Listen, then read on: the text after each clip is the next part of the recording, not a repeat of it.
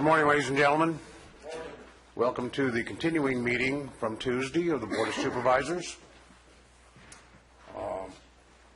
At this time, we'll stand for the Pledge of Allegiance.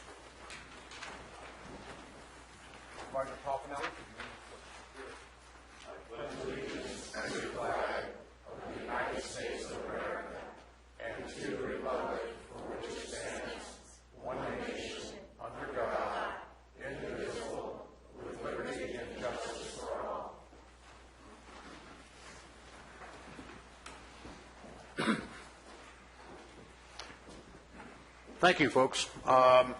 This is a continuation of our board meeting from last Tuesday. We are discussing an agendized item identified as item number 1 on the regular agenda. And prior to getting into that, is there any announcements by the board or staff?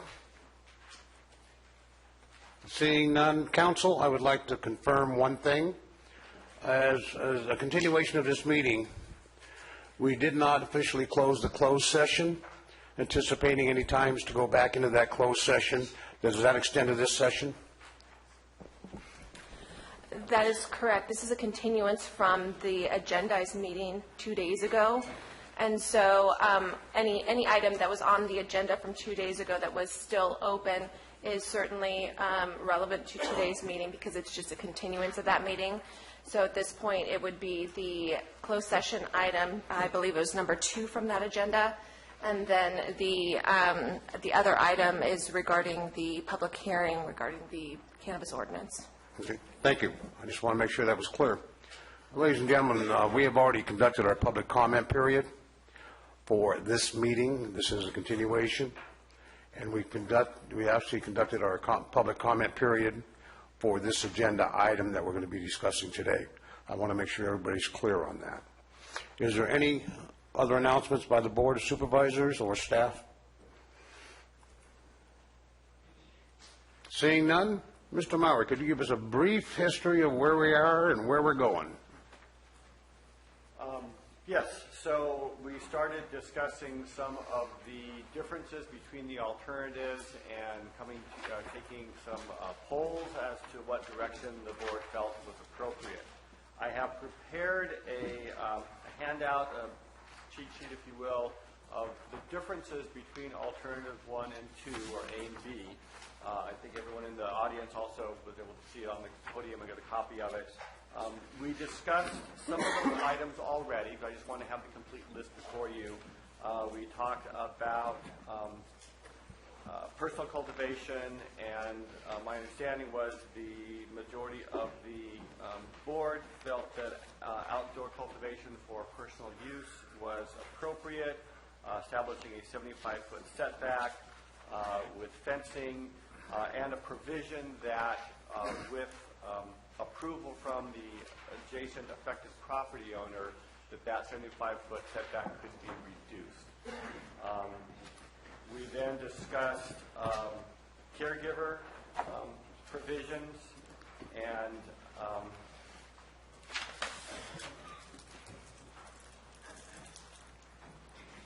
I know Julie was taking better notes than I was on that section, so I really don't remember exactly what happened, but between the two of us, we will have those provisions that you hold on. But I think caregiver was going to be limited to the 12 plants, two patients, and they otherwise had to meet the outdoor requirements of commercial cannabis to be able to cultivate for a caregiver. There was some discussion on self-distribution, and that was tabled to come back to. And that self-distribution is the provision for a cultivator to distribute his own product, and it's limited to that. It's not a full distributorship. And then there was discussion on the cap. And I don't know if there was a final poll taken as to what the termination was. I know there was discussion about retaining the 50 cap. We talked about it being 50 parcels, which would allow 2 smaller cultivators to sort of pool their resources located on a single parcel, as long as it did not exceed the maximum capacity of 20,000 square feet. I think that's what we settled on at the time, but I don't know if the final poll was taken by the board, if that was the direction. So that was where we left it on Tuesday at 6 o'clock, and we're ready to move forward. Okay. Does everybody on the board and staff agree with the history? I understand there were several tabled items. Is there any conflict with that tabled item status? Just trying to establish clarity, and that is with the outdoor option, that if you're going to go outdoor, that means then your ability to grow 6 plants indoors would be negated, even though it's required or allowed under Prop 64. We give them the option to take them outdoors if they want to go outdoors. But that doesn't simply move it to a 12-plant maximum simply because you chose to go outdoors. That's correct. Is that You get clarity 6 there? plants, you don't get both. Right. You can be indoor or outdoor, but your maximum is 6 plants for personal use. Okay.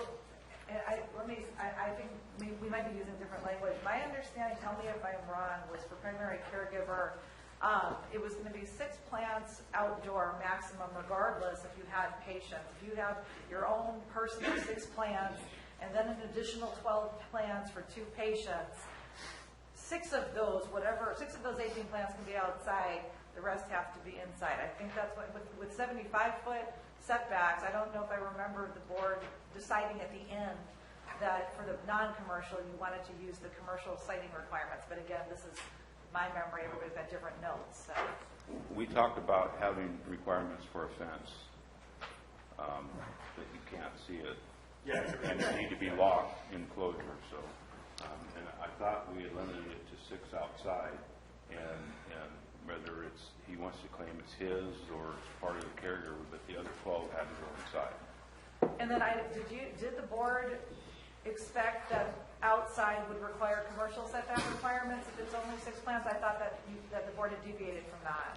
We had, from I understood, we had deviated from that to the 75-foot setback with the understanding that they could go to their neighbors and get an approval to grow closer, a setback closer than 75 feet. Is that what everybody remembers? Okay. Yes, and they would be, the neighbors say it doesn't bother them or whatever. The other part was, Before we go there, Supervisor Mills, I seem to recall an issue of a maximum of 12 plants. Was that part of that discussion, and we determined it was going to be a 6-plant limit? The 12, so if you're just a personal grower for yourself, the limit, as I understood it, was going to be the same 6 plants you could have inside. You can choose whether you want them inside or outside.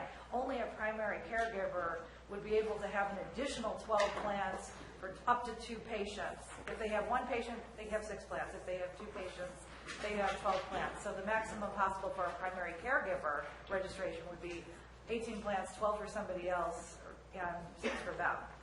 That's what I thought we had. And that was a maximum of 12 plants outdoor? No, 6 plants. 6 plants outdoor. Regardless of whether it's personal or primary caregiver. If you happen to have an additional 6 or 12 plants for a patient and you have a primary caregiver registration, the way I understood it is those would have to be inside. You only get 6 outside. Is that what everybody Everybody clear on that on the board? from my point, I was trying to limit how many plants we have indoors, if at all possible, for many reasons. It's not just the fire department. It has to do with discharging, et cetera. But if we could limit it to 6 plants indoors and take anything else outdoors with an understanding of those setback requirements, we would be in a safer environment, and I'm sure that a cleaner environment for all concerned. That was my reasoning for possibly pushing those 12 plants, if we want 12, outside. Supervisor Toffenelli, your lights on? Comments? Well, I certainly understand the safety aspect of it. And certainly, if they are a primary caregiver, they have the ability to grow 6 or 12 if they have 2 patients, and which is what we put a limit on, and then 6 indoors. So I don't really care. I understand the safety portion of it. I don't know if it would be safer for 6 indoors or safe for 12. You know, I don't know, because it would depend on the structure itself and where they're growing. So, I don't know if they plan on using their home or constructing an additional building adjacent to it, or what, which would require codes, I'm sure, because it'd be bigger than a 10 by 10. So, Well, anything with plumbing or electricity requires a permit regardless of size, even if it's less. well, you're right, electrical or plumbing, regardless of size. 10 by 10 is without anything there, so they would require permits for it. And I think we had talked about previously, I think it's covered on alternative 1. I don't know where it is in alternative 2 about separate tanks for the runoff being required for any indoor grows. It was on page 117 of our packet, number 6 on page 117. We can address that later if you'd like. And we can move on from that. So Supervisor, I'm I'm open sorry. to either 12 indoors or 12 outdoors, as long as the requirements of the fence, and if you're closer than 75 feet, the amount of 12, the concerns I have with 12 outdoors, and even at 75 feet, is the neighbors complaining about the odor coming from the plants starting in September, August, September, October, whatever. So Do we want to deal with odor as a separate issue in this whole discussion? we can do that. Well, we're talking outdoor cultivation right now for Prop 64 reasons, and do we need to continue on the odor issue, or do you want to discuss that now? I mean, we're on that. Point of order, please. Procedural, sir. I'll hear your point of order at the mic. George Fry. It is procedural. I watched for a while last night on TV the board's remarks and what have you from Tuesday. And there are a couple of people on the board, I don't want to front anybody off, but you please need to move your microphone much closer. There's Thank three- you. Point of three order well you. taken. Thank you, Mr. Fry. Board members and staff, I'm going to request that you please be cautious of the mic position so everybody can clearly understand what we're saying. So the state law says that you must allow someone to grow up to 6 plants for their own personal use. Under state law, it can be either indoor or outdoor, and we have the ability to limit it to indoor only. Perhaps a solution to this is that if you're growing 6 plants, whether it's growing 6 plants outdoors, whether it's for your own personal use or as a caregiver, then the provisions that you established on Tuesday of 75 feet must be fenced and secure would apply regardless. But if you're going to grow more than that outdoors, even as a caregiver, then you meet the provisions of the commercial standards as the Planning Commission recommended. And that way it gets the odor issue and the distance issue addressed. So if they want to grow, 12 plants for a caregiver outdoors, then they meet a greater setback. That's a possible solution. And so the 6 plants outdoor would be subject to the 75-foot setback, but still fenced and secure. But anything above and beyond that would need to meet the same standards as commercial. Supervisor Tofinelli, issue with that? And the light's on, sir. And Supervisor Clapp, you're next, I'm sorry. Well, I was just thinking if they grow more than 6 outdoors, could we require that any more than that be in a greenhouse, covered greenhouse, which would confine the odors? We could do that. Okay. Further questions? No. Supervisor Clapp, I'm sorry. Mine's to go back at the very beginning when they were talking about multiple grows on one site. My understanding was it wasn't limited to 2. They could have up to 22,000 square foot. So if you had 4 people that would come up with a combination of 22,000 feet, you could have 4 people on there with multiple license. That was my understanding of Tuesday's discussion, not 2. I believe that's correct. That's correct. Okay, Yeah, okay, yeah, that's what my Yeah, my and that understanding was for commercial cultivation? commercial cultivation. Yes. And we're speaking the personal cultivation under Prop 64 Right, I think guidelines. Supervisor Clapp was just clarifying my prior comment where I All said right, we good. have two. Thank you. and two or more. It could be more than two? Yes. Okay. Further comments? I understand that this is addressed in the Planning Commission's recommendations as far as following the guidelines set forth, described by Planning Director Peter Maurer. Is there any further discussion, or do we need a poll of the board to address this issue? Just for clarification, what we've just discussed. I'm going to have you speak closer to sorry. the mic, sir. Just for clarification, we just discussed something that is a bit different than the Planning Commission's recommendation. That's correct. Or the Board of Supervisors' recommendation. Yes. So we're talking about 6 plants outdoors with the setbacks that we discussed with the caveat, you can deal with your neighbor.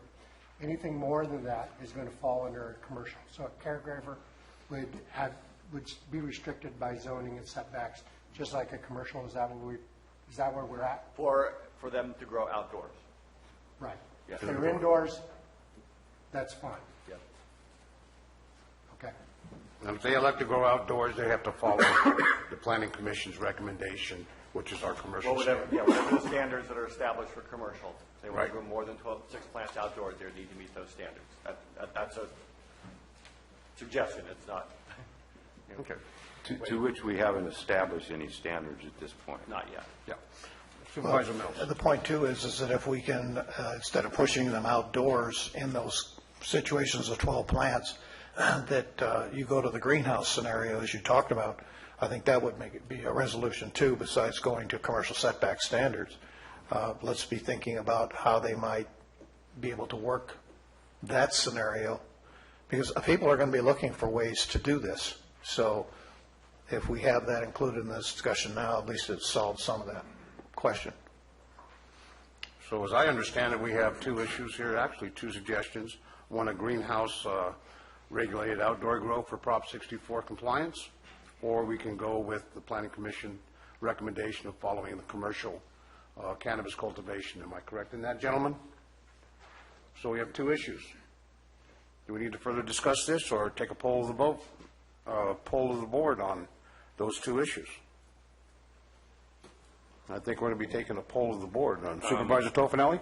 Under the greenhouse scenario, the same thing applies as if they were growing 6 outdoors with the 75-foot setback, and if it's any closer, they need their neighbors to agree to it under those provisions.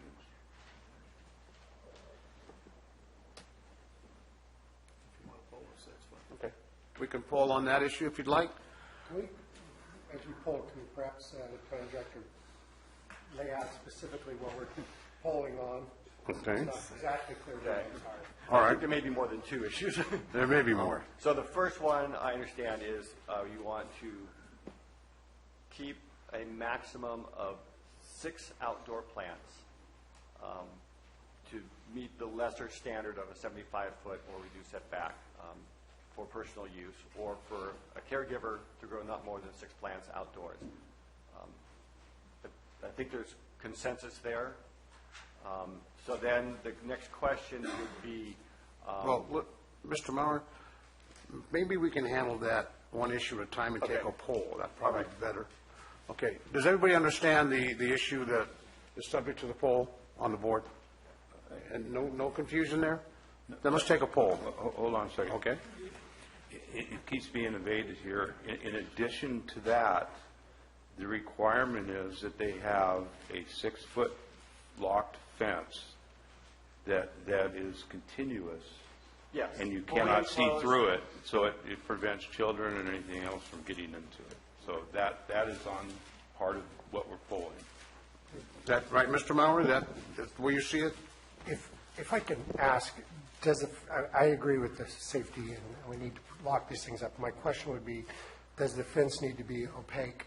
If you can't see it from anywhere else, I just see a lot of poorly constructed fences trying to keep people from viewing when they could be done perhaps Well, that's why, chain link work. Obviously, we have to protect the kids, but I'm just, the opaqueness. If that's an issue, I could take it, but just, do we want to put that in there? my suggestion before was is that it be a wood fence built with Calaveras County lumber, if you recall. But an opaque fence can lead to some pretty ugly fences. And it is a security issue that only takes a knife to get through it. So where you have a wooden fence or some type of security fence constructed that is not visible, you can't see through it, but also protects people and animals from climbing through it as well, can be part of this discussion. Mr. Mauer, the requirements under our current UO for fencing on commercial grows, what are those standards? The standards are a little bit unclear under the urgency ordinance, which is part of the problem, but under the drafts, we've stated they have to be made of metal or wood, and I think, I can't remember if it's non-climbable or there's some other language in there, and I've looked that up, and we can get that for you. Okay. Can I just quickly clarify a little bit about, I hear Prop 64 being discussed. Under state law, the only thing the county cannot restrict is 6 plants indoors, either inside a residence or in an accessory structure. So if people who are just doing their own 6 plants for themselves want to grow in an accessory structure to their house, that is already something they can do by right. We can still, so we can't prohibit them from growing inside those 6 plants or in a greenhouse, those 6 plants. I just want to clarify that. If beyond 6 plants, we can. Okay. Yeah, I think we were talking more about the 6 plants outside of a greenhouse, outside of a residence, and that we wanted those plants outdoors to be fenced. Yeah, but I understand Council's point where it's very clear to me now that if we're talking 6 plants out of a structure, i.e. greenhouse, i.e. indoors, these are the 6 plants that are outdoor. Yeah. With no containment whatsoever. Correct. And that's what we're talking about. Right.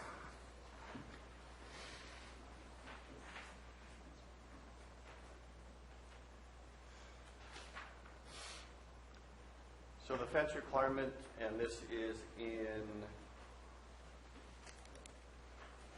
070F, this is for commercial medical cannabis cultivation. I'm sorry, E10, no. What's the page? Page 20. Packet page 115, it's page 32. And I'm thinking this happens to be from the Planning Commission 33. ordinance, but the language is the same in 33. both. The cultivation area shall be fully enclosed by a metal or wooden fence at least 6 feet in height that is of a strength that reasonably prevents against access by trespassers and children.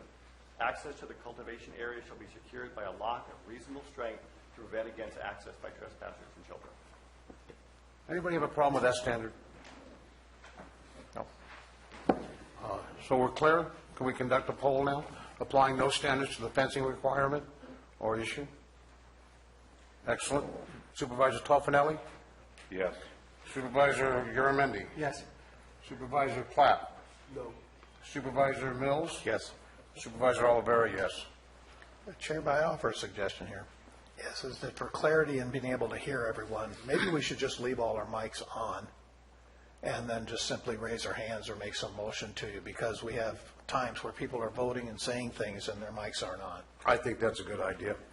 As long as you guys are okay with my sniffling. And I'm okay. We're fine as long as you sniffle and cough towards Supervisor Toffenelli. You gave me this one. Sit next to me. I'm sorry, Gary. So just as a note with your microphones, they work the best if they are right in front of you. Right. And you're speaking directly in them. You do not have to be as close as I am. You can be this far back or about this far back, but it's the best that way. Okay. Thank you. If you'd like to address, please just raise your hand, but don't throw any bricks. Next issue.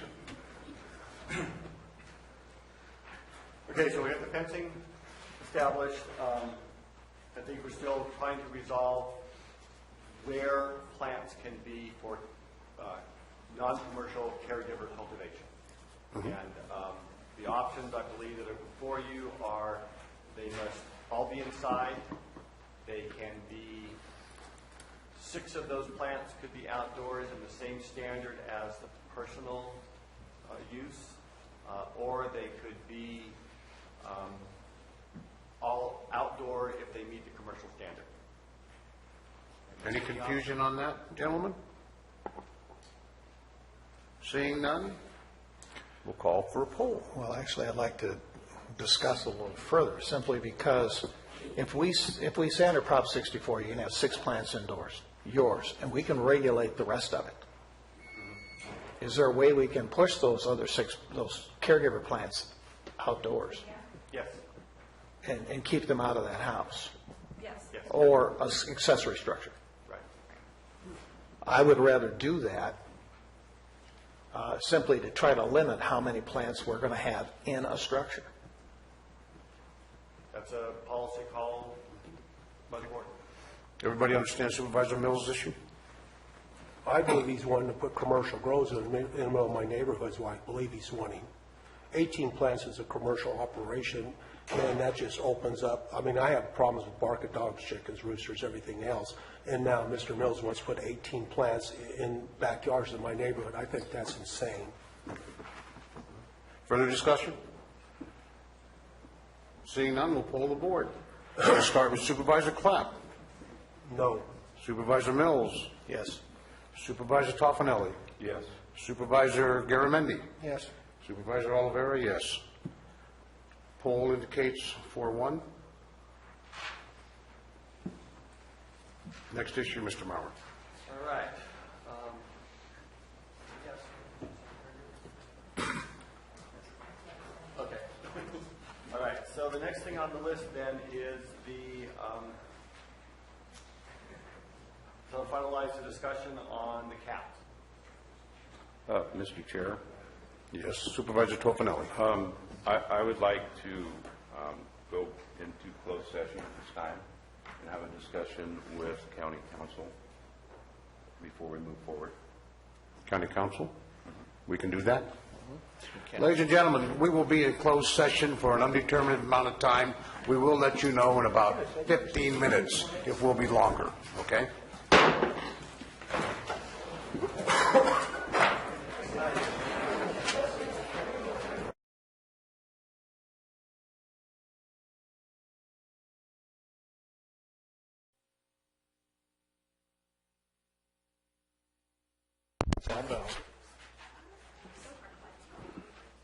Thank you, ladies and gentlemen.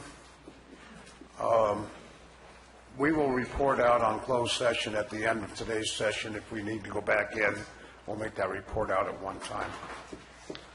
So let's go back to where we were, Mr. Mauer, if you will. So I think we were. I'm sorry. Before we start, Mr. Chair, Okay. can I ask that we poll the board and as far as the cap, discussion on the cap, can we postpone that and put it off until later on after we've gone through these other items?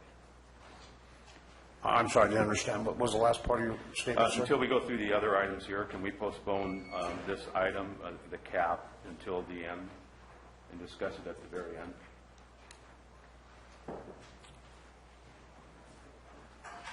Let me consider that for a moment. I'll need your opinion, staff and board. Do we anticipate finishing this meeting today? I don't know when postponing is going to be, if you understand what I'm trying to say. We're going to be here for a while today. I just want to make sure we have enough time to address all the issues. I intend to get this done today.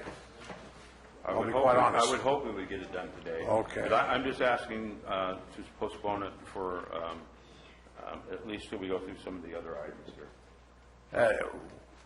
I don't have a problem with that, as long as we get this addressed. We will get it addressed. Okay. Any further comments on postponing that until later? As long as we get it today. Okay. Supervisor Toffenelli, Supervisor Garamendi?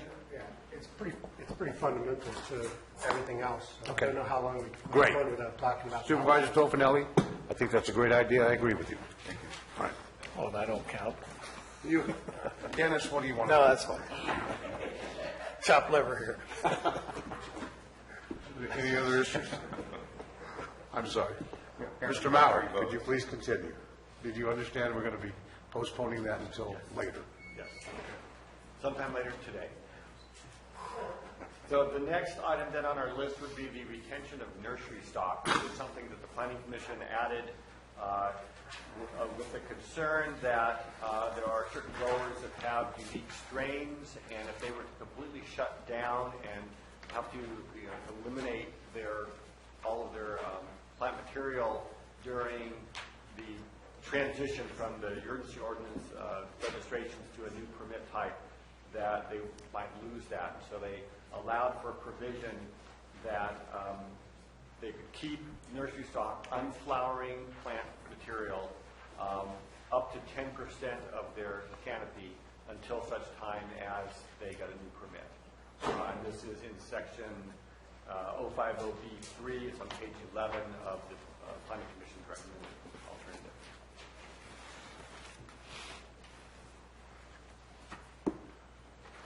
Mr. Mauer, I have a question. Are we taking in consideration the new regulation where it goes to track and trace on the state level compared to canopy size? I mean, does that have an effect of what we're talking about right now? I know we talked 10% of the canopy size. Well, our regulations will still address canopy size. Okay. Canopy size. So that's something that we have, 22,000 square feet or of outdoor or mixed light, and 10,000 square feet of indoor cultivation. That is still a requirement under our code. And I believe it's still a sort of standard that the state uses as well as the type of license that they have. So canopy is still an applicable standard to use. Okay, I want to make sure that's clear. Yeah. Thank you. Issues, questions by the board? Well, bringing this up, they would still have the right to grow 6 plants, regardless. True. So they could still keep the nursery stock alive, the strain, with 6 plants. Well, on top of that, you could possibly have 2 caregiver, so you could have 18. Well, this is commercial cultivation, so Right. Under the ordinance, they have 90 days after its effective date to shut down their operation, and then whatever time period it takes to get a new permit, they would not be able to be cultivating. So even if they were to, they would have to file an application as a caregiver, and they would need to show that there's patients and all that. So. Well, 10% would be 2,200 square foot. Right. Canopy size. Then they have to be immature plants. Is that 10% number of clone non-flowering plants? How do we determine that? 10% of a 22,000 allotted canopy size? And if they're going to keep 10% as a clone stock, So whatever their approved registration is under the urgency ordinance, if they had a 10,000 square foot issued registration, they could keep up to 1,000 square feet of plant material, which is typically kept indoor during the non-flowering time, early stages of development. Council, if we have questions regarding the cultivation, it's my understanding that we could ask those people that are considered expert / well-versed for information for the board in making decisions. Is that correct? And same for people that have the same expertise on a ban issue. Certainly, the board chair and any other board member has the option to request additional information from whether it be staff, a member of the public that would have information to help deliberate and help in the process of deliberation on either side of the issue. That would be something that the board, either the board chair or the board as a whole, could request. Okay. There's nothing legally or under the Brown Act that would preclude you from doing that now. Just wanted that for clarity. Seeing I have no expertise in marijuana cultivation or cannabis cultivation, I have a question. It's exactly if you have a 10,000 authorized, permitted canopy size grow, how much is 10% in clone plants? I have no idea. How much room would that take, and what's the quantity of that? Does anybody on staff have that answer? Anybody on the Board of Supervisors have that answer? Seeing none, Mr. Bolger, can I ask you that question? And I want to qualify, for those folks that don't know, it's my understanding that you were the first permitted commercial cultivation operation in Calaveras County. Yes, sir, that's correct. And obviously, you're here for another year, so it's successful. So if you get paid for an activity and you're a professional in, I would recommend that you might be deemed as an expert. I wouldn't go that far, but I'll allow Can you it. answer the question for me? How much room is a 10% of a clone plant operation from a 10,000 square foot canopy grow? How much room is that? Can I have a comparison?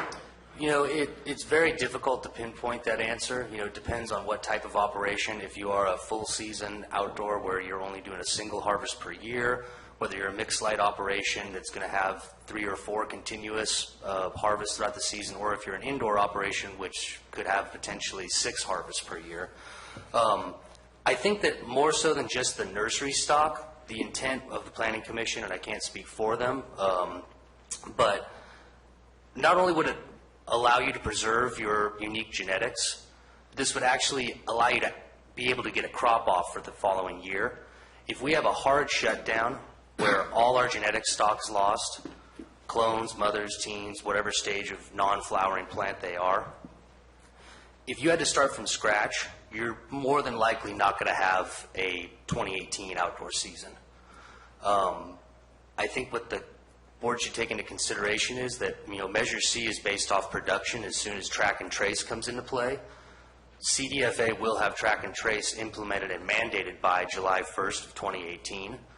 So... Okay, we want to stick to the question, okay? Okay, you continue. I just want to make sure we stay on track. Yeah, my thought is here, essentially, if the cultivator has no ability to get a 2018 crop, the county brings in very little or no revenue off said crop because it's based off production, not off square footage. So I think that's where the Planning Commission was going with that 10% of canopy. It allowed the cultivator the ability, while they were having to move their operation, to still have their genetic stock to where once they've gotten the full approval from the planning department, they would have the ability to start their operation at the new property. Thank you, sir.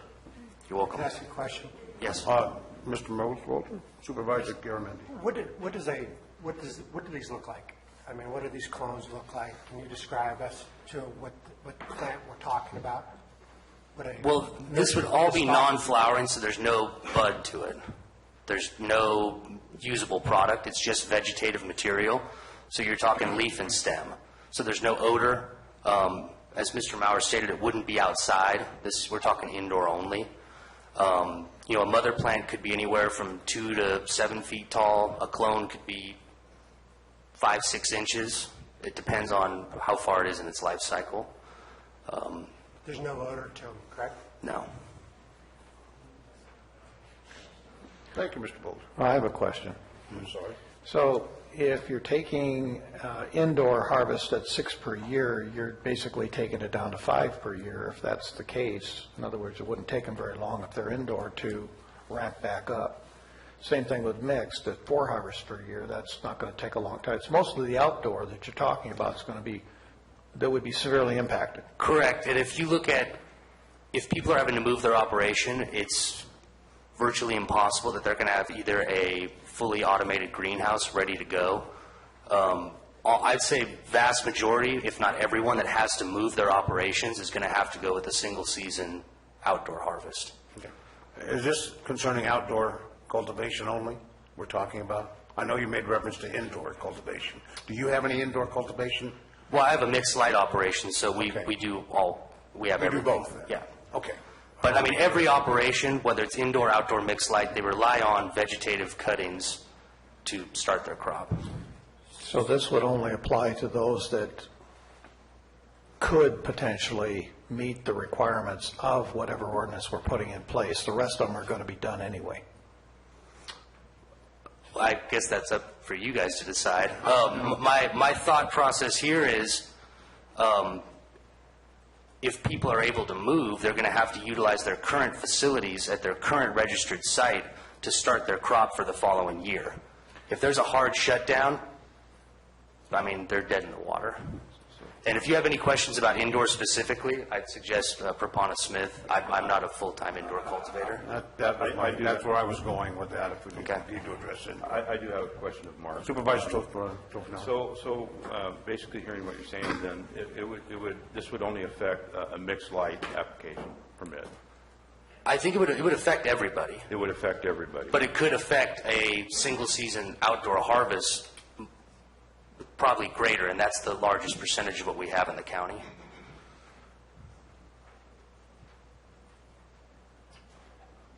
Okay. Supervisor Garamendi? So, if this continues forward, there's a 90 days to cease operation, which would take a grower that's working in the county right now, to middle of April roughly. And that's not enough time to move that out. So what we'd be doing is not just forcing a grower to move, but we'd then also be taking or seizing their ability to move. They couldn't, the timing wouldn't work. They could move, but they wouldn't have a crop to plant. They wouldn't have a crop to plant, right. So we're taking their seed corn, for lack of a better term. That's how I view it, yeah. Further questions of Mr. Bolger? Yeah, I do. Supervisor Platt? Mark, how many degrees do you have in horticulture at college level? I have my associate in my AA degree from San Joaquin Delta College, where I studied plant science and soil science. Okay. That's the extent of it. School of Hard Knocks, though. Okay, so what would the difference from taking your clippings, and once you change the lighting in it, how long would it take for it to start flowering? Well, cannabis is a photosensitive plant, so typically if you want to induce flowering either indoors or in a greenhouse, you're going to go to 12 hours of darkness per day. So currently, anyone that's has vegetative stock, either mothers or clones going right now, it's going to be at 18 hours minimum to stop them from flowering. So basically, you would have a crop ready to do any time you wanted to by just changing the light on it. Yes, yeah. If you reduce the light cycle down to 12 hours, that would be true. Further questions of Mr. Bolger? Seeing none, thank you, sir. Thank you. Mr. Prapana Smith, I understand that you are the resident most knowledgeable person in the world regarding indoor cultivation. Is there anything you'd like to add for the benefit of the understanding of the board members? Well, to answer your question about sizes for indoor, a clone, when a cutting is taken, it's about that big. All right, and after it roots, then we put it into its early veg stage, and when it gets to be about 5-6 inches, then that 5-6 inch plant is what we put inside our chambers when we switch to 12-12 light. And then that kicks in the flowering process. Now, regarding the impact on a hard shutdown, I can tell you that the genetics they're treasured genetics. Some of them, we're the only people in the world that have them. There are certain genetics, like accidents happen, you get a seed, and then you pop it, and it turns out to be a good plant. You're the only one in the world that has that genetic. And so the value of the genetics we have, it really, as Mr. Bolger has said, is critical to allow us to continue business. I'll also point out, in defense of indoor, right now nobody's operating but indoor at this point in time. So a hard shutdown you're only shut down 2 indoor operations in the county with a hard shutdown at this point in time. But to answer the question, they're about that tall. How many feet? Would 10% be enough if you went that way? I would say it's probably enough, but it's not based on number of plants. A mother plant for us, if we take a clone that doesn't go into the grow and convert and get flipped to flower, we keep extras for future moms, and we keep them about that tall. When those moms are destroyed after cuttings are taken off of them, They're not more than maybe a foot tall. That's the way we do it. That's our system. So they never get really big. So 10% for us would probably be enough if it came down to that kind of a call. Thank you, Dr. Smith. In all fairness, is there anybody qualified as an experienced person from the opposing side that would wish to make any statements regarding this issue? Please, I'm going to ask for your qualifications. Seeing none, we'll get back to Mr. Mauer. Is there any further questions by the board or staff regarding this issue? I have a question of Mr. Mauer. Given what was testified here and given what's being said here of the 22,000 square foot canopies that we have registered or in the process of being registered, they're asking for a 10%, or they're testifying that they use 10% for their core crop. So are we aware of that? Are you aware that there's up to 2,000 square feet of indoor growing going on continuously to maintain the crop size? Is that part of the permit, or when they get an outdoor permit, are they only able to grow outdoors? Most of what we have are mixed light, which is a combination of outdoor and indoor. And so, as Mr. Bolger testified, the indoor, the starts, the clones are kept indoors during the winter season, and then moved to an outdoor, or in some cases like a greenhouse, and then to full outdoor. So yes, it's a year-round process. When I asked him the question, does this only apply to indoor or to mixed light permits, he said no. So my question again is, are we aware of the ones that aren't mixed light are doing this? Yes, we are aware that that is a component of the outdoor cultivation activity. I think it's something of a gray area in our urgency ordinance, and I don't know if the state licensure process considers that mixed light or full outdoor. So then my next question, I guess, would be to Ed Short. Are all of these buildings, or whatever they're called, have they all been inspected that they are properly being maintained? They're under UBC, they're electrical, everything is up to standards? When we go out to inspect any of these sites to issue them a permit, do we look at those facilities? I know that the code enforcement inspection team does that.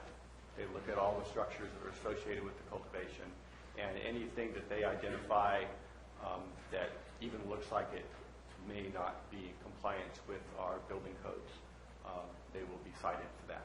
Okay. Thank you.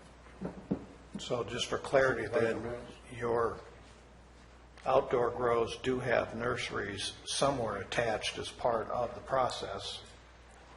How big the nursery is or how big that greenhouse is subject to debate, depends upon the individual grower. So when you talk about a 22,500 canopy, is that greenhouse space included in that canopy size? It would be considered part of the canopy, I would assume. Okay, just want to... If you have a 22,000 square foot grow that you're registered for, and you're using 2,000 feet indoors, then your outside canopy would only be 20,000 square feet. Okay. I just want to be sure everybody's on the same page and has some clarity with that, is all. Okay. Further questions from Mr. Mauer regarding this issue? Seeing none, we go for a poll on the board. We'll start with Supervisor Toffanelli.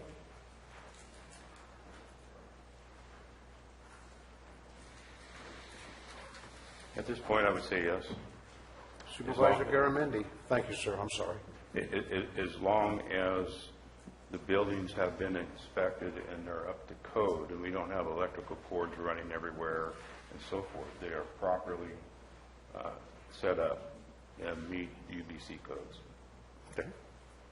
Supervisor Garamendi? Yes. Supervisor Clapp? No. Supervisor Mills? Yes. Supervisor Oliveira, yes, and I concur with Supervisor Toffanelli. as long as these are up to code and deemed according to law. Mr. Mauer, next issue, sir.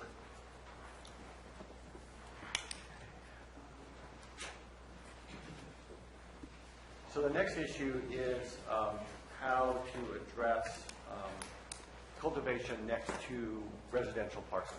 So we have where there's an ag zone parcel next to a residential or rural agricultural parcel, and what the process is for review of those applications to ensure that they don't adversely affect the adjacent property owner. We've put a number of different provisions here, but the primary one is that the alternative one requires a hearing before the Planning Commission, and it's a discretionary permit process. It could include CEQA review, apply additional conditions if necessary to ensure that the neighbors are not adversely affected. The Planning Commission's process is, the alternative two, Planning Commission recommendation is that you process that more like an administrative use permit, where it's something that the planning department notifies property owners, allows a comment, a decision is made by me, still must do CEQA review, and that decision can be appealed to the Planning Commission. I think the intent here was the Commission didn't want to get bogged down with too many hearings. There is another provision in this that any parcel that is adjacent, or any cultivation application site that is adjacent to any zone parcel that has a permitted residence on it must go through the same process. What page are you on?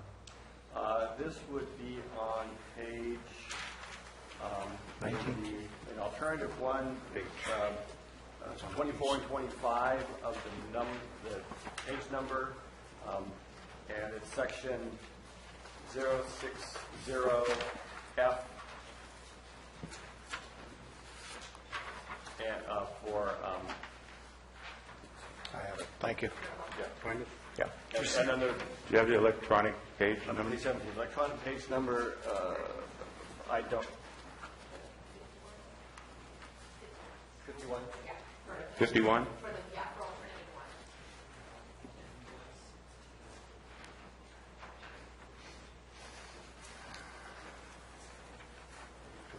On the planning commission Which part? one, you refer us to the errata. Yes, we realized that we did not make the change, and so the errata sheet has the actual language that was recommended by the Planning Commission. The one in the draft version itself was the same. And the errata, that would be on page... Well, I'm certainly glad that we dropped F. That would sort of make everything we're doing up here mute. Okay. Questions of Mr. Mauer by any board member?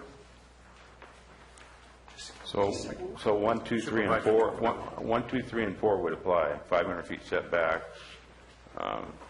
opportunity for neighbor properties, comment, planning commission approves.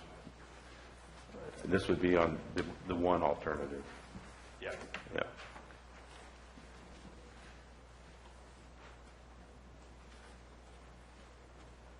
So, Peter, just so I'm sure I understand, so if you've got a conforming lot, and it's next to, let's just say you've got an Ag 1 lot, that's next to another Ag 1 lot, but that Ag 1 lot that you're next to has got a house, you know, it's a 600-acre lot, and it's on the back side of that, far away, that would not, you would not have to go through this process, would you?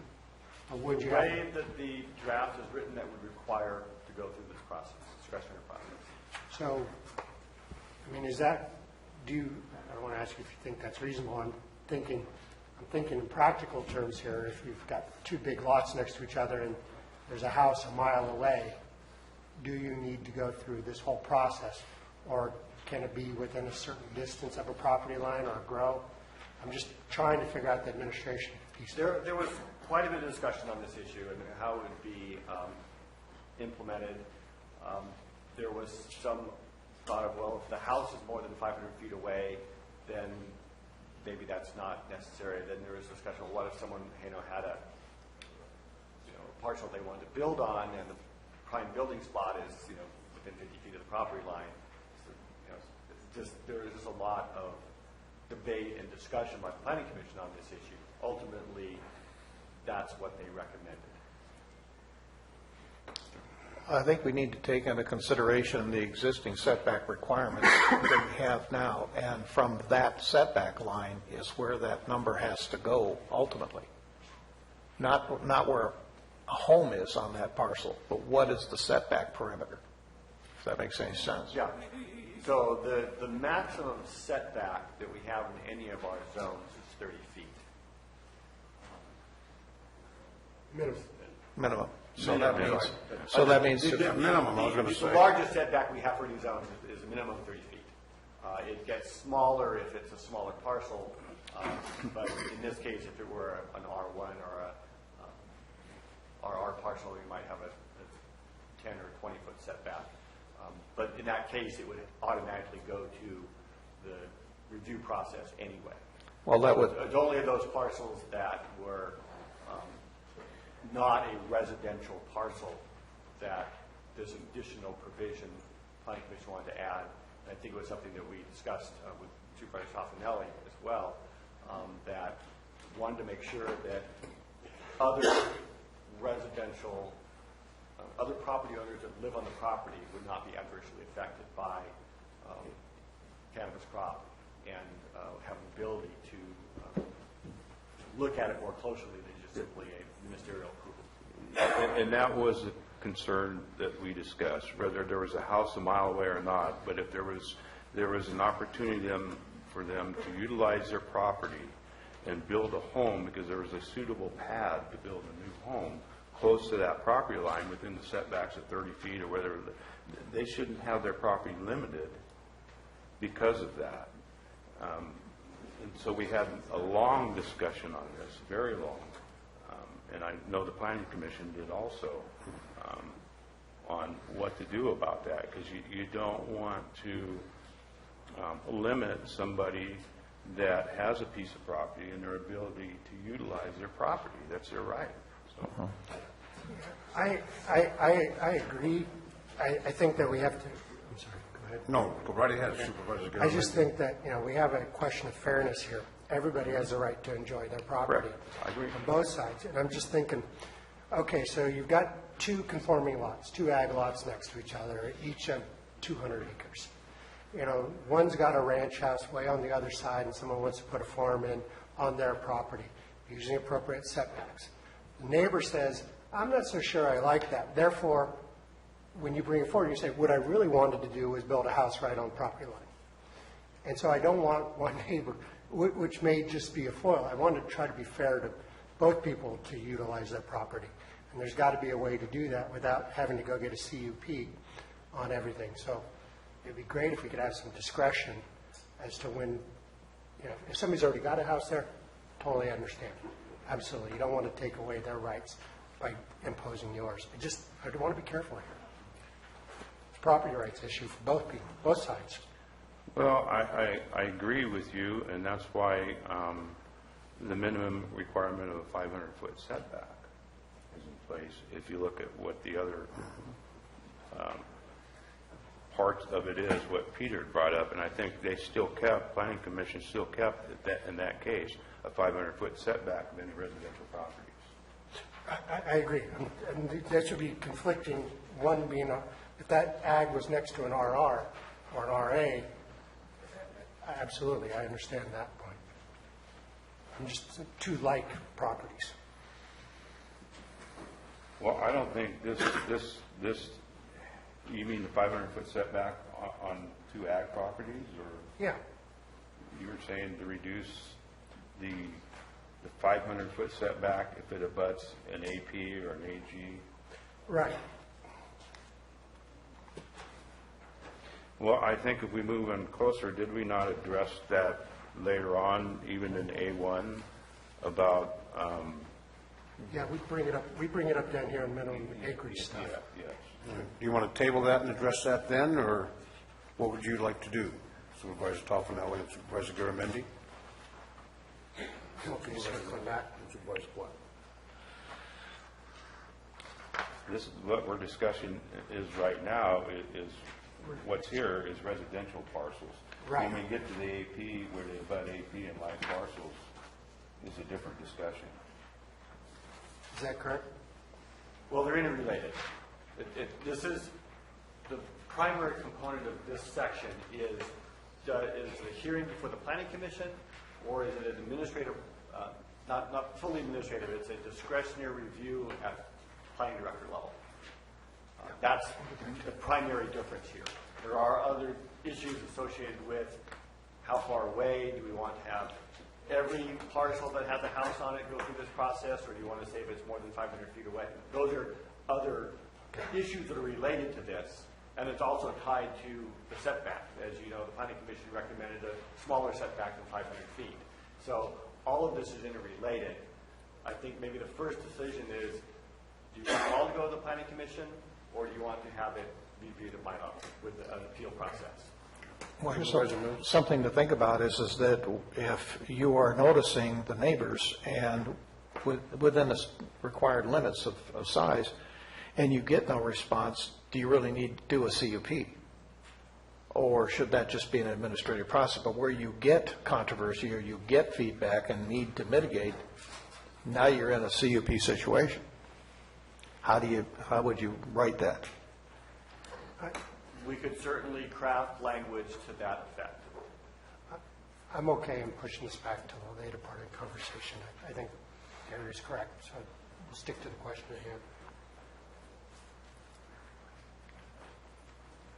On the residential part of it? Well, the question is, do we want to go to planning commission or do we want it to be administrative? Right.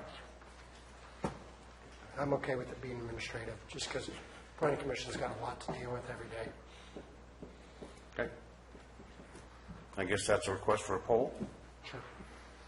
What is the question? What is the question? Question is, Mr. Brown, let you eloquently restate your question. So does the review process go to the planning commission, or is it administrative with appeal to the planning commission? Administrative meaning I would make, or my successor would make the determination. See, I would only approve that if we could have it set up where there is no controversy, that it could be AUP without any problem. Okay. Where you have no public controversy, there's no reason for you to take it into a CUP discussion. But where there is public pushback... Which is really sort of a third alternative. Yes, so thank you. It's a notification of adjacent property owners, we don't hear anything, or they say we're fine with it, then that's it. It just sort of stays through the normal, essentially ministerial type process. If there's a concern, then it gets bumped up to either review at my level or a review by the planning commission. I'll agree with that. You good with that? That would be good with that. That's a modified poll. Supervisor I'm fine Toffenelli? with that. You good with that? Supervisor Garamendi? Supervisor Platt? Yeah. But that was either or, me or the commission. Well, you're gonna send out for public notice We will send out notice, to surrounding neighbors. yes. There will be a time frame to respond. If we don't hear a response, then we'll assume there's no concern, and we review it as long as they meet all the other criteria. Correct. If there is a response, then do you want the planning commission to take that up, or do you want me to look at it, make a decision first? It could be that someone says no, but they're, the cultivation site is 1,000 feet away or something. There's clearly limited impact on the adjacent property owner. Okay, but they still have the ability to appeal. But they would have the ability to appeal. I'm not advocating either one. I I'm just saying understand. that's the process. You're good with that? I'm good with that. I'm good with that. I'm good with that. Consensus of the board is we're good with that. Was that a yes or a good with that? We're good with that. And this would apply to anything that's next to residential or res ag or where there is an existing residence on a parcel regardless of zone. Correct. Correct.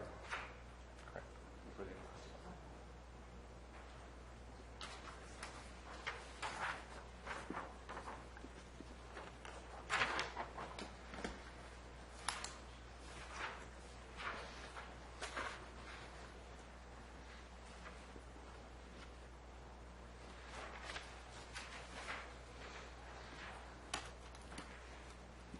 Okay, so next provision would be,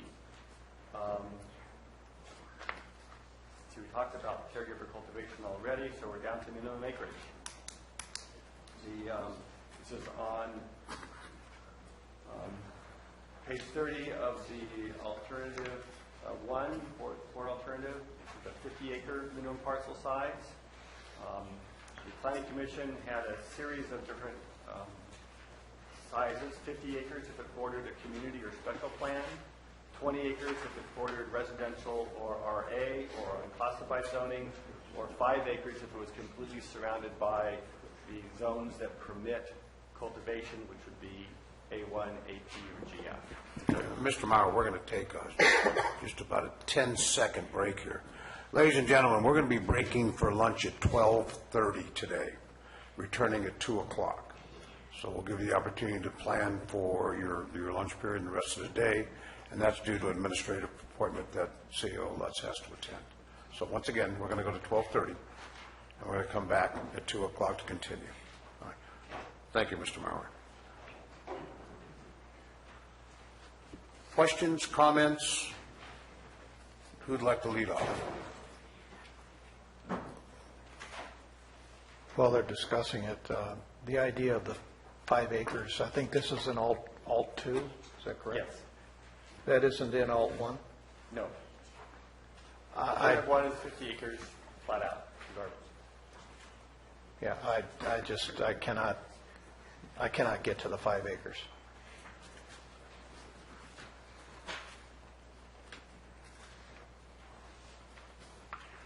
Need a minute here. It's 31 of alt 2 and 30 of alt 1. Peter, if I can ask a quick question. The 5 acre surrounded by Ag 1, AP, or GF, how did that come about? How did that get in there? It seems kind of, I don't know many lots like that, so I can't imagine how do we do that.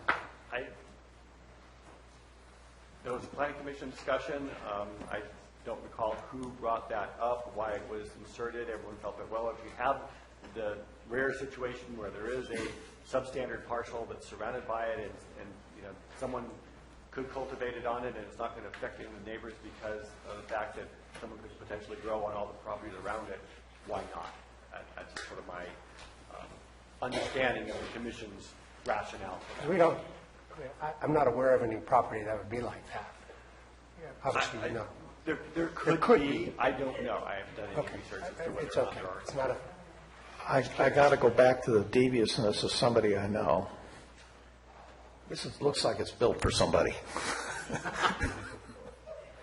There was somebody in mind when this decision was made. Why isn't that 10 acres? Why isn't that 2 acres? Why is it 5? It just seems a little bit odd.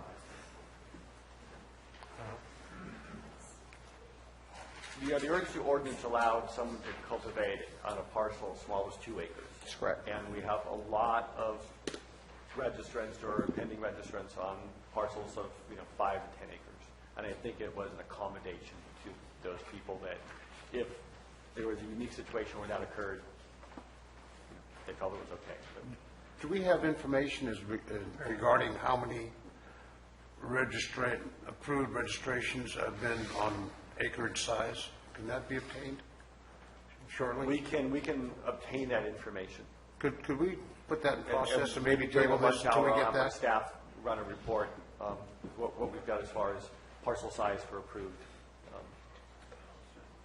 registrations. Can we, if we can get that done by 2 o'clock or something, we can table this? Before we return after lunch, yes. Okay, thank you. Is that agreeable with the board? Great. That's what we'll do. Next issue.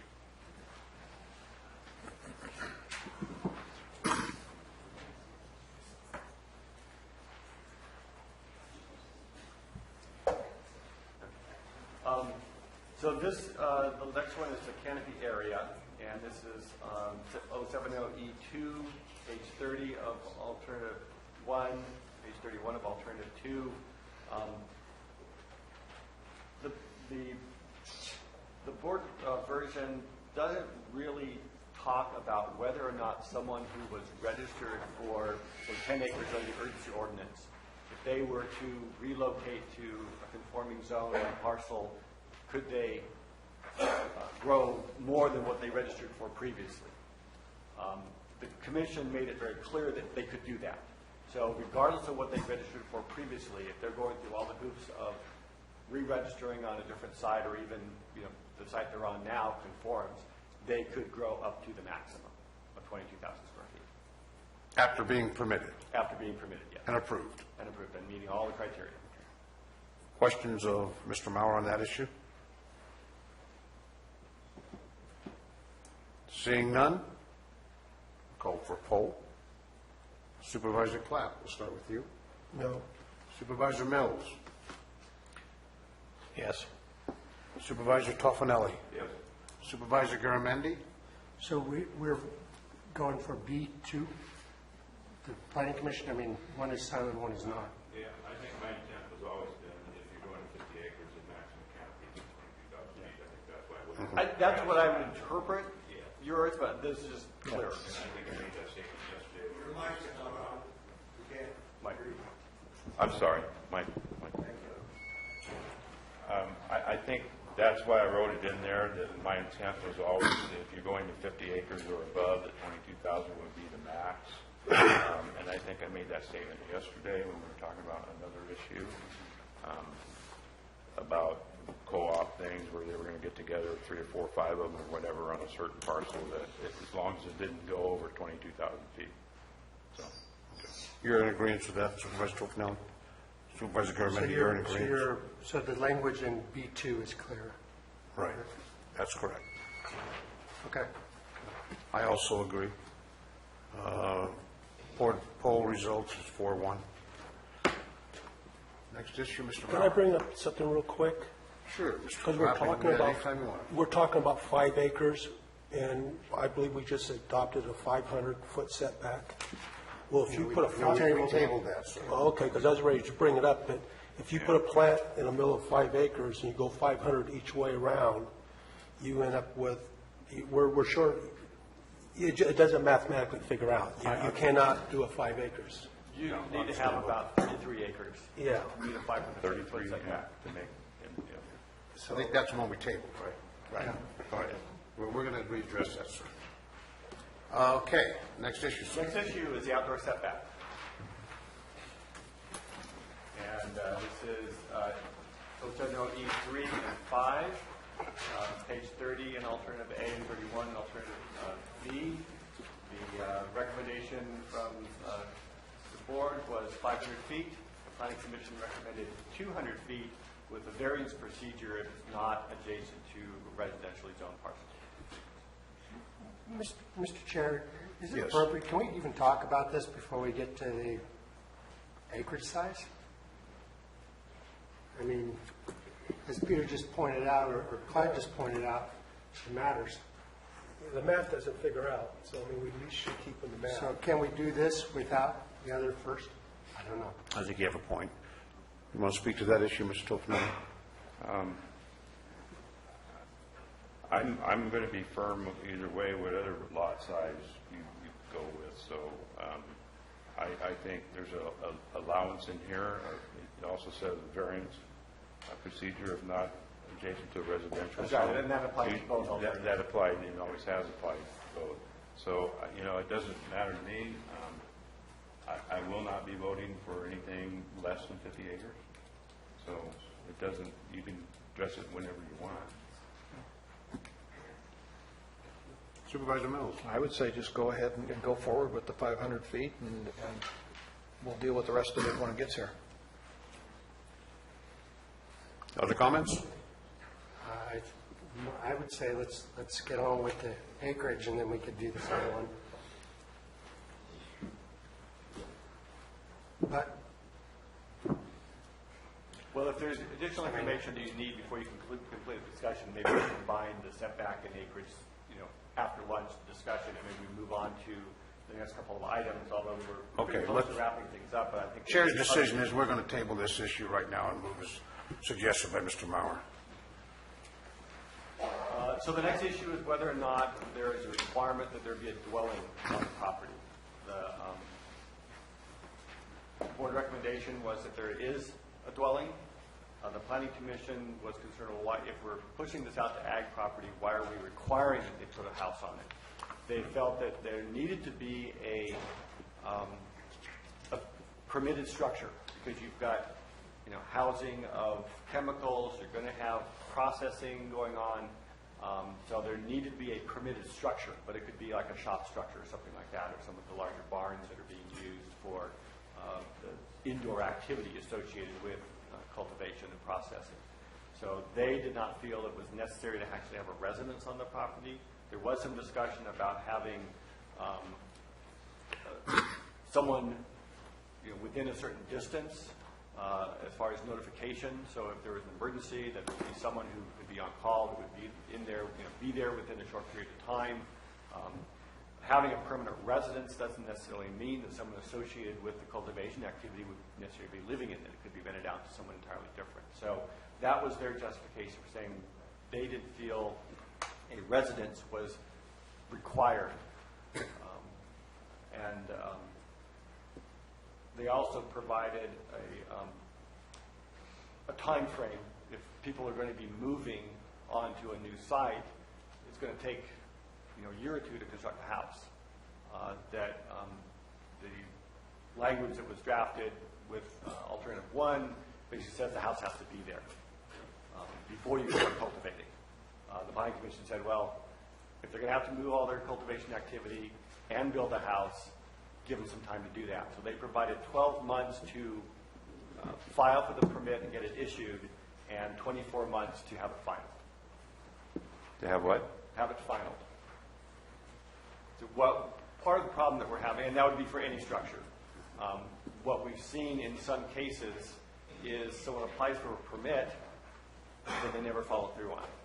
They sort of meet the minimum requirement of applying for the permit, but 2 years later the permit expires and nothing's happened. So this ensures that they have to actually find it. Supervisor Mills? I understand the reasoning for a dwelling, but I think the more critical issue, and we've seen it over and over again during appeals processes, lack of restroom facilities. I mean, if there's anything that needs to be in this discussion, it's you got 50 acres of ground, for gosh sakes, where's the restroom?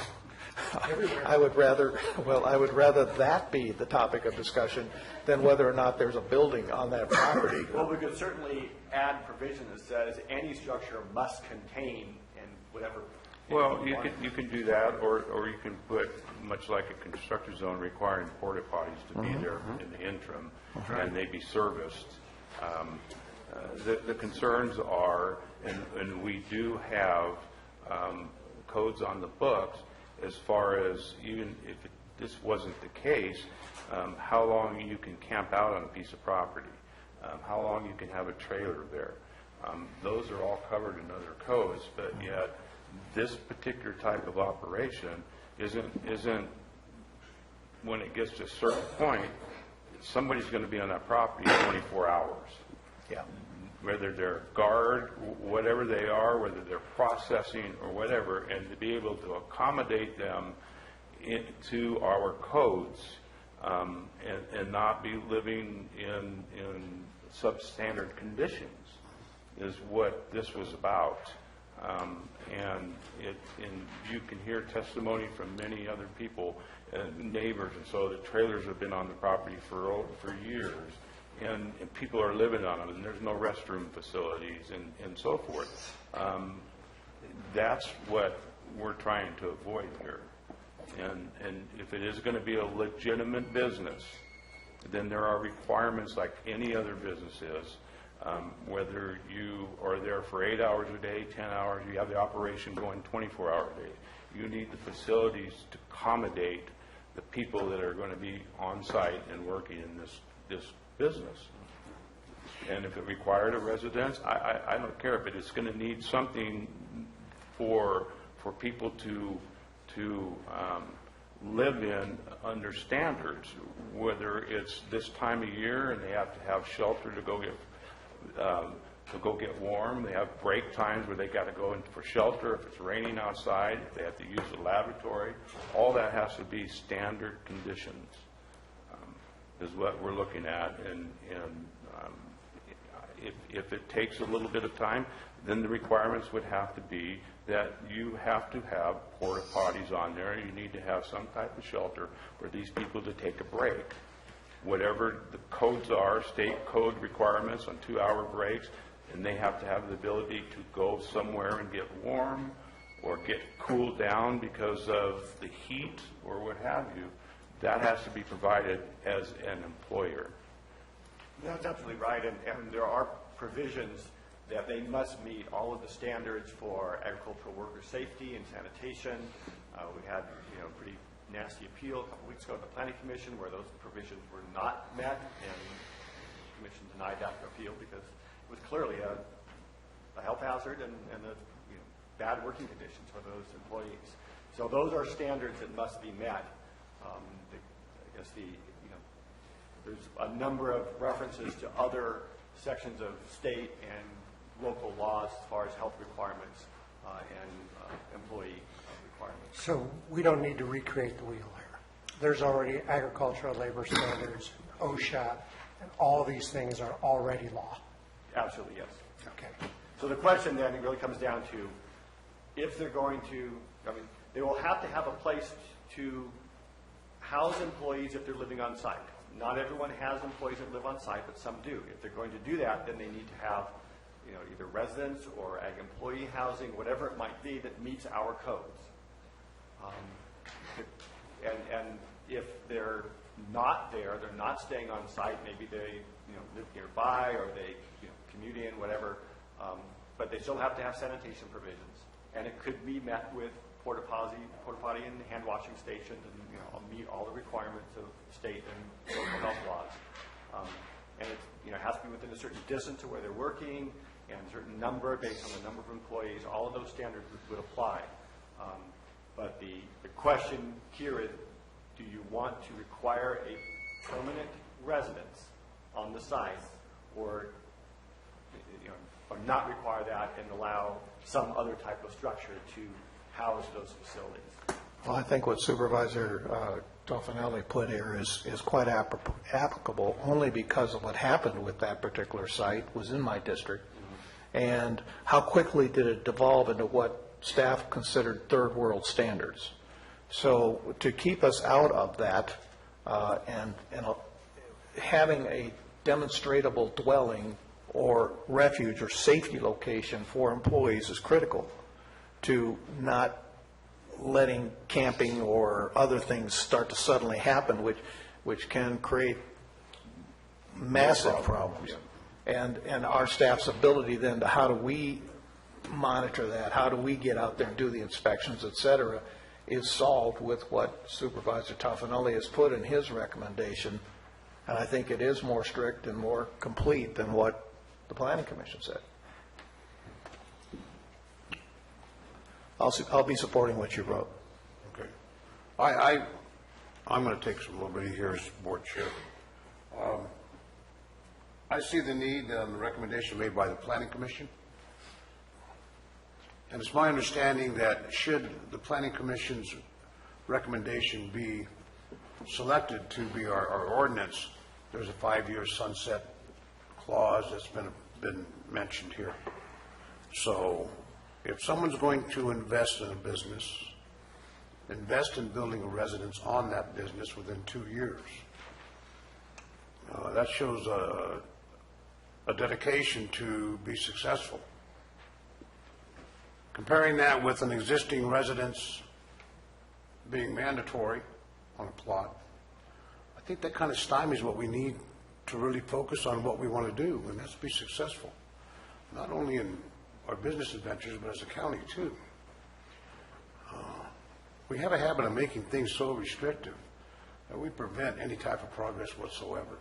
And I'm not just addressing the cannabis issue, folks. I'm addressing the entire history of counties in our situation. I think we're putting up roadblocks to allow us to do that. And I think that by adopting the Planning Commission's recommendation, that shows a dedication to what they really want to do with this county. And I'm talking about everybody in the county, folks. I'm not talking about just growers. I'm not talking about people that are banned. I'm talking about everybody. We take one step forward and then fall back two. I think we need the opportunity to proceed. So I would agree with the Planning Commission's recommendation that it makes that dedication to that endeavor and to build that house, obtaining it, proper permits, building it legally, and inspecting it. Now we have another layer where we can actually enforce our cannabis laws in conjunction with the laws of this county. So that's my 2 cents. Supervisor Gerber? If I could weigh in, I want to start out by saying I don't think we need to have a house under every oak tree in Calaveras County. I like our open spaces, and it's a lot easier to take down a greenhouse or a corral than remove a house. It's generally there. I think that, what we do, if we require someone to have a residence at the time of application for cultivation, we have taken a pool, a property, and shrunk it down even tighter. And I think that in essence, nobody can be expected to have a 50-acre lot or a 100-acre lot or a 2,000-acre lot and get a house built in time for this upcoming year, or maybe even next year. We don't have the building industry we did a decade ago in this county. I mean, you're waiting a long time to find a contractor these days, which is great. They're all working. That's good. So I think that what we'd be doing is we'd be, I don't think it's practical as a practical means. So I would encourage us to stick with what the Planning Commission said, put forward. It's a shop, it's a structure. They have to obey all the laws. They have to have restrooms. They have to have shelter, and let people move forward. I would add one thing. This is for our legal, certified, registered growers. The unregistered outlaw, if you will, does not apply. They will not follow the rule. Let's make it so it's workable for folks that want to be legal and be part of this county, and effectively go after those that violate those laws. Comments? I do. Supervisor Clapp. There's a gentleman in Gary's district. He has a olive mill, and he does that. He has a house on the property, and he put a facility in to make olive oil. Well, to do that, since he wasn't growing pot, he had to follow the regulations like everyone else in the world does. He had to put bathroom facilities in it, even though he had the house there, and he's the one that actually operates the mill. I think you know who I'm talking about. But he had to put kitchen facilities in for breaks. He had to put a bathroom in, and that. So if we're wanting to give all the exemptions for the marijuana, please give them to me too, because I'm a builder, and I don't get these. I mean, if I build a house, I'm allowed to put a trailer on there if I get a permit for a year while I'm building a house. So we have these facilities already. We're talking about we can't get the people. So the codes are on the books already. So let them compete on open ground like the contractors do, or the person that wants to put an olive press in, or, I see just these big exemptions because we're trying to get this industry in here that we're not making them go to the same standards as the other people that has businesses in this county. Okay, I understand, Mr. Clapp, but I fail to see the exemption issue here. If you're going to build a house, you better follow all the rules and laws. Nobody's giving an exemption on building homes. Well, we're actually giving an exemption on this because we're letting them do a business on it and stuff. Okay, it's ag, but we're saying, okay, he's going to get 2 years to do a house. I get a year on my permit to build a house. I don't get 2 years, and I have to have an inspection the first 6 months on the project. If I don't have that inspection on the first 6 months, I lose my permit. So why are we getting an exemption for them to build a house on their property? Now I see your point. And it should be the same for everybody. And Change it to a year. I'd like to chime in for just a second on this issue. And Mr. Clapp is correct. And I wouldn't mind putting the provision in here to address some of that, but you can get a modular home bought and put up really, really quick and get a septic system in, find a place that perks, and put it in really, really quick, within not even close to a year. Those are out there, and they're meant for that to be put up. We're talking about a permanent resident in a modular home is a permanent, once it's set and in place, can be a permanent home with a septic system and everything that's included in a residence to keep either air conditioned and keep them cool, a place for them to cool off, or warm, and a place for them to have a break room and a break facility. So we're not talking about jumping through hoops or reinventing the wheels here again, but we are putting some conditions that any other business has on them. You can say this is ag, and you can say whatever you want. It's not a vineyard, it's not an apple orchard or an almond orchard, because those people spend their time and they go home to their homes. There are going to be people on here 24/7 because of the nature of this business. And when you have nature of these businesses, there is security that is in place, and you have to have some place for those securities or the people working 24/7 there to go. And it has to be, I can't open a business, or anybody can't open any business, I don't care what it is, until you provide those facilities. That is what the law states. I agree. I don't question the law. I just would rather not have those buildings being rolled in from Woodland and unloaded as a modular home. I'd rather have a good construction by people who are living and working here, pouring the concrete and swinging the hammers, and have jobs. And that's still a possibility. I don't care which way they go. But they won't be able to get it done quickly. Things just don't happen that quick. Supervisor Mills? On average, I mean, if you really had to push it, you could put a modular in with a septic, et cetera, in about 90 days. I mean, really had to push it, you could. I've seen it done. So I would like to poll the board on which way we're going to go. I think we pretty much understand what the situation is. We've done, being in the Butte Scar, we've seen a lot of modular homes, and it's pretty rare to get a permit in 90 days. Any further discussion? Gentlemen, please. Thank you. Any further discussion? We'll poll the board. Supervisor Tofinelli? What are we polling for? Your poll, your request. Whether or not we're going to accept the planning commission's recommendation, or the existing recommendation by alternate number one, where it has to have an existing residence. Is that correct, Mr. Mauer? I would poll the board just on accepting A1, number 6, first, and then if that passes, then we're done. If not, we can poll again. We can do that. We can do that. Everybody understand what the poll is involving? We'll start with Supervisor Mills. Yes. Supervisor Tofinelli. Yes. Supervisor Garamendi. No. Supervisor Platt. Yes. Supervisor Oliveira. No. Poll will So we're indicate that sticking we're with going to the go with alternative alternate one one. language for that provision. Yeah.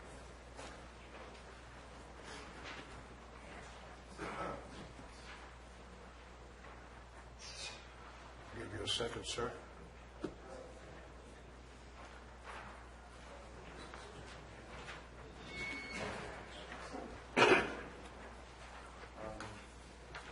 So the last item on my list then was discussion of the setback for indoor cultivation. And the difference here is, this is on page 33 of alternative A and 34 of alternative B, 070F3, those sections. 200-foot setback under the board recommendation, and 100-foot setback under the planning commission. This is for indoor cultivation on industrial land. Comments? Anybody wish to speak to that issue? Gary, what was your reasoning?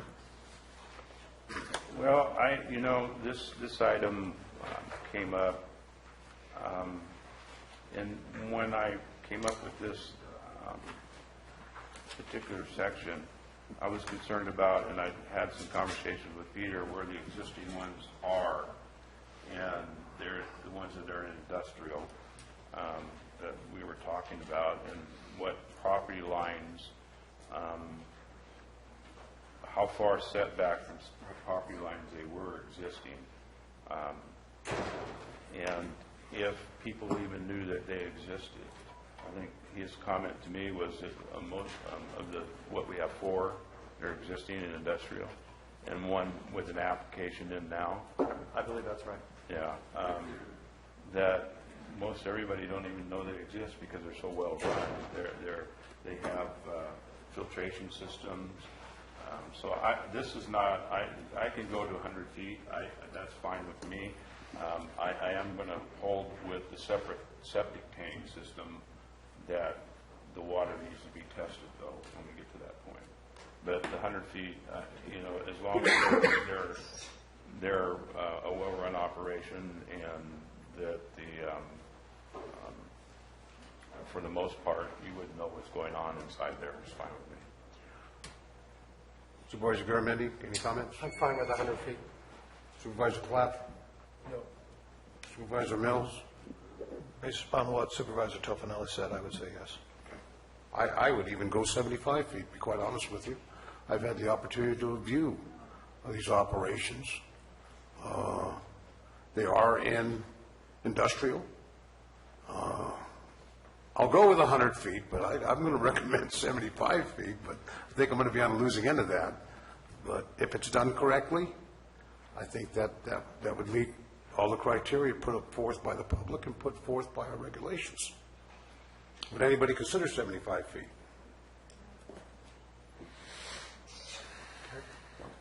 No, okay. 100 feet, then it is.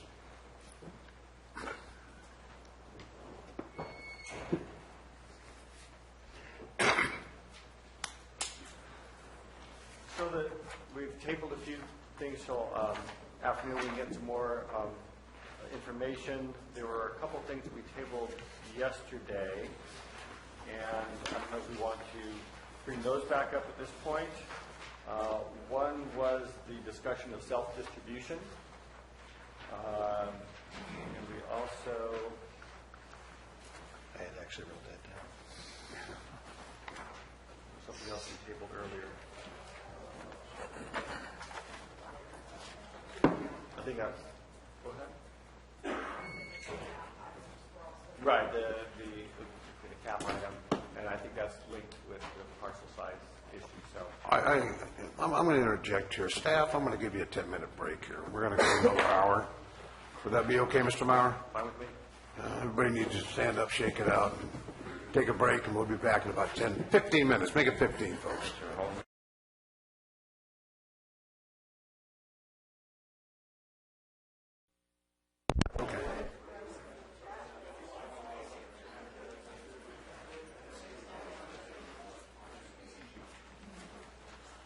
Okay, ladies and gentlemen, thank you very much. Once again, we're going to be breaking at 12:30 for lunch.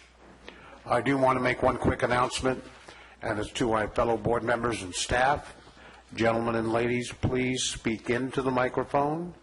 We're having difficulty not being heard, not only in our gallery here, but also in our microphones for our live stream TV. At this point, I understand, Mr. Maurer, you have something you want to address. Okay, so we were talking briefly about the errata. There was an additional provision that was included in this two-page sheet that I sent you last night, and everybody has a copy of additional errata that we had discovered yesterday in going through some of the changes that the Environmental Management Agency Director had suggested. I would recommend that be included as well. The other point was that when we added the greenhouse gas reduction mitigation measure to the Planning Commission alternative, I inadvertently didn't include it in alternative A, so that should also be in alternative A. The language is the same. It's mitigation to address greenhouse gases. So unless there's any concerns, or we just want to make sure that whatever the final action, that these errata, these corrections are made to address those things. I think probably the next thing we should do then is Supervisor Mills had a list of issues, concerns, questions that we could sort of briefly go through. And I... Is that a written form? Pardon me? Is that something written? I made a couple copies for staff here, but I assume that maybe you'd pass it out to the rest of the board members. Okay, if it's been submitted to staff, we need me to provide copies for all the board members and the public. So I wish I would have known that before our break, but can we make copies, Madam Clerk? Staff, Okay. we can do it another way, because I would like to go through Mr. Tofinelli's ordinance with some possible alternative pieces. Supervisor Mills, I believe that once we submitted that No, this to was not- staff, do we need to provide as a public document?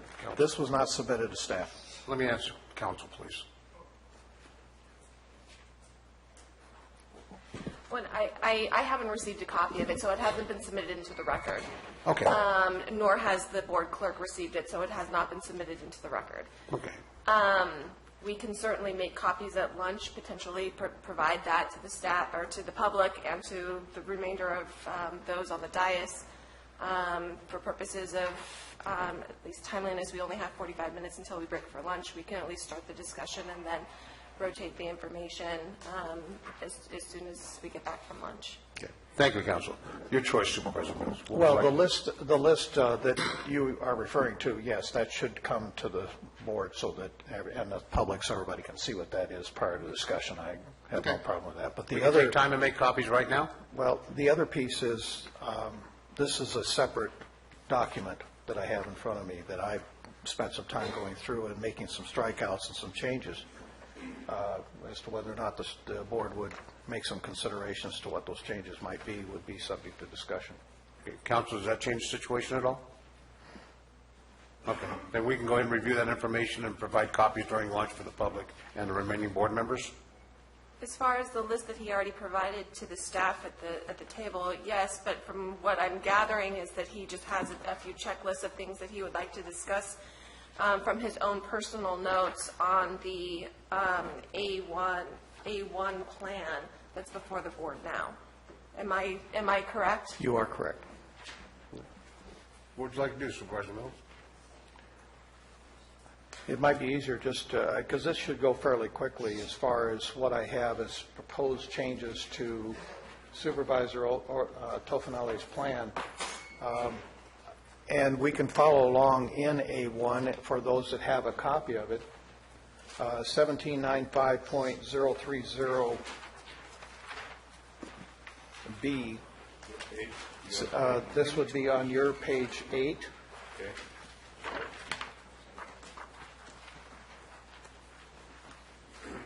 We're talking about when are we going to render existing applications invalid, and when do they terminate and render invalid?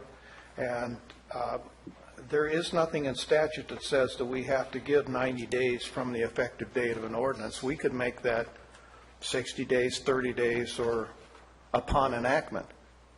So my question would be, do you want to go 90 days with that length of time in B, or would you like to tighten it up?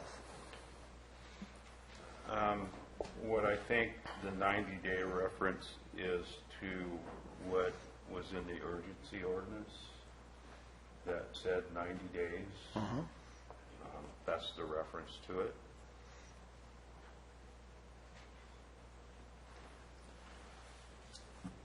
So we're dealing with the unprocessed active applications currently under the UO in the planning department. Is that correct, Mr. Maurer? Is that what this is referencing? This provision says that any activity that was allowed, either through an issued registration or the fact that they could cultivate under an application pending status, upon the enaction of this ordinance, the effective date of this ordinance, they would have 90 days to continue until they have to shut down. That is consistent with what was in the urgency ordinance that said that that would be that any ability to cultivate under the urgency ordinance would cease after permanent ordinance is adopted.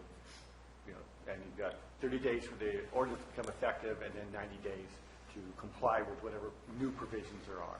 That's why we carried that 90 days over, to be consistent with what the growers are utilizing now, and understanding that they have 90 days after the effective date of whatever was adopted, whether it be a ban or a new regulatory ordinance. The purpose for the discussion is to allow the staff to, in essence, shut down the application pending process and not continue to process.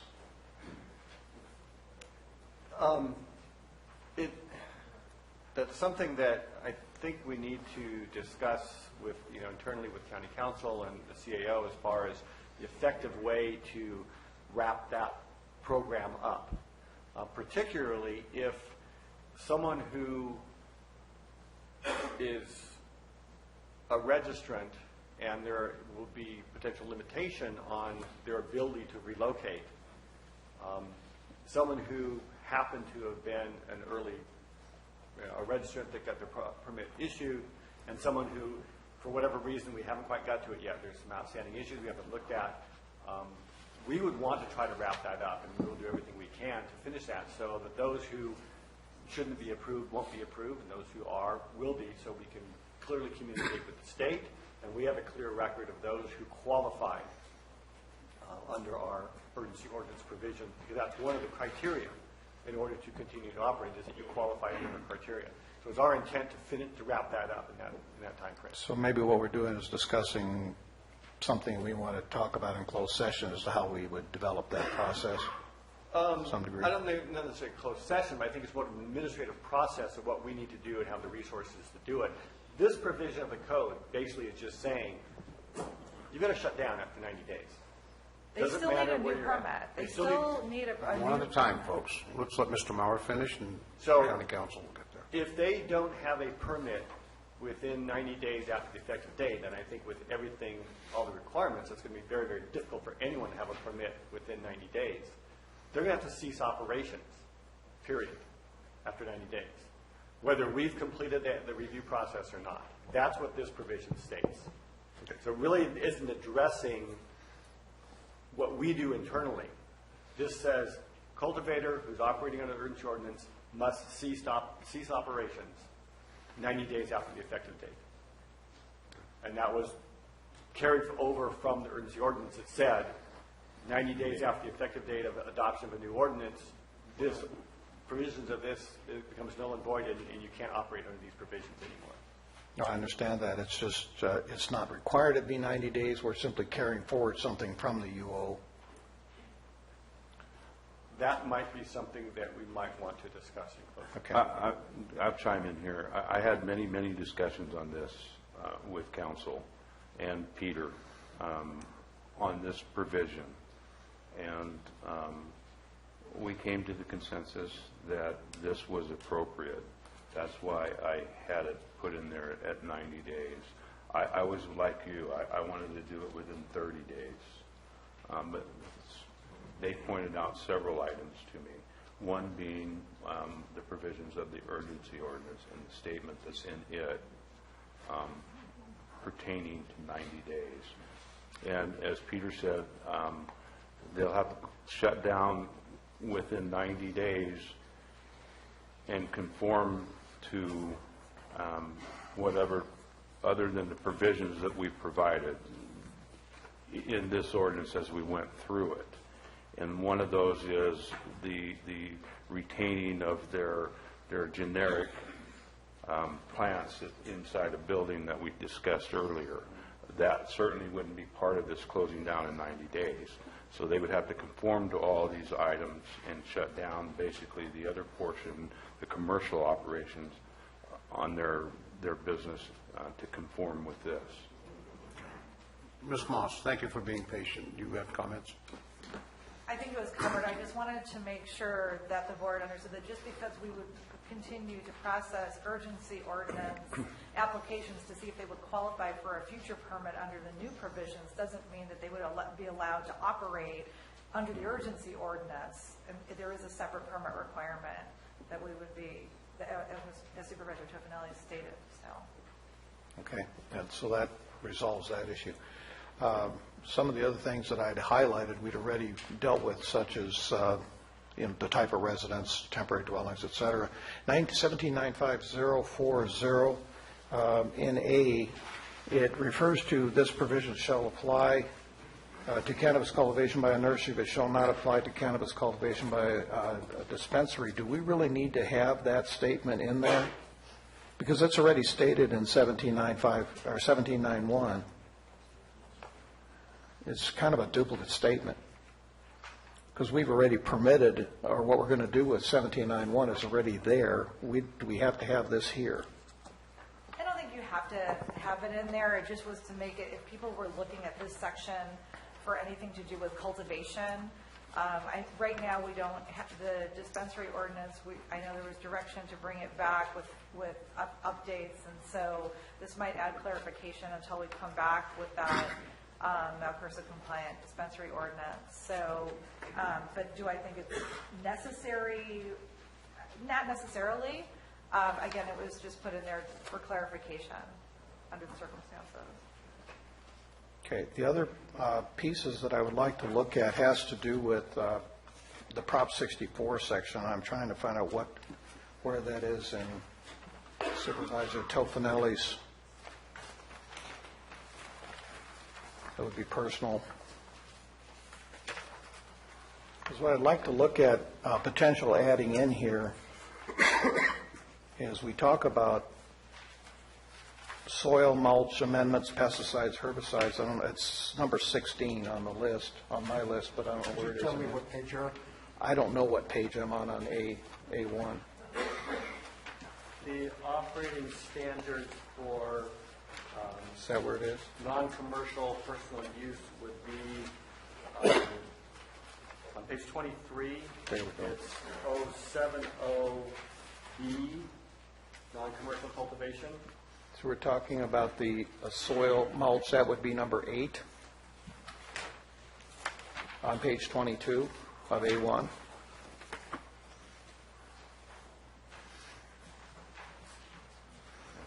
And it states soil and mulch amendments, pesticides, herbicides, rodenticides, fungicides, fertilizers, and other hazardous materials shall be used, stored, and disposed in full compliance with state, federal, and local laws.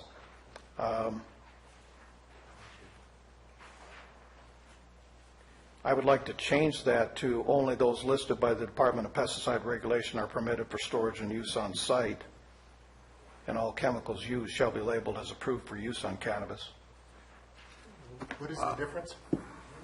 Well, the Department of Pesticide Regulation clearly defines what chemicals are permitted, and those that want to do this right are already using those chemicals. So I want to be sure that we're only allowing chemicals on site that are approved by the Department of Pesticide Regulation, and that any other chemicals shall not be in that area. Well, you've got Department of Agriculture monitors some of this stuff as well. So wouldn't that all come under the compliance, federal, state, and local laws? Well, the Department of Pesticide Regulation sets what chemicals are I understand permitted. what DPR is. Yes. I'm just saying that there are things on here that are not regulated by DPR. Such as soil and mulch Amendments. and right? amendments. Yeah, that's correct. Fertilizers. That's correct. I, They're separately. So what are we trying to amend here? It seems like it covers it. They're under ag. I see that the way it's stated here, under federal, state, and local laws. I mean, that's a pretty encompassing umbrella. And I think if we try to restrict it, we're kind of tying our hands in some areas. We could be. Okay. Counsel, you need to speak. I know you do. I don't know if Supervisor Tofinelli is aware of this. I should probably make the rest of you aware. There have been questions with the Ag Commissioner and with Mr. Banner about how much the state occupies the field when it comes to pesticide regulation. We went back and forth on a bunch of language. We actually got a DPR attorney on the phone and vetted this particular provision through him. And I think that it does require just the language that we have in there requires automatically that they comply with the state's pesticide regulations. The state pesticide agency did not want anything limited to a particular list. They felt that that was not something that was supportable. We had many discussions on this and did call in expert from the state. And I questioned a number of things on it and pertaining to the state and what we could and couldn't do. And many things, there's a disclaimer, if you go to this section in the state code, which I believe is 14, was it 7? Whatever it is. No, it's 1100, starts at 1100. It specifically states in there that that it's preempt. Any local laws does not preempt their laws and what they have on the books. I even questioned, and it was on Wednesday or Tuesday when Kevin was here, I asked about what an enclosure is. They say it must be a locked enclosure. Well, I wanted to put in the code saying that it must be a secured building. It must pass UBC codes. And we asked that question, and they said it would preempt. So this is something we spent a lot of time on, believe me, and we decided that the best way to tackle it would be state and federal and local laws when it comes to this particular area right here, because the state on pesticides has a lock hold on it. And not only that, but they will be probably changing or altering those laws as we go along, which may require us then to come back if we be too restrictive and have to rewrite a section of our ordinance to refit what they've got. Exactly. Okay, so we're in agreement of language? We're in agreement on that.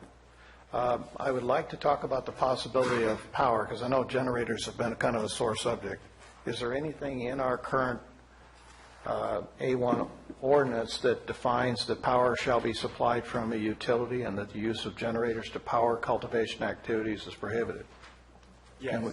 The only thing that allows for use of a generator would be as emergency backup, and then it would have to meet the enclosure and soundproofing requirements of the urgency ordinance. Okay. Talking about a legal water source, because I know the water tender issue has gone on. At some point, the county may want to come up or come back with a discussion on a dry well ordinance, modeling it somewhat after Tuolumne County, and that how do we deal with the overtaking of water within a specific zone and be sure that we're not impacting the rest of the neighbors with that water consumption, because the state is very clear that they want, the governor's order is 20% reduction in domestic use by 2025.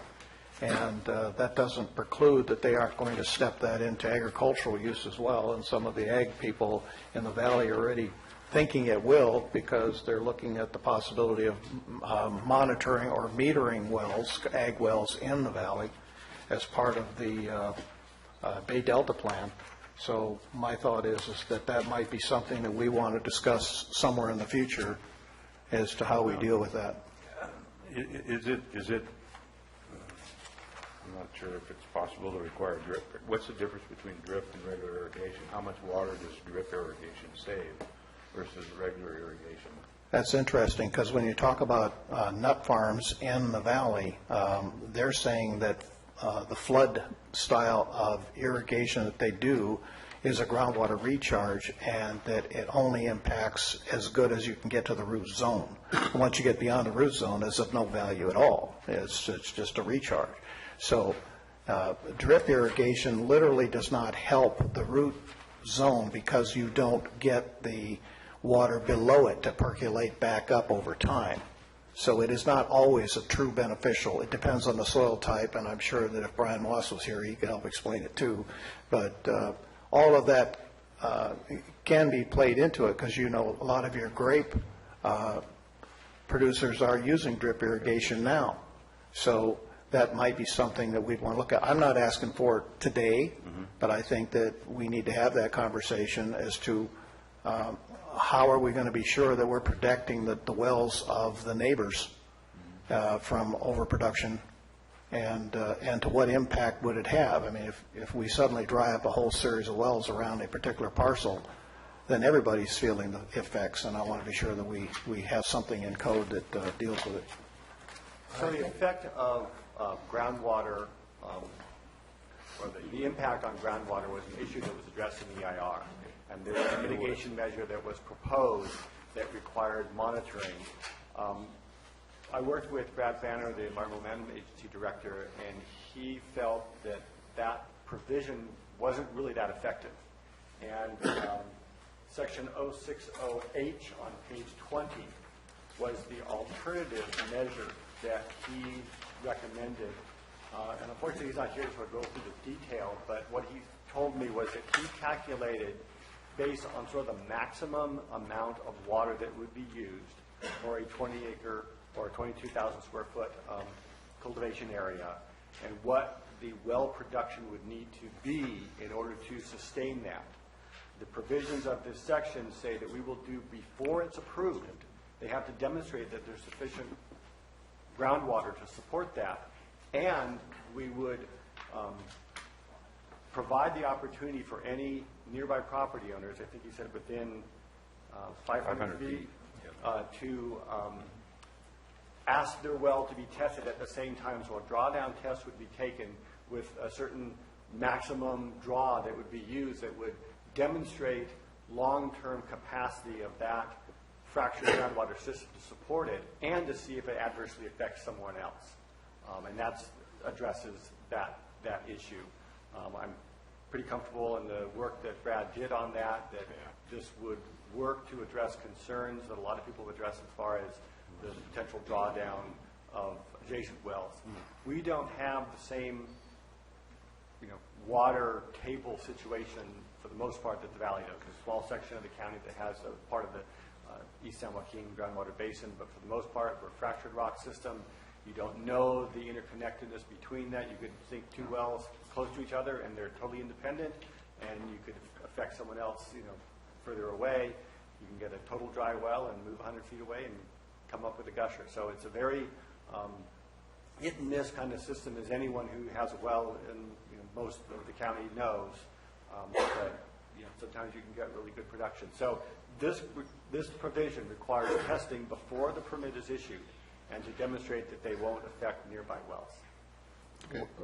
What I'm talking about, though, is that eventually, should they affect nearby wells, that we need to possibly in the future discuss a dry well ordinance, and what steps will the county take to help mitigate that, or to help the neighbors as well as that affected parcel to gain some sense of recovery. Mr. Mauer, I have a question. Is the procedure we're talking about, is that incorporated in any other agricultural product? Is this a procedure accepted by the agricultural world to check the drawdown on wells for? This is not something that I'm aware of. It's required in this county. No, in the valley it is. In the valley, maybe. We should make sure that if we have that broader discussion, as Supervisor Mills has suggested, that we bring in all different types of water use. Oh, absolutely. And I'm sure that it'll be a very exciting conversation when we talk about everybody else who uses water in addition to cannabis. No question about it. We discussed in the dispensaries about impermeable, washable surfaces and impermeable floors. Right. Yet we didn't bring any of that into our indoor grow requirements.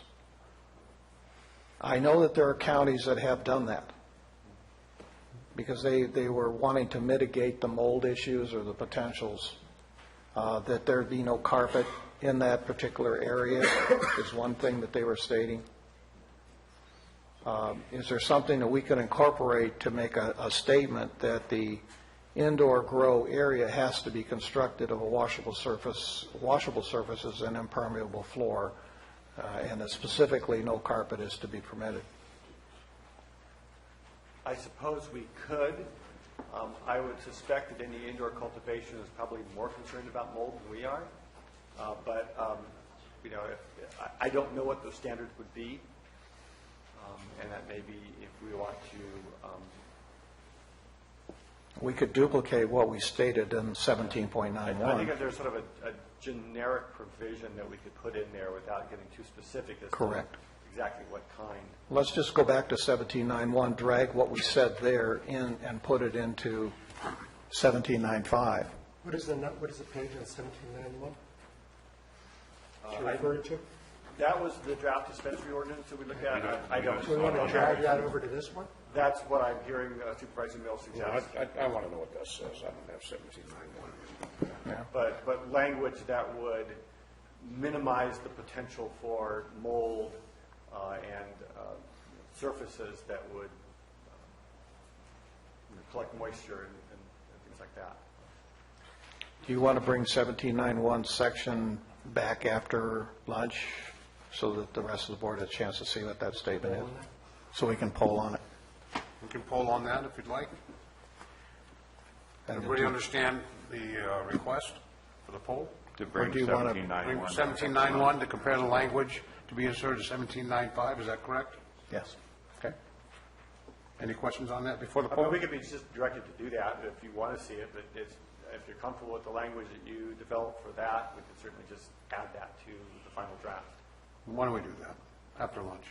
Bring a copy so we can all see it and make a decision. I'd like to see the ordinance, so we know exactly what we're dragging over and developing now. Yeah, I mean, our primary concern needs to be health and safety, but this is an ag production thing. I mean, how much detail do we need to get into people's lives?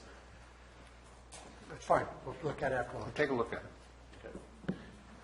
We had discussed about the odors, and I know up to this point, we really haven't said too much about it.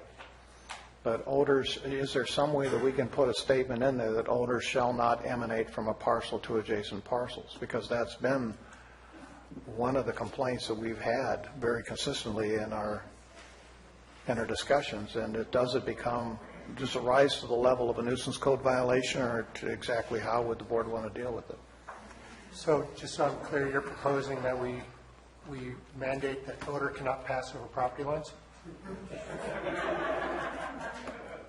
Is that, I'm just curious, from an outdoor grow? No, this is I- indoor. Let me address it this way. I did a lot of research on all of this ordinance, believe me. I spent an inordinate amount of time in a lot of league. She's giving me a face. The 500-foot setback that I required is to address the odor situation. And that's why, especially even if they're going up against Ag 1 or General Forestry or these other open areas, that it would still provide somewhat of a barrier.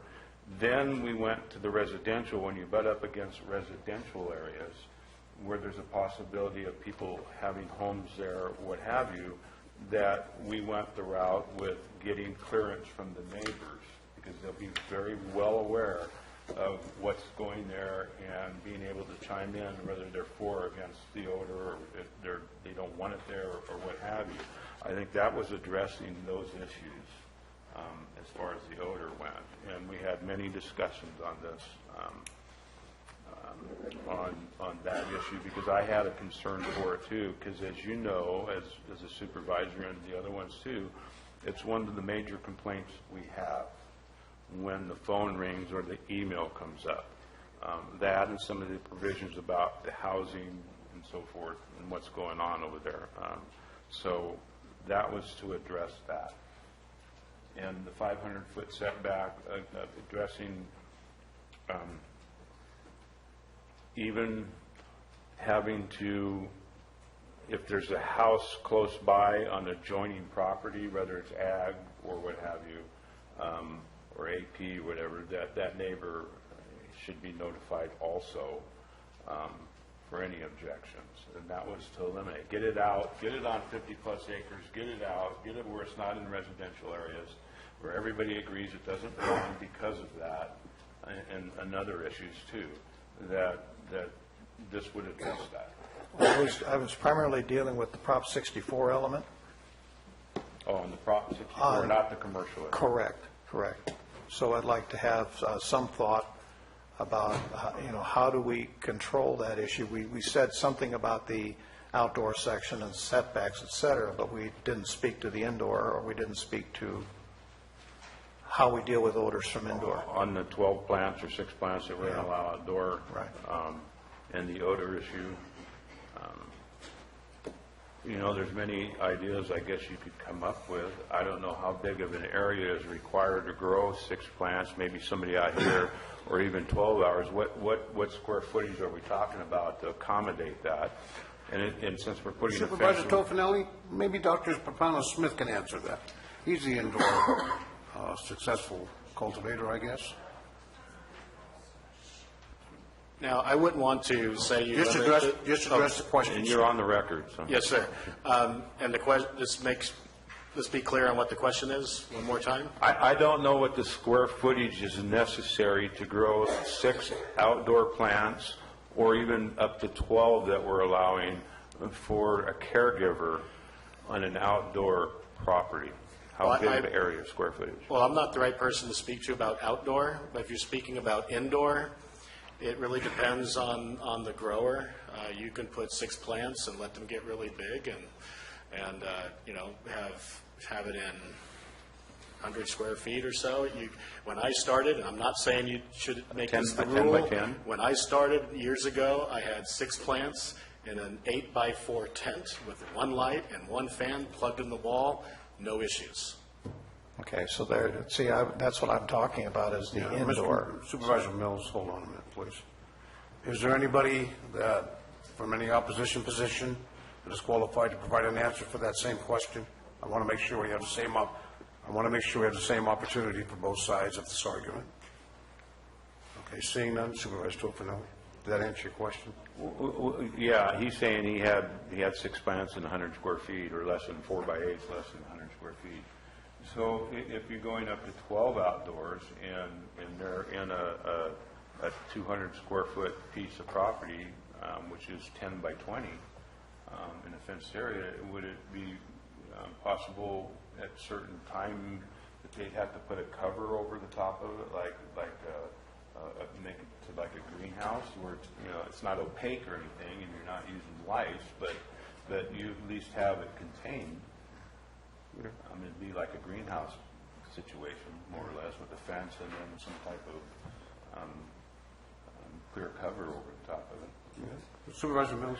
Yeah, I thought I was not really addressing the outdoor, because the outdoor we had addressed with the setbacks and neighbor agreements, et cetera. I'm talking more about the indoor, and is there odors emanating from an indoor grow that, do we want to address anything about remediation, or is there remediation methods that could be incorporated so that they can continue to do it without affecting the neighbor?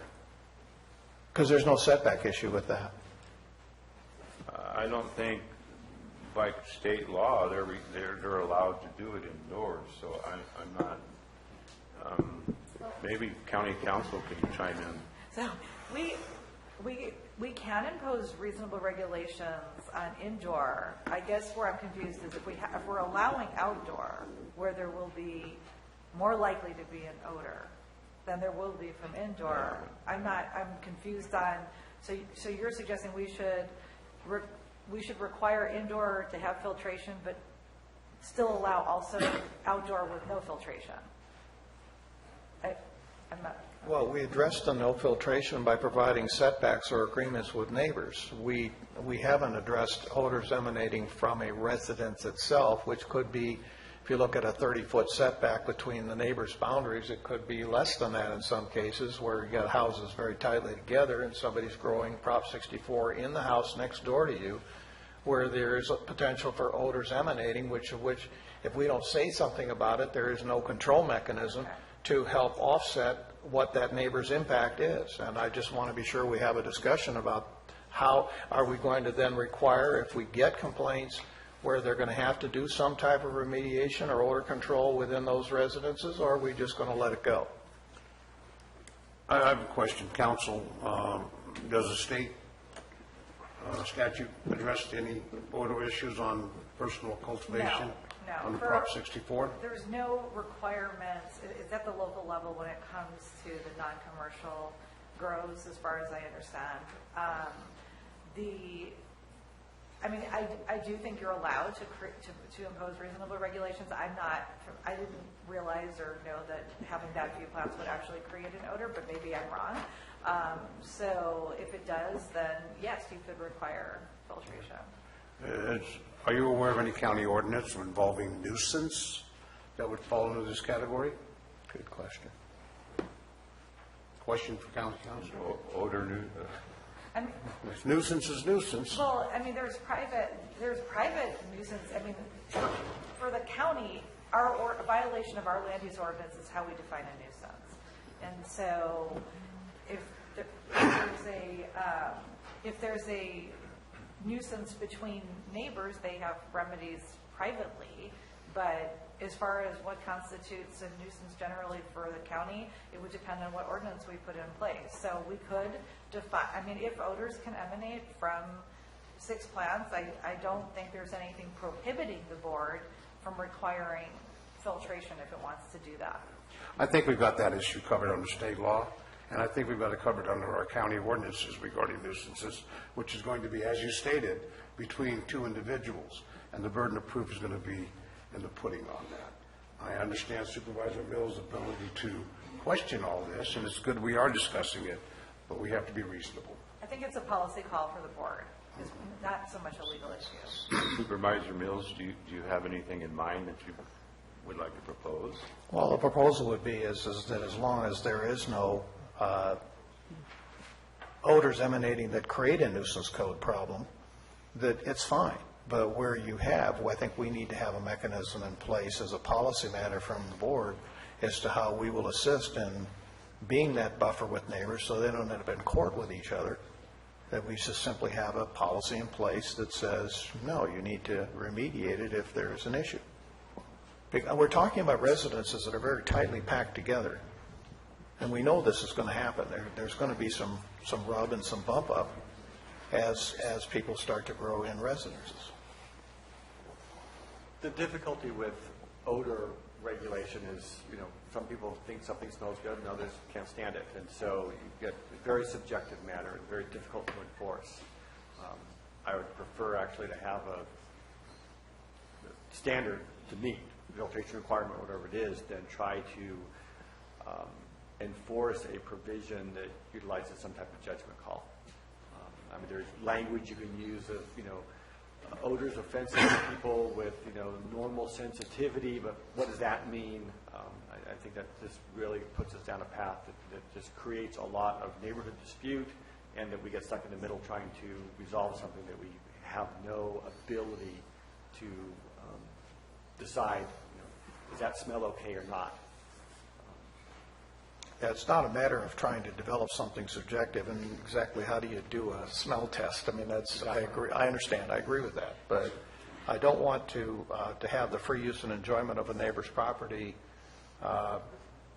reduced simply because of what they see as a potential conflict. And that if we can have some type of a policy statement in place, I think it would help to resolve that up front rather than on the backside. Well, I think this might be an issue for a poll of the board, if you so desire, Supervisor Mills. Certainly. Can we do that now? Certainly. I'd like to chime in first on something. Okay, go ahead, Supervisor. Is most people here are aware that litigation was brought against me to stop me from voting on this. This came from the pot industry, and in their complaint they filed against me, they said that if I had a pot farm next to me within 500 feet, my property would be drastically reduced in price, and that would be my financial gain for my vote. So from their own industry, they say that if you're within 500 feet, your property will be reduced, and I believe county council has that complaint. So I would like to enter that into the record on their own statement on the effect that pot farm has onto neighboring properties. That's from them, that's not from me. Understand. Thank you, sir. Any further comments before a poll? Well, we're going to poll on whether we're going to require a filtration system, an odor filtration system for all indoor grows that are either caregiver or personal? I would rather not do that right now. I'd rather that we instruct staff to look at a policy statement that could be incorporated maybe sometime in the future. It doesn't even have to be, what we do today, but at least to have that conversation and start to develop some data as to exactly what it is and how would we deal with it. Okay, so Supervisor Mills, you're requesting the poll. Yes, Is that the basis of that your would be poll? the basis of the poll. Okay, any further discussion on that? I have some comments on that. I think it's a waste of resources and staff time to even look into that issue because we do have nuisance ordinances and we have no standards that we can apply that to. I have to take a look at this from a law enforcement point of view or a code compliance point of view. How can we expect a responding deputy or a code compliance officer to make a decision on what smells good, what smells bad, and the quantity of the smell? If we can get some standards developed by the state, then we have some basis to take a look at. Right now, we have nothing to say what's legal or what's illegal, if you will. After having said that, any comments to that? If not, we'll call for the poll. Okay, is the poll, you guys are getting me confused here. Now, the poll is if we're going to put air scrubbers on indoor. Have staff Personal look into it. grows, That's air what, scrubbers? No, we're talking, the poll consists of, correct me if I'm wrong, Supervisor Mills, whether or not we want staff to investigate or look into, we need to develop some type of ordinance control over a 6-plant indoor Prop 64 personal grow. And that to establish any orders emitting from that location, quasi-indoor grow house. Is that what we're talking about? Is that, that's it? That's it. I got it right? Darn. Hey, cool. I would, Any confusion on that? yeah. Then we'll start with the poll. Supervisor, Here- I'm sorry. I think, I don't know if this is the time for talking about it, but I'm for an open conversation on how we're going to regulate the 6 plants. I mean, if we're going to put some type of barcode with them, where they get a permit for it. I think that discussion the board should have still, but I don't know if this is the proper time. After the poll. After the poll, but I think we're addressing the Prop 64, personal grow, no commercial. No. All right, any further questions? I'll conduct a poll. Supervisor Tofinelli. Not at this time, no. Supervisor Garamendi. No. Supervisor Platt. Not at this time. Supervisor Mills. Yes. Supervisor Olivera, not at this time. Okay. Thank you. Thank you. I'm sorry, I just promoted you. Mr. Mr. Chair. Mauer, do we have Mr. time to go on to the next issue?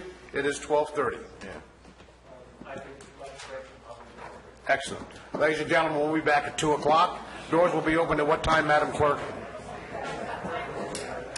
Probably about 10 minutes to 2, doors will be open. Should never mind. Oh, that was fun.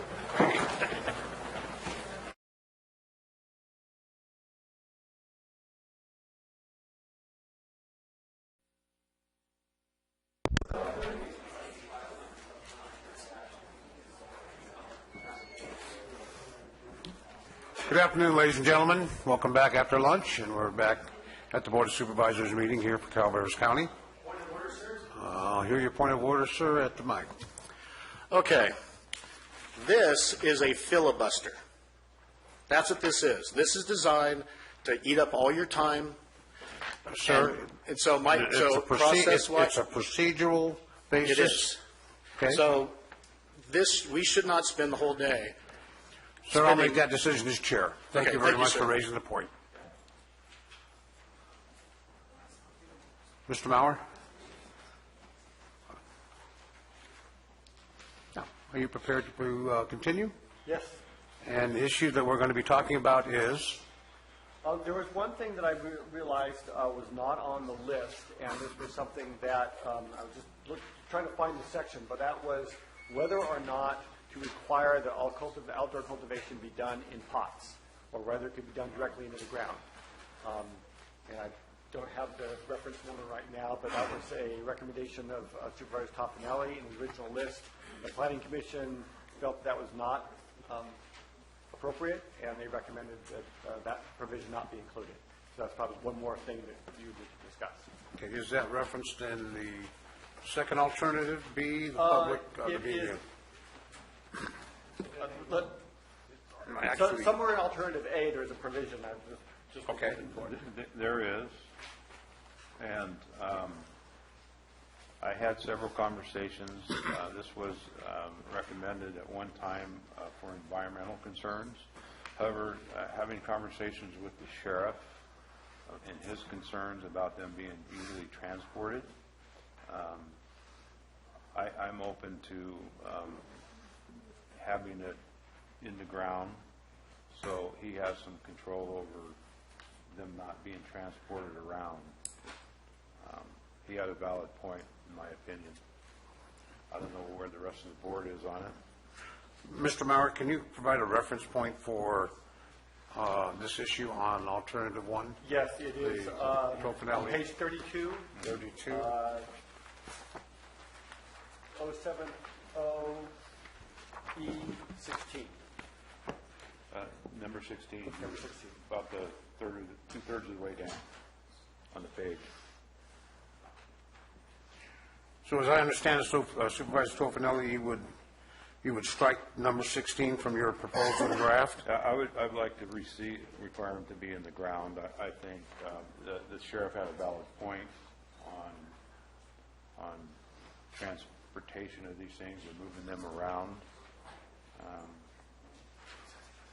Okay. Comment by the board, staff, Do you think, Supervisor Garamendi? yeah, do you think can we just stay quiet on that? I mean, some people want them in the ground, some people want them out of the ground. I mean, I understand the sheriff's point. I'm okay with either way, but it would just seem like some people want them obviously in the ground, and it's obviously more secure, you can't transport them. Some people want them out because they have special soils. Well, I think the sheriff had a valid point in two aspects of it, the transportation or moving them, or the possibility of, is it easier, he had some concerns about the proof of them being destroyed. In this case, instead of several of them disappearing or many of them disappearing, you see the stalks cut, soil level. There is some indication that at least it's gone. Supervisor Mills, do you have comments on that? Well, I had the same concerns about pots. I agree. The sheriff, I think, had a valid point that once you do that, then it can be easily moved, no matter what. Thinking back on it now, that might be the better answer, is to get them out of the pots and actually in the ground. Further comments? Entertain a poll on the board. Supervisor Tofinelli, you can start. So just so we're clear, I understand, Supervisor Tofinelli, you would want to require or prohibit the use of pots. Yeah, I would require that they be in the ground. They can still put them in a pot, and put them in the ground, pot in the ground. I mean, it's just not up above the ground, at least. So, yes, for that. Okay, everybody understand? Supervisor Garamendi? No. Supervisor Clapp? Yes. Supervisor Mills? Yes. Supervisor Olivera, yes. 4-1. Next issue, sir. So I think we're now on to the sort of combined issue of parcel size and setback. I have provided a chart, and there are copies up here, I think probably everyone's got one by now, that breaks down, this is all of the issued and application pending status, registration under the urgency ordinance, and a breakdown of parcel size for the number and zone in which they're located. After I handed this out, there was a request for additional breakdown between 40 to 100. Unfortunately, the staff that put this together for me over lunch is now at lunch, so we'll hopefully get that when he's back from lunch. But it shows that, again, just sort of the numbers of how many registrations potentially there are out there that are based on their parcel size and current zoning. If I could at this point, there was a comment made the other day about the Excuse me, Mr. Mowers. Ladies and gentlemen, if you're going to have a conversation, I'm going to ask that you remove yourselves to the foyer until we get this very important information out. It's very, very important that we understand this. Thank you. So a Continue, comment was Mr. made Tuesday about including unclassified based on a belief that, it could be rezoned. I want to make it clear that it could be rezoned, but it doesn't have to be rezoned. Any rezone application is a legislative act approvable by Board of Supervisors. And our recommendation on that is going to be based on parcel size, surrounding land uses, suitability for the proposed use. Just because someone applies for a rezone from U to A1 doesn't mean it's automatically going to be approved. So I just want to make that clear to the audience because there seemed to be, what I heard, a belief that, hey, you apply and you get it. That's not necessarily the case. And Mr. Maurer, for clarity, could you identify the zones referenced, the zoning referenced on this document that we were able to obtain over a lunch period as the affected zones So as it pertains to the Planning Commission's recommendations and as it pertains to Alternative 1 recommendations? So both alternatives, the permitted zones in which commercial cannabis could be cannabis could be cultivated commercially are A1, general agricultural, AP, ag preserve, and general forest, GF, the top three.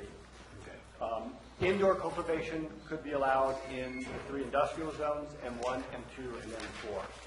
The other zones, RA, RR, U, would not allow continued cultivation, and anyone that has a issued permit may apply for either a rezone or apply to move to another site that meets the criteria. Peter? Yes. Do you have a map that shows the layout of where these properties are? Because I know that in my district, because of things that happened long before any of our time, we have a tremendous amount of land that's unclassified. And I'm sure that's been waiting for 30 years to get classified. I don't have a map that shows where the registration applications No, are. just the What I general do layout. have is a map. This was a request by a planning commissioner back in August to look at where different size parcels are in their zoning. And the request was for very specific zoning. It was A1, unclassified, RA, and GF. And I do have this map. I can pass it around and then maybe post on a wall or something so other people can see it. It breaks it down by parcel sizes.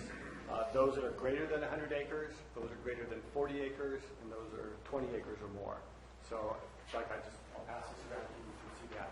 It doesn't unfortunately show the ag preserve zone parcels, because that was not part of the request when this map was prepared. And it did take some time for the GIS, or the GIS team to produce this kind of map. Okay, Mr. Mowers, yeah, we'll pass around to the board members and staff that's interested in taking a look at it. Then we'll post it where the general public can take a look at it. And at that time, we'll take a short break so you can have time to look at this map. So this map generally shows the distribution of those zoned parcels based on the parcel size throughout the county.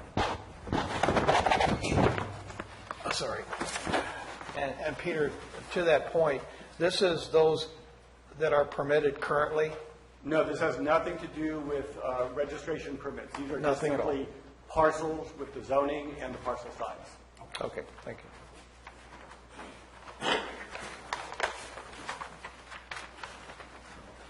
And there's a table at the bottom that shows the total number of such parcels.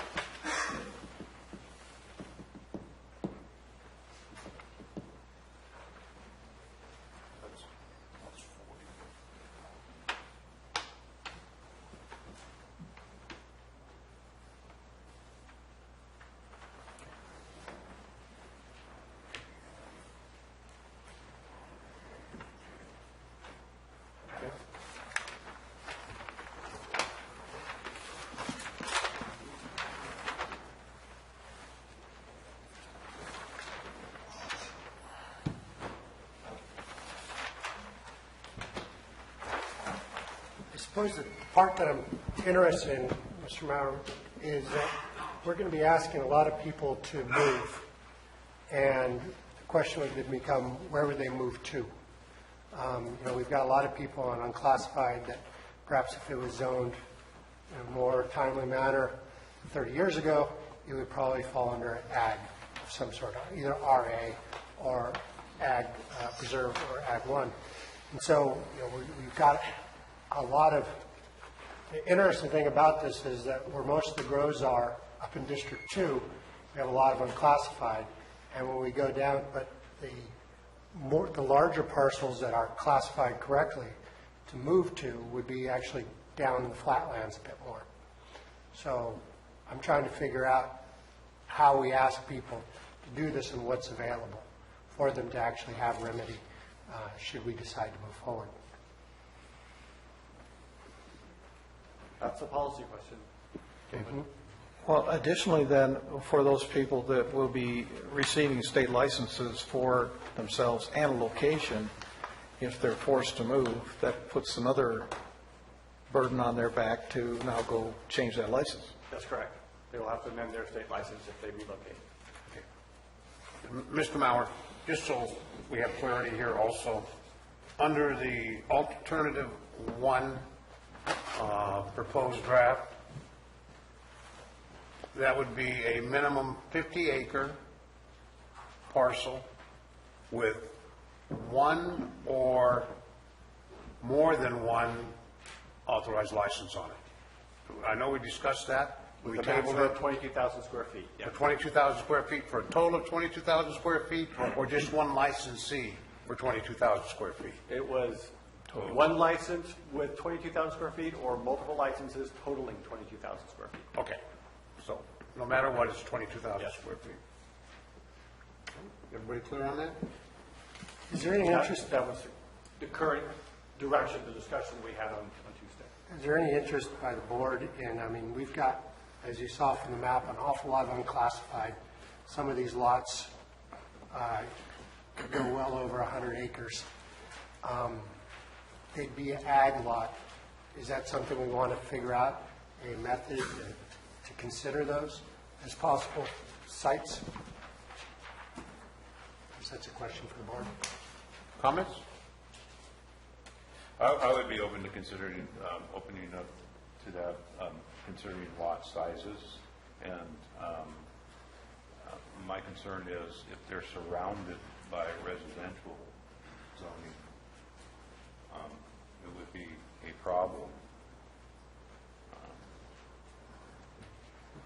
I don't know how the rest of the board feels about it. Well, would that be remedied? Because in the other language, we say that if you're ag and you're bumping up against the RA or RR, you have to go get the same rules would apply, I'm assuming. Well, they would say, absolutely, they apply. I would be interested in exploring that, along with Supervisor Tofinelli, Supervisor Garamendi. But I do want to discuss some other issues regarding financing and revenue streams and taxation, things of that sort, just so we get a little advance warning of that. Supervisor Mills, comments? No, it's fine. I think we need to have a clear understanding of not only where these are now, but where they could potentially go down the road, so that we can truly understand what is the total potential impact. And then if, for instance, 50 is what we settle on today, that if staff and everyone's capable of handling more than that, well, then there can be an adjustment, but we know where that adjustment's going to be. So, Supervisor Clapp, any comments? No.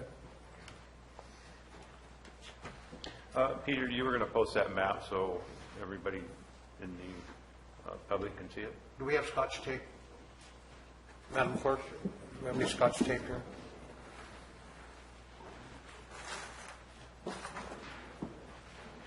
I'd like to take a few minutes, so if we can post on the back wall so the public can take a view.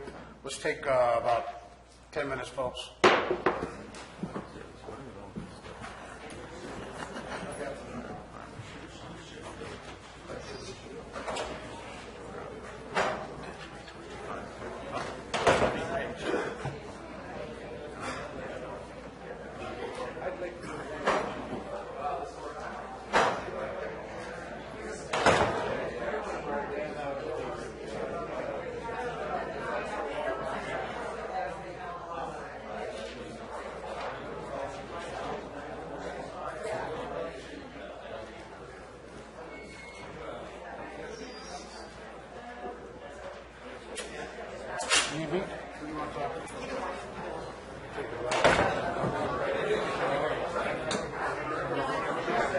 Yeah,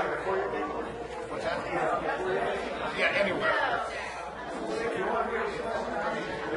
Okay.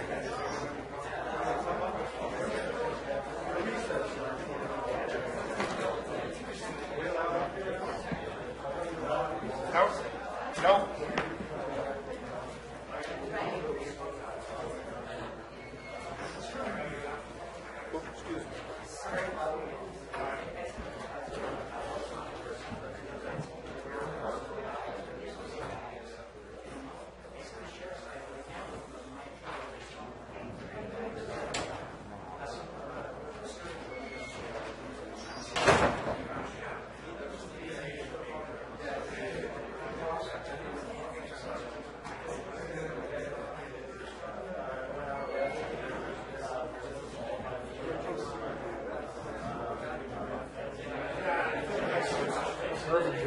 Got that, I'm on it. You know what? Mike and I was bullshit.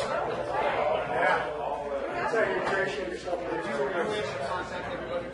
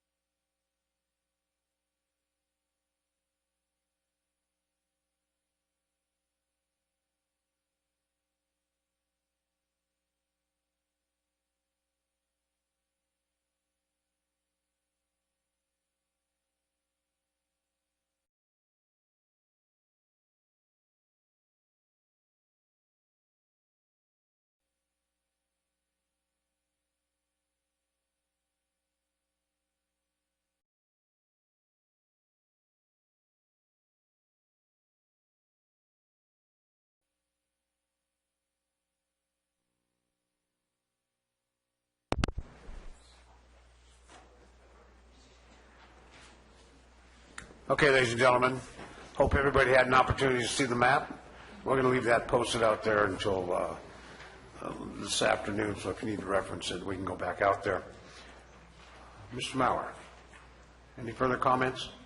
No, I just want to reiterate that that map does not show where any existing cultivation is, just a listing of parcel sizes and zoning of those 4 zone types that was requested previously. So I think it's clear that's not where cultivation is currently occurring. There may be cultivation on some of those parcels, but that's not all of the parcels. Okay, what I'd like to do, Mr. Mauer, is ask you a few questions on the information that you provided over the lunch time.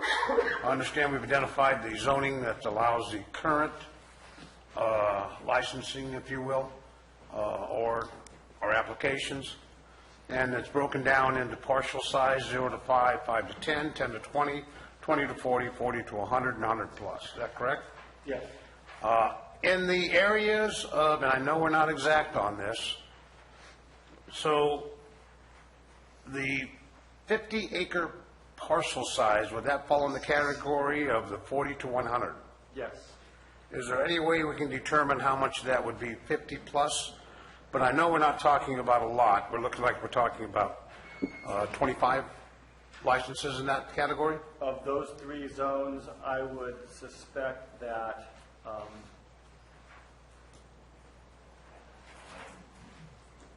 I can get that information probably in about an hour when my staff gets back. But I would guess that 40 is a fairly standard parcel size. It's a quarter section, and so land that has been divided by a section typically ends up to be a nominal 40.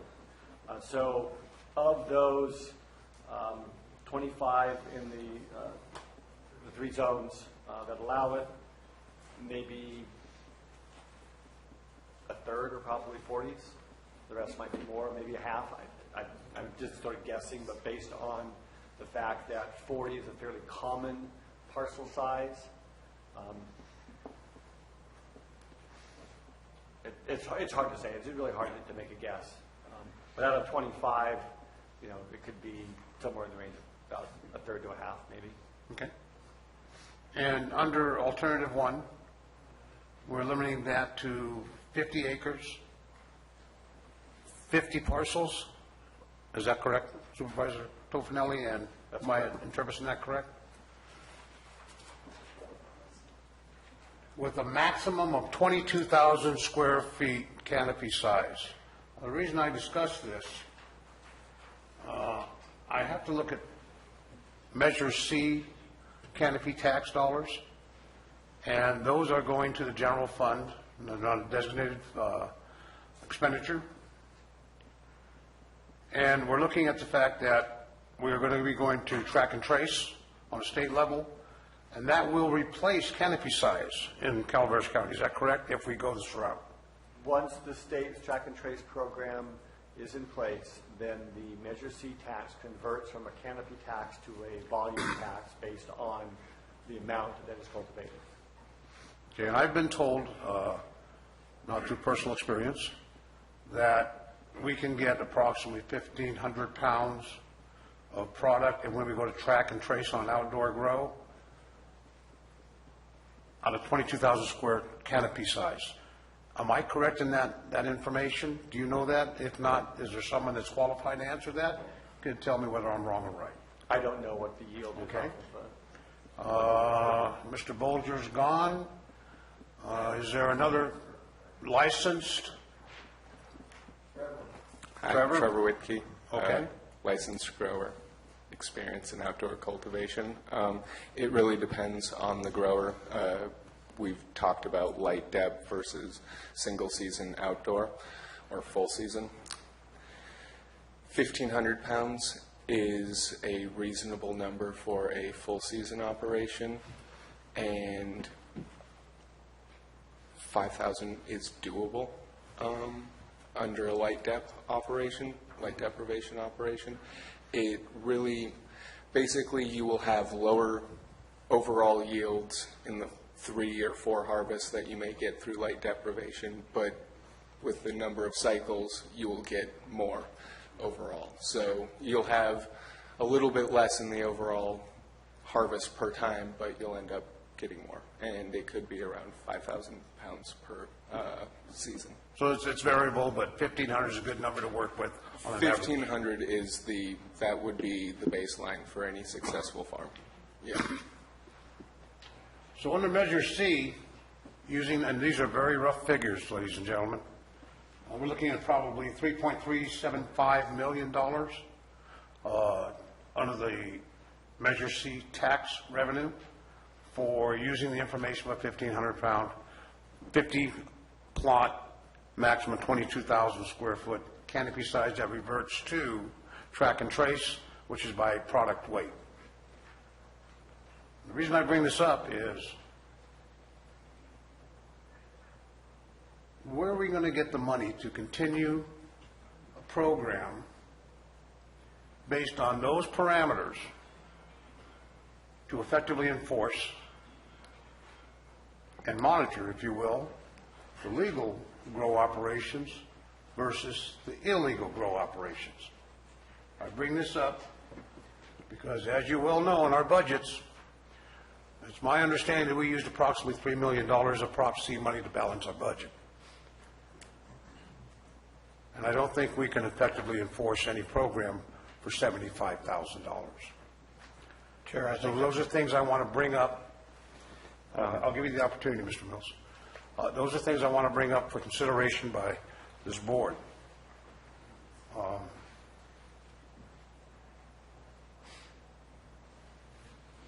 The inclusion of more than 50 acres, which was suggested by Supervisor Toffenelli, that I agreed to, and Supervisor Garamendi, to increase that to 100, that might be a way to look at this. I don't bring this up to cause controversy. I bring it up for consideration when we're talking about a 50-plot limit with 22,000 square feet of canopy as it applies to Measure C taxes. And here comes the other side of that coin, ladies and gentlemen. What if we don't have the Prop C money coming in? So these are things we need to consider. Mr. Mills, or Supervisor Mills, you can comment. Thank you.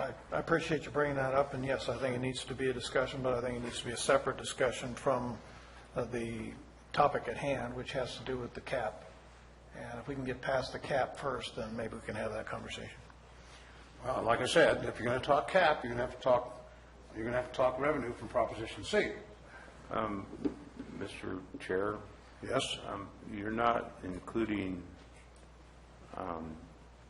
the indoor grows that can harvest up to 6 times per year, and the yield in those grows included in that tax, which is significant. I agree. And along with the registration fees. I agree with you, Supervisor Toffenelli. That is an additional revenue stream. Further comments? Dispensary tax. So it deals with the foundation, and that's limited by the number of parcels and the size recommended for the canopy tax, which is going to revert to track and trace, once the state accepts that. We need to consider that.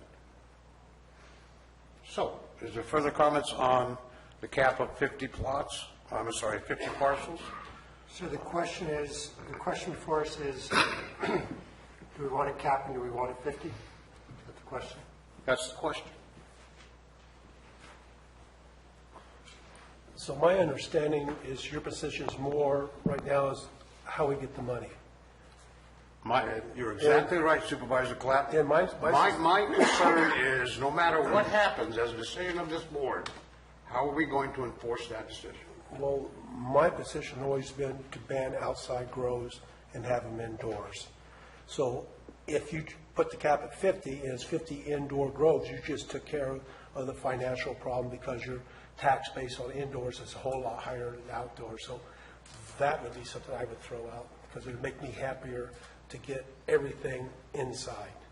Mr. Maurer, do we have any idea how many inside licensed grows we have in the county? I think we have 2 that have been issued. We have, I think, 2 others in 2 that have been issued, 2 others that are still pending in industrial zones. We had several others that were on rural residential or residential ag land. So we have Would not be allowed under the a potential of 4 under our current UO. Or, but if the requirement is that everyone move to an indoor grow, so if you've got an outdoor grow and you want to convert to an indoor grow, what zoning would it be allowed in? Because it doesn't have to be restricted to industrial. Or how many, if you want to restrict to industrial, how many industrial parcels are there available to do that? So, it raises a number of other questions, but it's certainly something that can be considered. Supervisor Mills? Yes. So the question then is that what is the cost for a outdoor grow permit right now from the state for $22,500? I don't know what the state costs are. Somebody out there know the answer?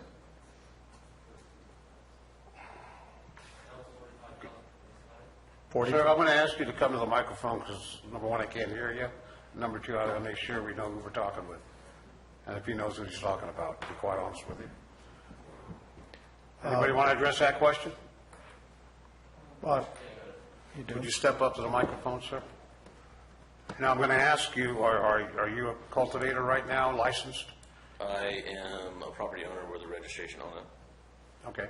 And you're familiar with the I'm very industry? familiar with all the things you guys are discussing here today. Okay, you want to identify yourself? My name is Jesse Osteen. Okay. Mr. So at the state level for a half-acre grow, you're looking at $26,000 for the permit, up to $44,000 depending on income at the state level. So starting at 26, finishing at 44, depending on your turnover. And those are yearly? Yes. Okay. Thank you, sir. Is there, from any opposition, is there any qualified person to address this same question? Going to be fair. Sorry, we're going to have to go through this, folks. And I take it you don't have anybody qualified to answer the question. Thank you. So here would be a cost recovery method is that if in any of our decisions, we tie our permits to the same cost as the state is charging for those permits and recover that yearly, that would, we wouldn't have to make any adjustments if the state adjusted up or adjusted down. It would be automatic from our side, and it would just be a simple pass-through as a cost recovery.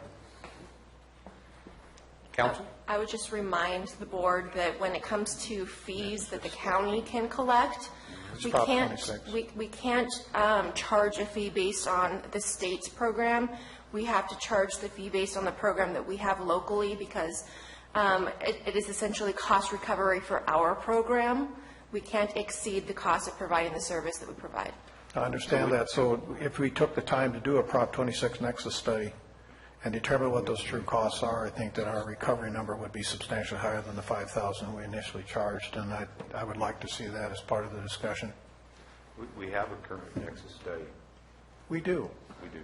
Why have I never seen it? Supervisor Tolfin, can I have you speak in the mic? Well, I just did. We have a current Nexus study which shows the costs associated with the program would be in the neighborhood of $11,000 per register. I would just Counsel? I would just clarify that the Nexus study is still in administrative draft form. It has not come to the board for adoption.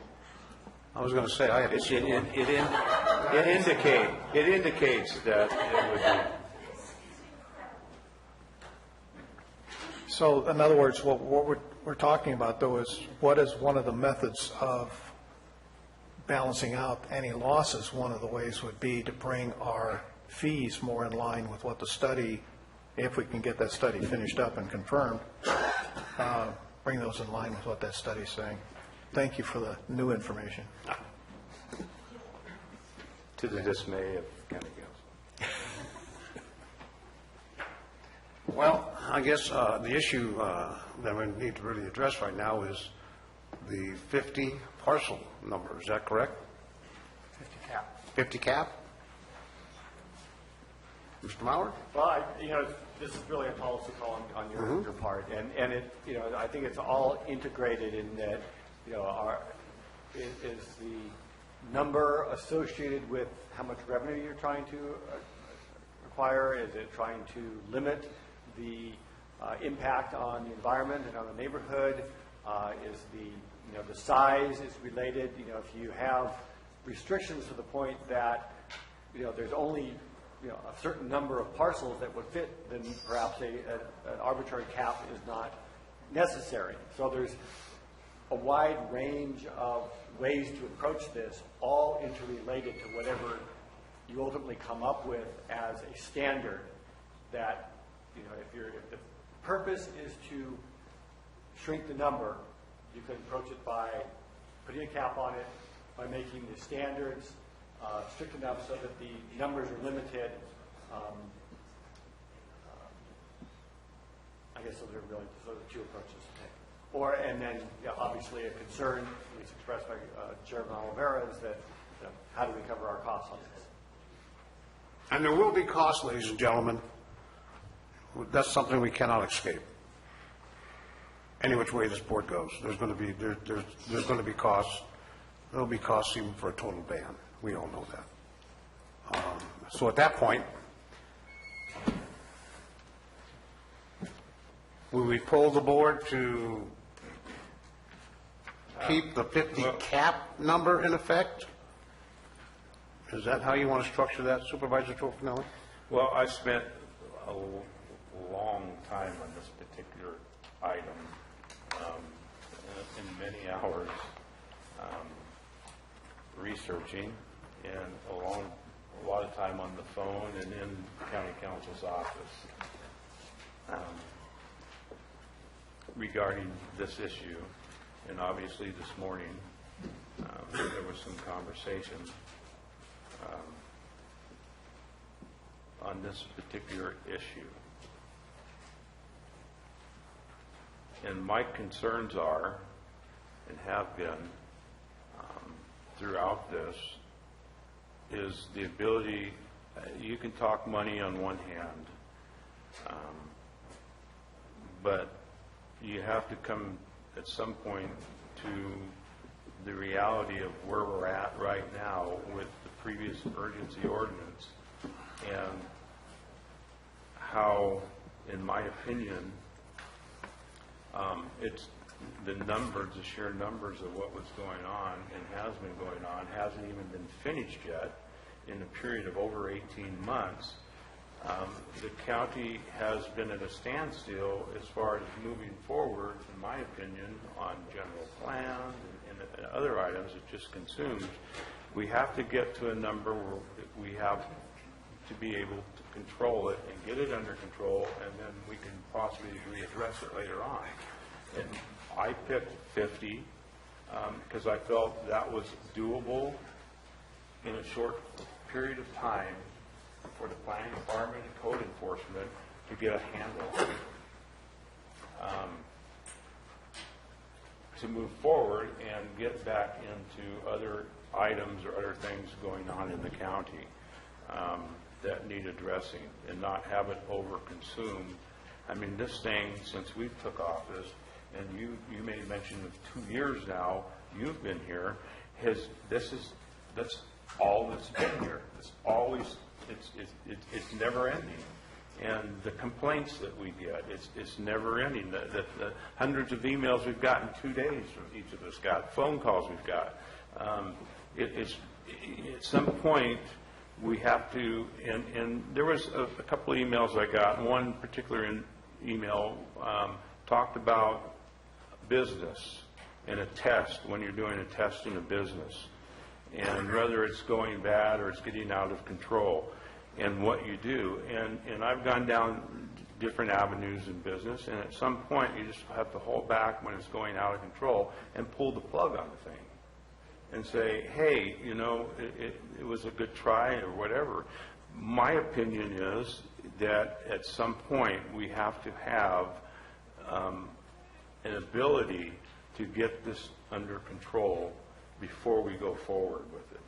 And that was my opinion on a cap. Now, if we get a cap at, just say, out-and-out cap at 50, or we look at some other way of addressing a cap, such as we're looking at this piece of paper in front of us that gives us acreage sizes and the number of permits on those sizes. If we increase to 80 acres and eliminate a cap. Does the 80-acre increase, say you can only do it on 80 acres? Does that put some more restrictions on it where it's going to limit and not have a strict cap? Those are some things that I think we need to have a discussion about as a whole. I'm just telling you my concerns. And I'm not looking right specifically at this time. I think with registration fees and the numbers that you brought forward to us, that the number has to be somewhere close to that in order for us to not go in the hole, or at the same time being able to have some control over it and allow the county to move on forward with other things that need to be addressed, and not completely consuming this all the time. I see your point. Go ahead. So if you had the cap at 50, I don't know why we have the 22,000 cap. I don't know if that's mandatory by state or not.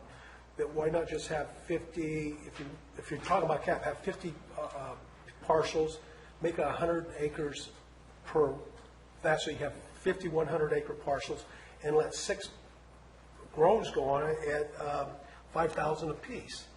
So that way you end up with 300 grows, but you're fixed on 50 lots where code enforcement, everyone can, you're dealing with the same amount of numbers, but you're not cutting as many of the farmers out.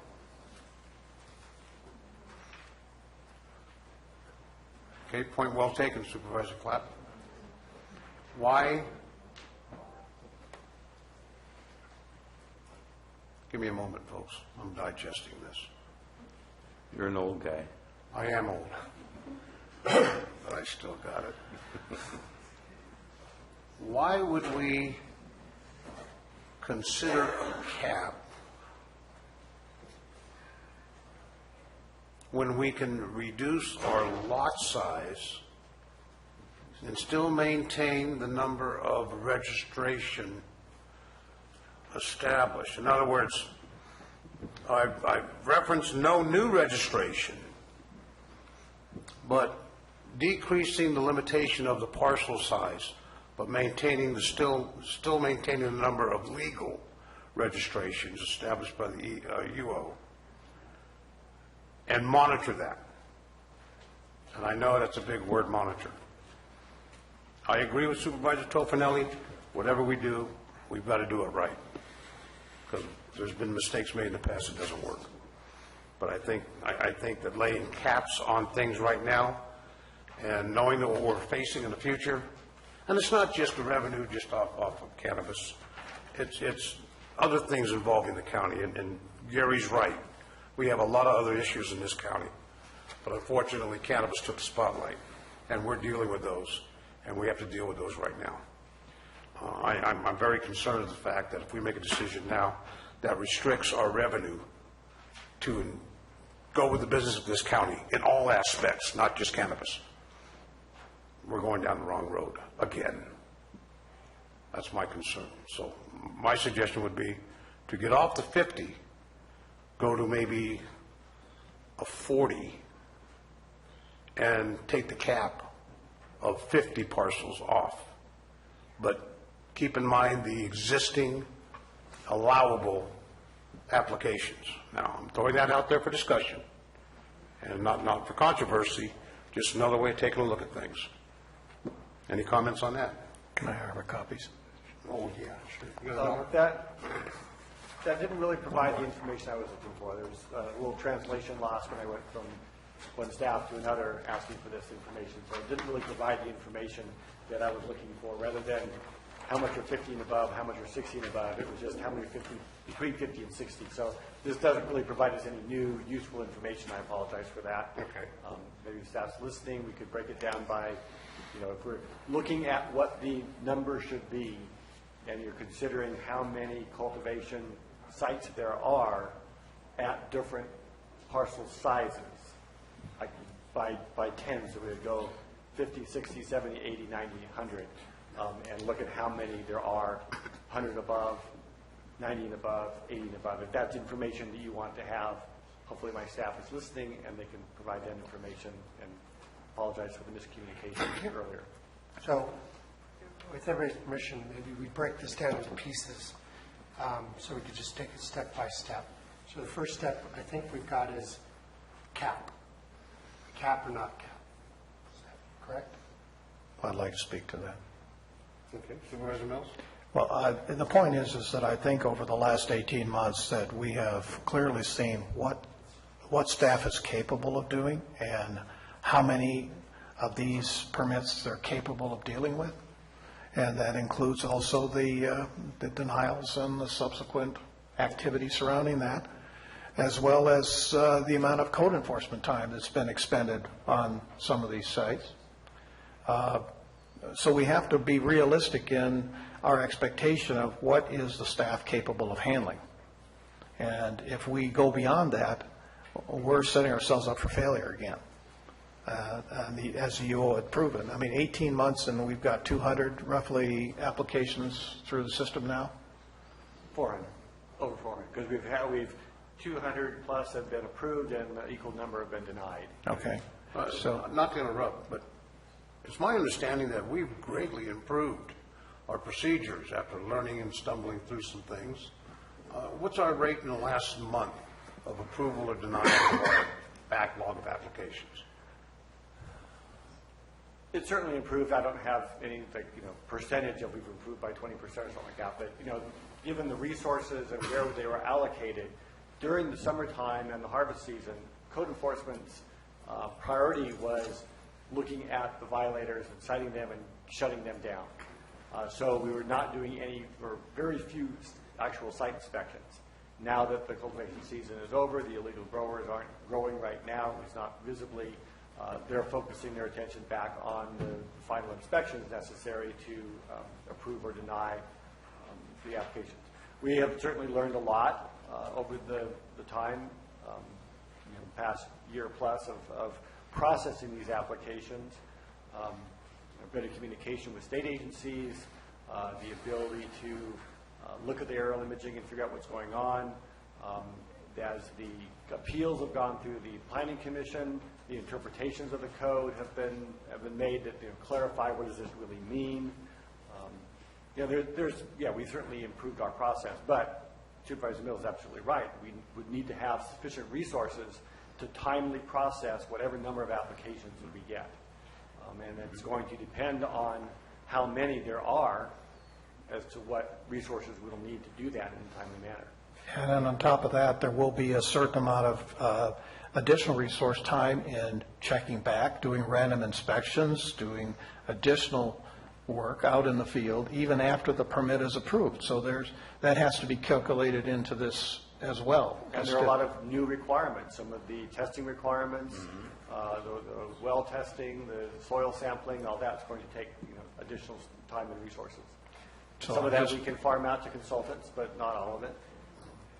I want understood that, we may want to have a big payday with Measure C, but doesn't mean that we have the capacity to meet the requirements necessary to make that happen. And that we would be better off to back up and be more realistic in our approach to how we can regulate and then maybe readjust that later than it is to simply accept the entire ball of fur and think we're going to do something with it.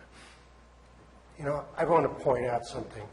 In April, I put forward a motion to prioritize completing these applications, and it was defeated. We tried to make this a priority so that planning could add staff, consultants, all the things we need, and we were told that was not timely. So the fact that it hasn't been the highest priority, we made that decision. It wasn't planning. Okay. Further comments? Seeing none? Well, I understand we're going to be polling the board whether or not we're going to set a cap on parcels. Is that correct? Am I incorrect? Yes or no? Everybody understand that? I assume you do. Supervisor Tolfin, I'm sorry, go ahead, sir. I'm looking at this information that's in front of us that was just handed out. And at the current time, apparently, in zones A1, AP, GF, in U, there's a total of, it looks to me to be 18 that are, these are registered, or they're either in the process, or they're total applications for those numbers. I'm not sure what the numbers are that they represent.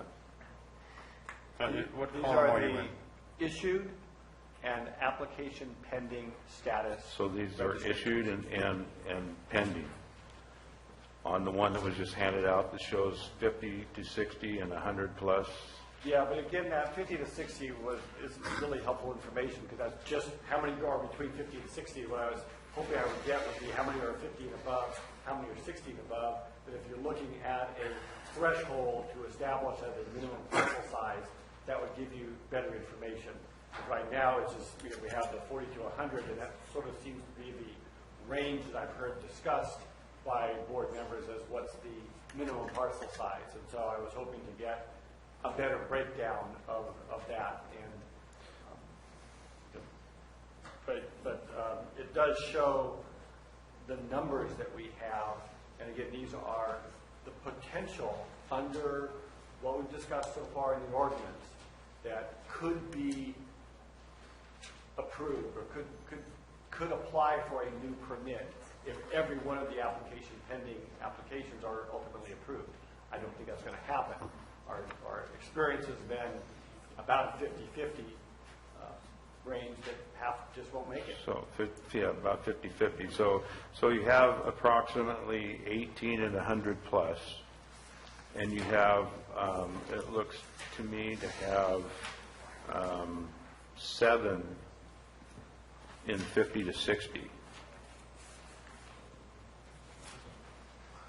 4 in A1, 2 in AP, 0 in GF, and 2 in U. Yeah, but unfortunately what this doesn't show is how many are between 60 and 100. Yeah, but that's what I'm getting at. It doesn't give us anything between 60 and 100. Right. That was where So the miscommunication with my staff occurred.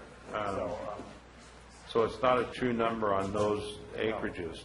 So I'm interested in what we have on 80. Okay. So Instead of it going to a cap, is it possible, what are the possibilities on going to 80? I need to make sure that my staff understands what it is that you need to make that decision and make sure. The numbers from 80 to 100, and then you already have 100 plus. So if you could give me 10 minutes to run over to my office, make sure that they understand what the request is. I don't know how long it takes to run those numbers, probably not that long. And then we can maybe talk about some of the other issues while that number is. We need that to make the cap decision. Yes, I do. I do too. You got 10 minutes, Mr. Mauer. Go ahead. Taking a break, folks. Yeah, I think Rebecca, yeah.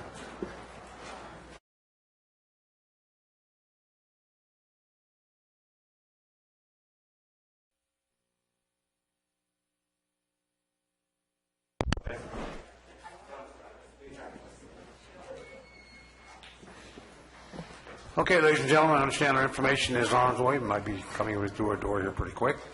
Mr. Mauer, I understand we have a little announcement to make.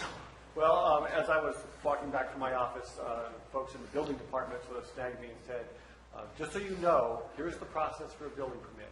Once a permit is issued, you have 6 months to call for an inspection. Once an inspection is given, you have another 6 months for the next inspection. And it can be, there is no deadline unless you do not call for an inspection within 6 months of the prior inspection. So there's no drop dead, it expires after a year or 2 weeks. As long as you are making progress every 6 months, that permit is valid. Okay, so there's no 2-year limit, no 1-year limit? No. As long as you properly extend it by inspections? Yes. Then it's indefinite if you desire. That's correct. Okay. and I have personal knowledge of that. Why, did you get cited? No, I just had probably one of the longest running permits in Calaveras County for building a house.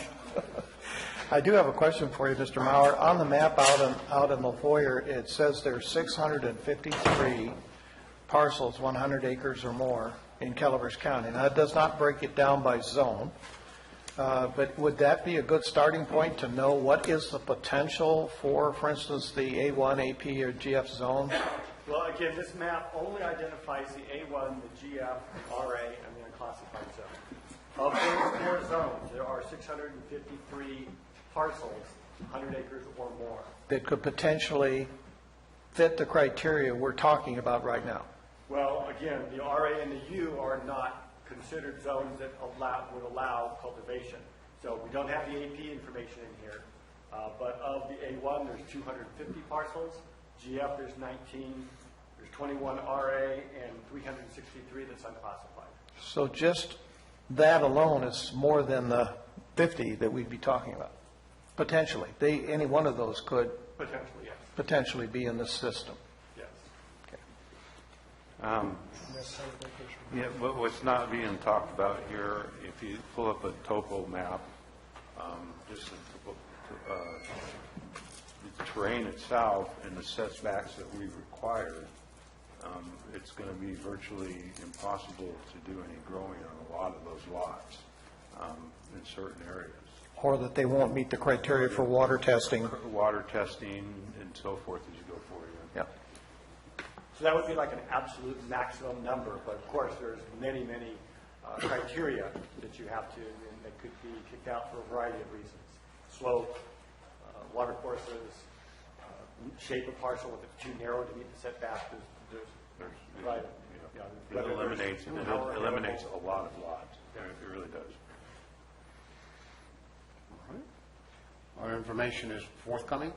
Yeah, it may take some time, so I think that we should put, if there's other, I know Supervisor Mills had some other questions on his list. There's some questions about what the sheriff brought up yesterday that we could talk about. In the meantime, it may take some time for that information to be generated and put it in the table. Can go with the sheriff stuff. I would agree. Let's hear the sheriff issues.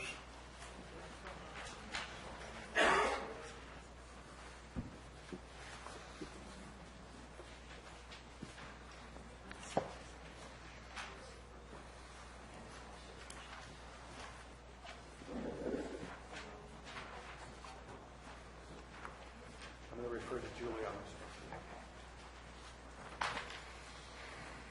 one. Okay, I was taking pretty fast notes when Sheriff DeVasilio was asking or making recommendations for some changes. I think that we addressed most of his issues in the drafting, but I'll go through what he brought up, and then the board can maybe address them one by one. One of the recommendations was that there be a registration process for personal and caregiver grows. I think the board has already indicated that it would like that. I don't see an issue with that. So did you want to poll the board on that? I think we did the poll, Okay. and we're in agreement, right, board? Okay, the notarized landowner permission being part of the application, it's already, that language is actually already in the draft, in both versions of the draft ordinance. With the background check, one of the things that we requested was that he not be limited to the state's criteria in reviewing criminal history, and that's something he had raised with our office before, and we added the language and other relevant factors to give him additional flexibility. There's no state law requirement that he have as lenient a background check process as the state, and so the question now before the board is, and other relevant factors seem acceptable to you to give him a little bit more flexibility than just looking at state law criteria. Chair Olivera, I just wanted to let the board know that Sheriff DeVasilio contacted the deputy and said that he would be available to come over if you would like him to be present to clarify or to participate in the discussion. So if that's something that the board would like, certainly let us know, and we can make sure that Sheriff DeVasilio gets the message and makes his way over here. Thank you, counsel. And thanks to the sheriff, he's listening. Ms. Moss. So that's one of the issues is the board satisfied that the current language provides adequate flexibility for the sheriff with respect to the background check? Okay. Do you want me to just list Is them? that a poll issue you need an answer on? What do you? Counsel? I think so, just since it's something that he raised. All right. Everybody understand the issue? Not really. Would you please repeat it? The issue is whether our addition of the term and other relevant factors into the ordinance so that the sheriff is not limited only to what the state uses to do its licensure background checks, whether that is adequate for the sheriff to, with confidence, utilize other things that he might consider relevant when he writes his report about whether or not an application should be denied at the local level. Okay. Understand, Supervisor Clark? Sounds like they're asking for a legal opinion. The language is on the bottom of page 16. It's C2. Which one, A1 or B? A. A. Okay, bottom page 16. Yes.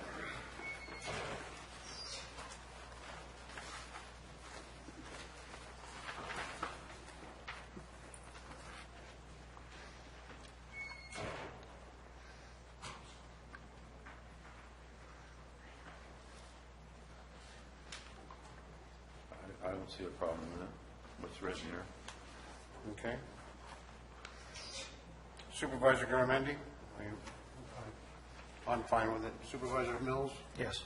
Supervisor Clapp? Yes. Thank you.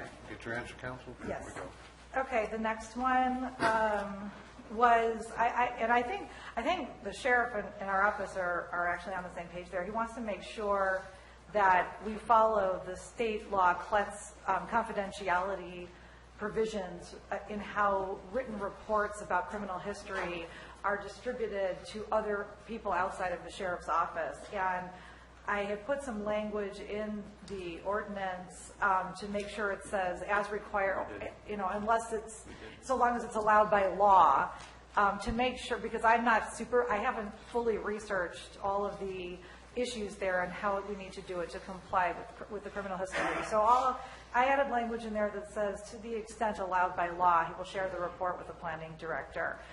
There's one area that I think I could further clarify that language in the first part of that provision, but I just want to, maybe we should pull the board on whether or not that's adequate to ensure that we follow state law procedures for confidentiality. I will work with the sheriff's office in ensuring that we don't violate anybody's privacy rights on this.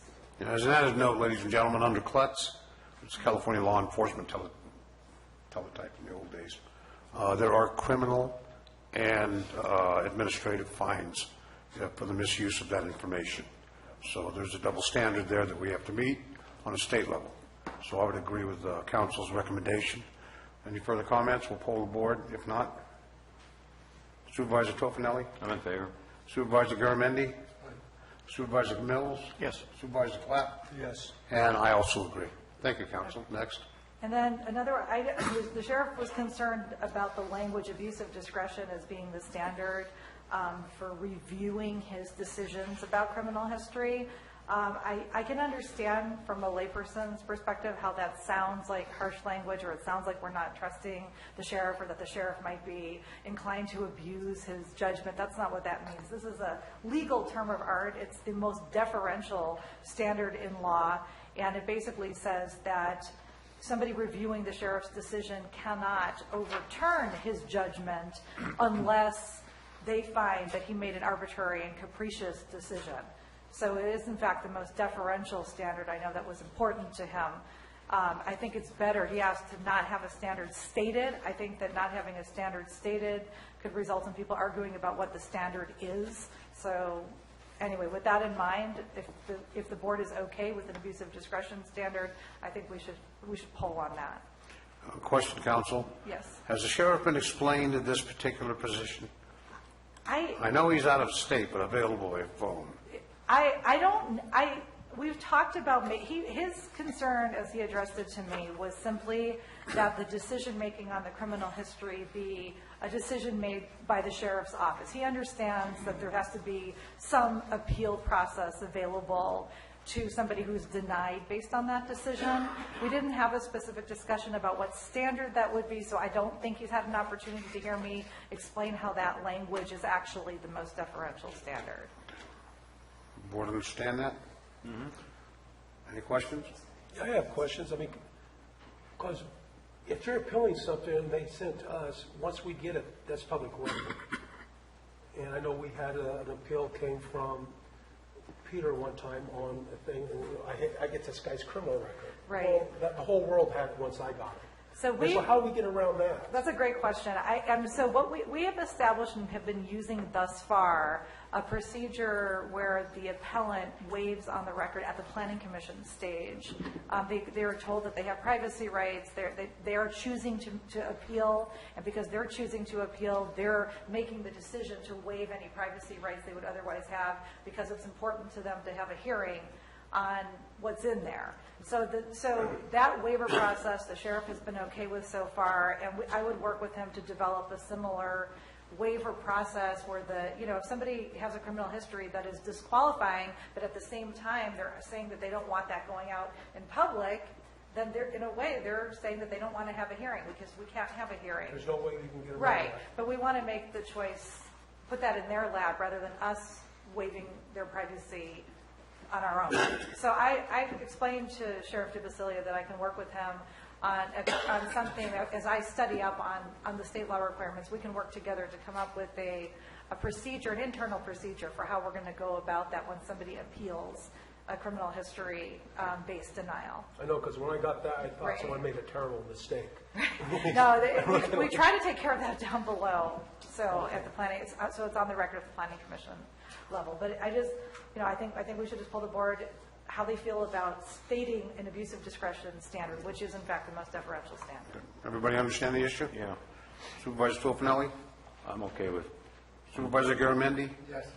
I'm okay with it. Supervisor Clappen? Yes. Supervisor Mills? Yes. Thank you, counsel. Next.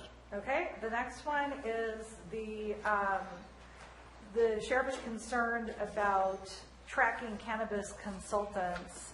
He uses the term consultants. When I had a discussion with the sheriff, he indicated to Mr. Maurer and I that his primary concern was being able to track people who were involved in the cultivation process, whether that be on the site with the live plants or whether it's the trimming or the harvesting or what have you. And so at the time we thought that, and maybe this is still what he meant, I can't quite tell, so I would just leave it to the board.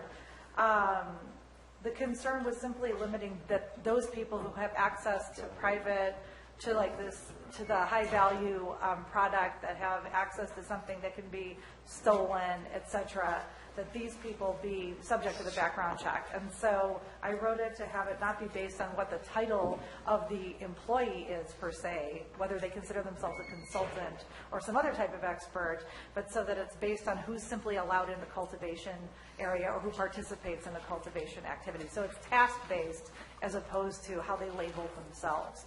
So right now, it's written so that anybody participating in a cultivation activity, and cultivation is defined very broadly in the ordinance, that any of those people would need to be background checked regardless of whether they call themselves a consultant. Okay. So in other words, it'd be determined by the presence on the parcel itself and engaged in the process of cultivation That's correct. or advising. Well, If you step on the property, you're subject to background. if you are participating in the activity of cultivation, so that means if you're participating in the growing, the harvesting, the trimming, the drying, and you're on site, the idea being you have access to cannabis, that those people would be subject to the background check. I'm not sure if it's up to the board whether they want to go beyond that and to people who are providing financial advice or might be providing advice over the telephone or what have you. But initially when I spoke to the sheriff, the concern was participating in the cultivation activities. So the concern, of course, is how we define the word consultant and whether we're going to have arguments over that word. So it's up to the board how they want to do that. Is there a better way to define the word? Not sure. Question, counsel. An attorney. Are there other laws that cover those particular areas? You brought up something very interesting, financial. A participant in financial endeavor in the cultivation of cannabis, would you put that person in a direct non-passive role or passive role in that activity? We're looking at RICO, things like that covered by other laws. I mean, the way the law, both state law and the way we've drafted our ordinance is that anybody who qualifies as an owner, which means they have a 20% or more ownership interest, has to receive a background check, as well as any manager or people in direct control of the site. And we have employees background check requirement. And so, again, the sheriff was, when he came here the other day, was speaking about potentially expanding that into other individuals besides people who are directly on site. I wasn't fully clear on whether his concern was access to cannabis or whether it was broader than that. And so it's up to the board to decide how broadly they want to do that. My concern is if we just say the word consultant, we have to define what that means, and so the board would have to engage in some exercise of trying to figure out what that means.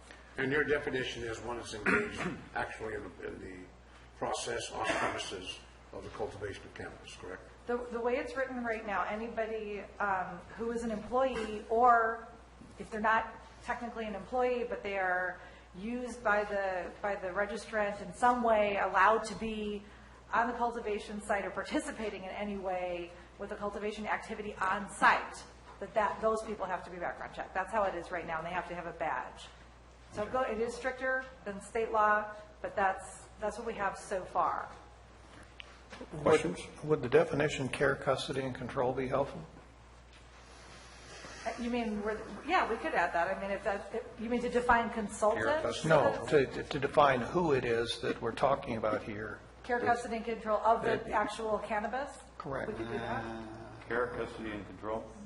Right. In other words, if you are in care, custody, or We have a control, definition problem with that. you could identify, because that is the legal term. Define care. Watching over. Custody, I can understand. I mean, we could use Control, I can access. understand. You could say it Care? has access. I've just seen that term too many times in terms of, You could write it however you want. I mean, I think there might be there's certainly case law on what constitutes possession for criminal law purposes, et cetera. I don't have that right in front of me. If your goal is to have it just be people who have direct access to cannabis, you can direct staff to write it that way, and then we can craft something afterwards. So. Board comments?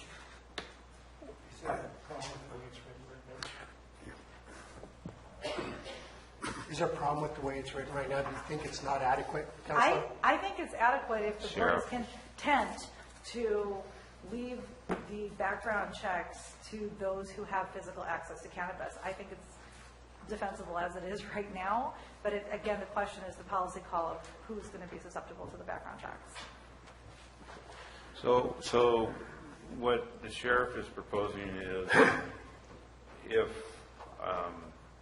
Jack's grow has a problem with mites, and you want to call somebody up to come out and take a look at his grow and give him a consulting aspect of what he should do, the sheriff's saying that person that's called out there needs to have a background check and wear a lanyard when he's to go out there. That's what I believe, and I don't want to speak for the sheriff completely. I don't know if I fully understand what he's looking for, but my best understanding of it is that he would like somebody who's going to physically be on site and have access to cannabis, whether or not they're actually employed, even if it's for a short duration of time, that he would want those people to be background checked. So if Gary's got a problem at his grow with his trimming machine, and he calls out a mechanic, do we need to have that person checked as well? If they have what? If a mechanic to come out and work on a piece of equipment at Gary's grow? I think if they took the car outside of the cultivation area, they'd be safe under the language. Well, I have some questions too on it. So we're making them now have porta potties. So if Sweet Pea goes out there with a porta potty and he has to go out once a month to clean her bi-monthly they do it. So would he have to have a badge just to go do his job even though it's not related to cannabis? Again, I think we can refine the definition according to whatever policy you guys develop. So if you want to further get down into the woodwork a little more on what it means to be participating or on-site, you're more than happy to do that, and we can craft language around that. Yeah, because we're making them put porta potties in now. I think that could be a big problem because not everybody, with a septic system do it. And if the guy has a house there and he has carpet laid, or, I mean, if it's not directly with the cannabis, I don't see why they would have to. I think the sheriff addressed that. He said if it's a plumber coming out or electrician coming out, he doesn't have a problem with that. But most of those porta potty guys do have a tag they wear. I think, again, they're not going to necessarily, we have fenced area around the cultivation, a locked fence gate around the cultivation area, and I think as long as they're not participating in the cultivation, that was the sheriff's concern. I'm having a hard time imagining the sheriff would say that the plumber would have to get background check. I don't think that's what he's saying. Board Chair, just for clarification purposes, I just received a message from the deputy who received a message from Sheriff DiBasilio, just for clarification purposes, that he was okay with the language as written. Please clarify if that, is that what he... Okay. Thank you. Sheriff said whatever you said's good. So what you're saying, if I, as an electrician, I can go work on Jack's and Gary's equipment? You gotta have a tag. That's after they finish on your indoor group. Ladies and gentlemen, per council's statement and the reading of the issue and the statement made by county council, we need board approval, or actually a poll. Supervisor Tofinelli. Yes. Supervisor Garamendi. Yes. Supervisor Mills. Yes. Supervisor Clapp. Yes. Calaveras says yes. Ladies and gentlemen, we're going to take a 10-minute break, switch out clerks, per the clerk's email.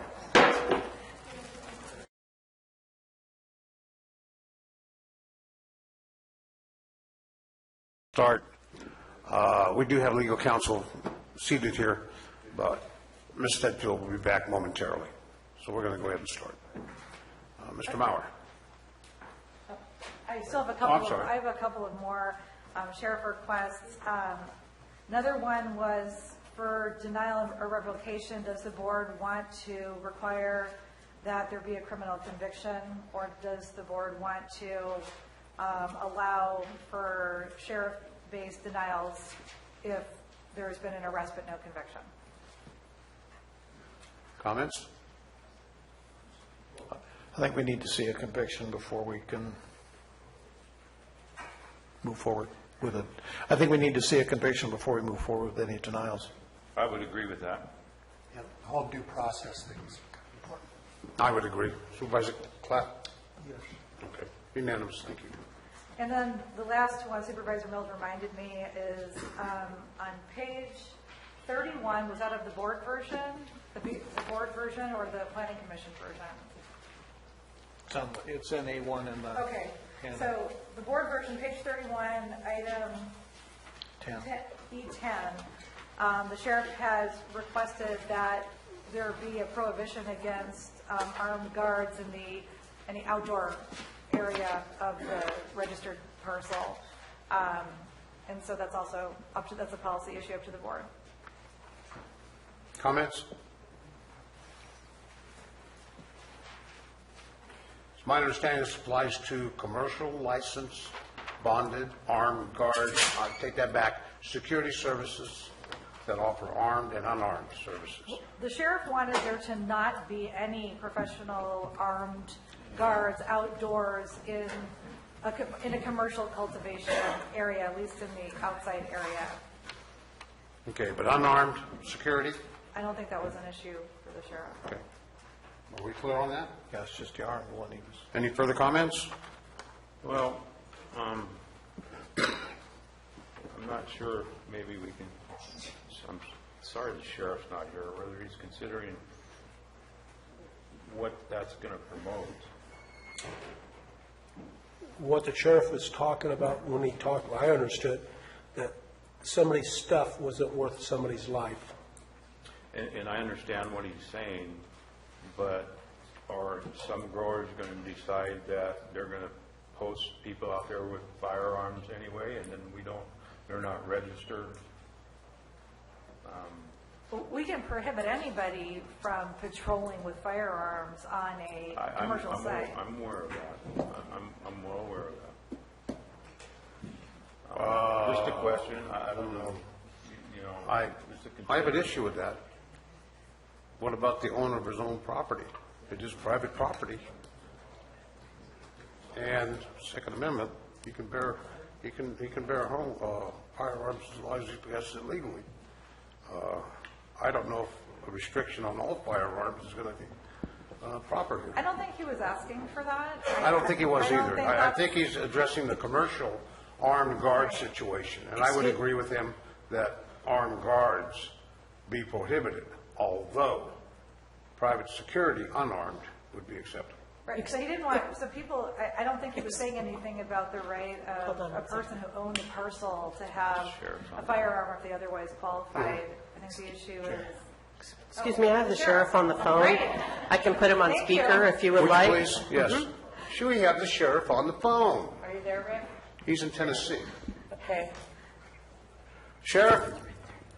Sheriff Oliveira, how are you, sir? I'm good. Have you monitored our conversation? What's that? Have you monitored our conversation on the issue of armed guards on licensed commercial grows? I am listening to it. You're going to have to translate for us, Madam Clerk. Well, I'm not concerned about the property owner who has this because of the Second Amendment rights. My concern is that we're hiring an armed security guard. Did you catch that? No. He's concerned about hiring an armed security guard who's not the property owner of the person. That's what I intended. That's the way I've interpreted it. All right. Is there any confusion on that, board members? So what the private property owner wants to do, I'm listening to Mike talk. Tell Mike to quit talking so I can tell you. Don't tell him like that. I have no idea what you said. I have no idea what he said. You have to understand that the sheriff has about a 20-second delay from, it's not a real time, what he's watching on his live stream, it's about a 20-second delay. Oh, okay. So you have to wait after you stop talking for like 20 seconds, All right. and then he can answer.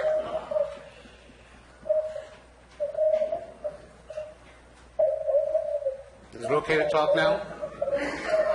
You want me to talk? You can talk all you want.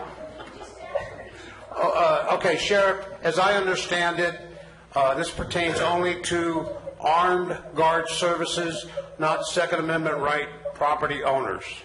Is that correct? I'm sorry, say that again, Mike?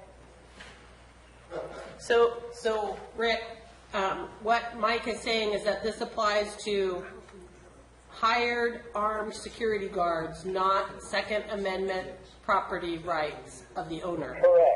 Correct. All right, thank you. Wait a minute. Thank you. Can we get a poll of the board? I got a question still. Anyway, to my understanding, to have a firearm with a Class 1 narcotic is still a federal offense. Am I right or wrong? Diane, hold on, they're just deliberating for a second. To have a firearm with a Class 1 narcotic, I believe that's still a federal offense. I believe that's purchasing a firearm. As far as the possession, I'd have to refer to I'd like a to find criminal out. attorney on that. Bottom line is, I believe that's on the form 4473 of the firearm purchase. I think rather than trying to interpret the Second Amendment on the fly, maybe we should just focus on whether armed security personnel, employees can be hired. Okay. We understand that, Board? Yes. Yeah. Supervisor Tofinelli? Board poll? Yes? Yes would indicate I'm in favor of armed guards. No. Are you in favor of prohibiting armed services on Yes. cultivation sites? Yes. Okay. Supervisor Garamendi? Yes. Supervisor Clapp? Yes. Supervisor Mills? yes. And Supervisor Oliveira, yes. Thank you, Sheriff. Sheriff, I think that's all they need to get. I don't have anything else from him. Okay. Excellent. Now, Mr. Mallard, do you have any other issues? We were talking about the cap. Are we back to that now? Let's just take care of one other one, smaller item. Yesterday, the fire chief from Evans Pass and Copperopolis came and was asking about provisions for fire protection. I think that we could certainly require a fire prevention plan to be reviewed by the fire district. I don't think we can address some of their concerns about financing, that they're separate districts, subject to their own requirements for establishing fees and permit requirements. But we can certainly ensure that a fire prevention plan is submitted as a part of an application, and it can be reviewed by the fire district for its following. And additionally, it would allow the fire districts the opportunity to be aware of where these locations exist, so that should something happen, their responding personnel are already starting to gear up mentally as well as physically to handle that close quarter situation. And you're right, they're the ones that are going to have to establish the fees for service for whatever they do, but I think we need to encourage that that be done so that the districts have that information at their disposal. And I think that they were mainly concerned about indoor cultivation. Correct. So this would apply for indoor. Right. Do we know, Mr. Mauer, if there is a fee set now for any other commercial business for fire inspection? I'm not aware of it, but I don't know. There may be. I'm not familiar with that aspect. Okay. And Supervisor Mills, addressing your issue about identifying product inside, there is a color-coded fire code, but that deals with certain quantities of certain type of combustibility. That's probably well aware of. Well aware of it. Yes, some districts within the county do have a fee for those services currently, but they would have to. And they also collect, I believe, when their building permit is issued, that they collect fees for their portion of that inspection and requirements. Okay. So we're desiring to put a fee in there for specific fire inspections? Is that your intent? No, the districts will do that. Okay. All we need to do is ensure as part of our application process that they have to have that inserted into the application. Okay. Everybody understand the issue? And fire retention plan filed during the application process. It's part of the application, yes. I'm in favor of that, yes, if you're polling. I am polling. Yes. Supervisor Clapp? Yes. Supervisor Mills? Yes. I agree also. Next issue? So we're back to the biggie of parcel size and number of grows. So we did get some information passed out that breaks it down further. This sheet here, between 40 and 50 acre, 50 and 60, 60 to 80, and 80 to 100. And then we also have on the first one that we distributed how many are over 100.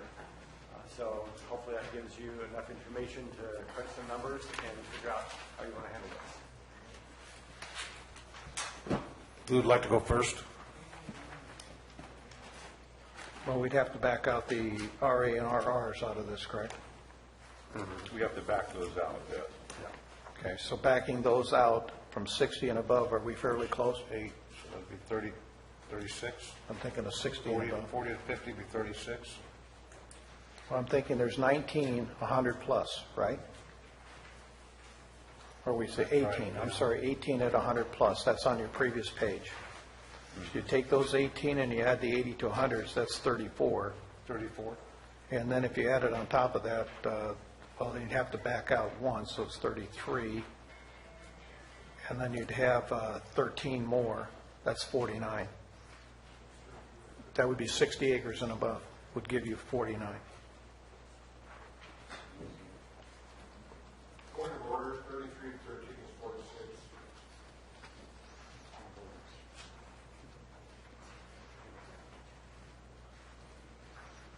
Thank you. So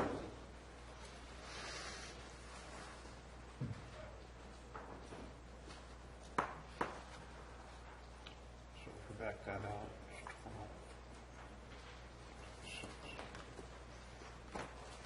On what number did you come up with on 60 to 80, 80 to 100, and 100 plus? In the U, A1, AP, and GF zones? He doesn't have 100 plus on it. No, that's on the other page. There's 18 on the other page. There's 18 on the other page. Correct. Plus, you backed out the 1 RA and the 80 to 100s, that takes you to 15. So there's 33 from 80 to So I have above 40, 100. I have 46. But you have to take out your RAs and your RRs. I've got, on the first page, 60 to 80, Okay. I have 13 in those zones. Correct. 80 to 100, I have 15 in those zones. 18 and 100 plus. So 13 and 15 is 28, plus the 18 is 46. Is that correct? So there's 46 either permitted or in the process of being permitted. Of which, Mr. Maurer, you're saying about half of them still may be denied? If the trend stays the same, yes. Are we still considering the cap? Or are we talking about parcel size? Or are we talking about a combination Well, of I both? think they tie into each other here. Okay. I'm trying to find a way to get around a solid cap by going to parcel sizes and separate zones in order to get away from the cap and see that there's still property available and they're still going to keep it within the realm of the county being able, or Peter and his department, code department, to stay on top of stuff. And it seems like right now in process, that between the ones that are permitted in process, we have 46. If he says half of those, somewhere half of those, I'm saying there's probably 26 of them permitted. There's 20 and a half be in process.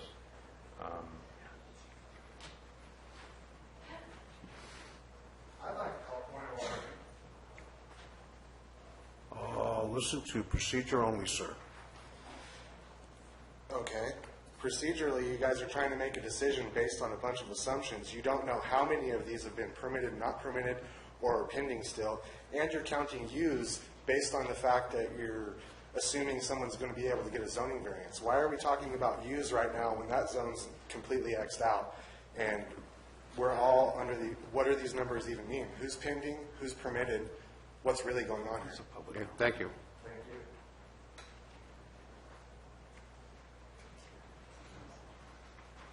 It appears that we're talking about potentials, so this is not an exact number, but we have to have baselines. Is that correct, Mr. Maurer? These numbers are the numbers of applications on those parcels with that zoning that either are approved or have the possibility to be approved. It's where the growers are now. It doesn't address at all the ability for anyone else who's qualified to relocate to a properly zoned and sized parcel. And we were also discussing including the U zone also into this. So that's why we're tallying up the U zones also. But I'm not sure if this calculation actually gets to what I think you're trying to do, which is try to get to a total number that is somewhere in the range of around 50. So unless you are saying that only those current cultivators that get approved, that whose property is currently zoned, one of these approved zones, can register under a new program. And there's no ability to relocate if you're not on that parcel. And that does not get to what you're trying to do. If you still have the ability for someone to say, well, I was registered on RA, I met the qualifications, I bought another piece of property that is 100 acres and is, I can meet all the criteria, that wouldn't affect these numbers at all. That would provide a much larger number of potential growers if that provision stays in. If it's the intent to limit it to just those people that are currently on qualifying zoned parcels, then this math exercise that we're undergoing right now would work. All right. My main concern on that would be, how do we make that selection process if we have a limited number of applicants? And by determining size of parcel without a cap is something we probably could proceed forward with. But I think a cap on the number of available parcels would be subject to some litigation. My comments. Chair, I'd like to suggest that we might want to move to closed session to discuss this before we come back out. And Council, can we or should we? Your advice, please. The closed session that we have agendized that has continued through today's hearing as well is specifically identified for exposure to litigation. It was agendized for the purpose of discussing exposure to litigation as it relates to policy decisions that may lead to those concerns. So if there are questions that are specific to county liability or exposure, certainly we can adjourn into closed session because that closed session is still open. Based on that advice, we'll adjourn to closed session.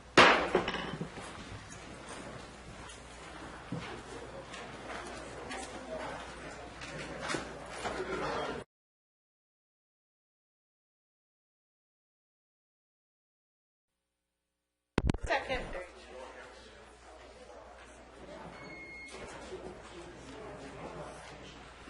Okay, ladies and gentlemen, we're back in session.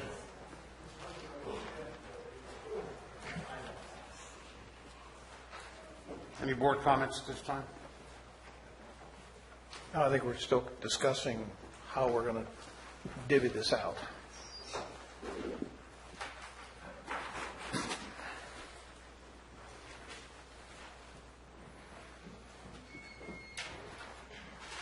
Mr. Mauer, any comments, sir? Well, it's really, this is your discussion as to what direction you want to go with it. Again, we have sort of a broad range of alternatives here, cap, minimum parcel size, and the policy calls what you want to do with it. Well, we know that there's how many, did we say parcels? 653 that are 100 acres plus? Not that they're all usable, not that they would all work for the zones that are being requested, et cetera. I think you had that number out there somewhere. Well, that's 653, but that also includes RA and unclassified. Correct. So if you're not going to, there's only 21 RA. The bulk of that is 363 unclassified. Okay, but that still is, That gives you a range. It doesn't include the ag preserve. There is about 1,000 parcels zoned 50 acres or size 50 acres or more that's zoned AP. Those are typically, multiple parcels in large ranches. I would guess half of those are 100 acres or more. okay.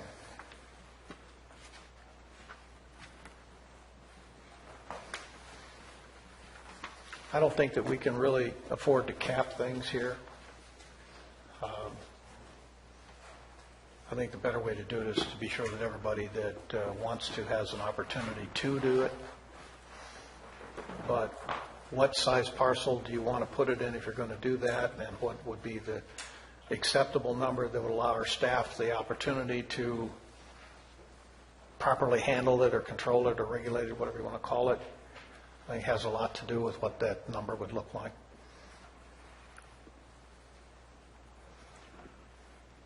I also agree that the cap idea is not very good, but I have a problem with the 100 acres, the 80 acres. I would be looking at 40 acres. The Planning Commission recommended how many? What was the size of that? 20? I would go, I would go to 40. It varied. There was 50 if it was adjacent to residential, 20 if it was not, and then they had the example of the 5s in rare instances. I think 40 acres would be a good number that we could actively and aggressively and handle with staff, seeing our rate of acceptance and the applications submitted thus far. I think anything else is just futile. We're just wasting time.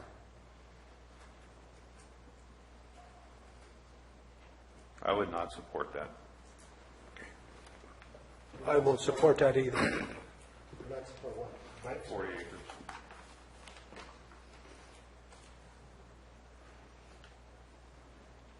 If we went to larger parcels, even larger than 50, and we allowed multiple grows on those parcels,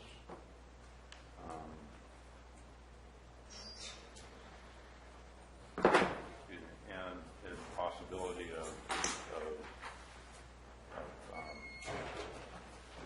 up to 6 grows, depending on the size of the acreage or parcels. I think it would eliminate the cap and limit it to the possibility that the people that are currently in the process or registered the opportunity. I might support something like that, but I will not support 40 acres. I don't think there's too many 40-acre parcels that are near or by residential, or even 48. There are even a lot of residential RRs, RAs that are 40 acres out there, and that is what we have problems with. And even some are completely surrounded by RRs and RAs at that particular acreage. And I did a lot of. That's why I went to 50, because it starts to eliminate at that point being surrounded or near residential areas.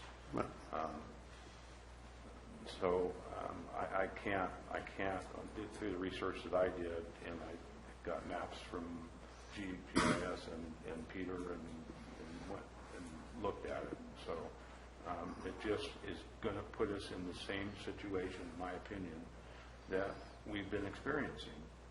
And people want to enjoy their lots, whether it's a 5-acre, 2-acre, or 40-acre lot. They want to be able to enjoy their property like everybody else does.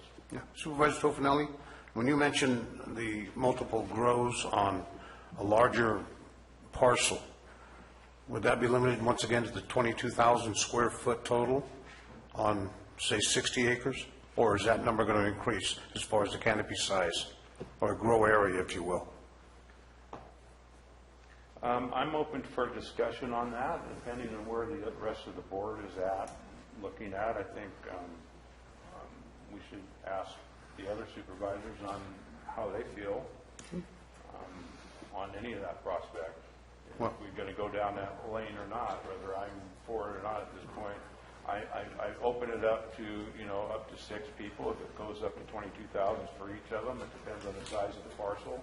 It depends on all the other things that we have in the ordinance, being able to do all the setbacks, show that they have adequate water on that parcel to maintain that, or in all the other situations that we've been discussing for the last 2 days, would have to play into the realm of that. Yeah, I would be willing to talk about that personally. Supervisor Clapp, your comments? I made mine earlier. I thought that 22,000 was an arbitrary number, and I didn't see any problem going with 6 and making it no more than 6 foot parcel at 5,000 apiece. But if that was under 100 acres, I wouldn't be, because you just put too much concentration in one spot. Can I make a point, not necessarily a point of order, but maybe something you guys don't understand is that at the state level, you're only allowed an acre. So you can't put 6 half acres on anywhere. Thank you, sir. That would only be 30,000 feet. An acre is 42.5. Right. Supervisor Mills, your comments? Well, the one thing that we're talking about here is eliminating future applicants, because they're the ones that aren't even in our system now, but the state could potentially license, and they need to be a part of this discussion too, if we're going to go down this road. And that means that if you're going to limit it to, let's say, 80 acres or more, or 100 acres or more, those people can't be barred from participating in the system simply because they're not in the system now. Counselor? Just my opinion. A good point.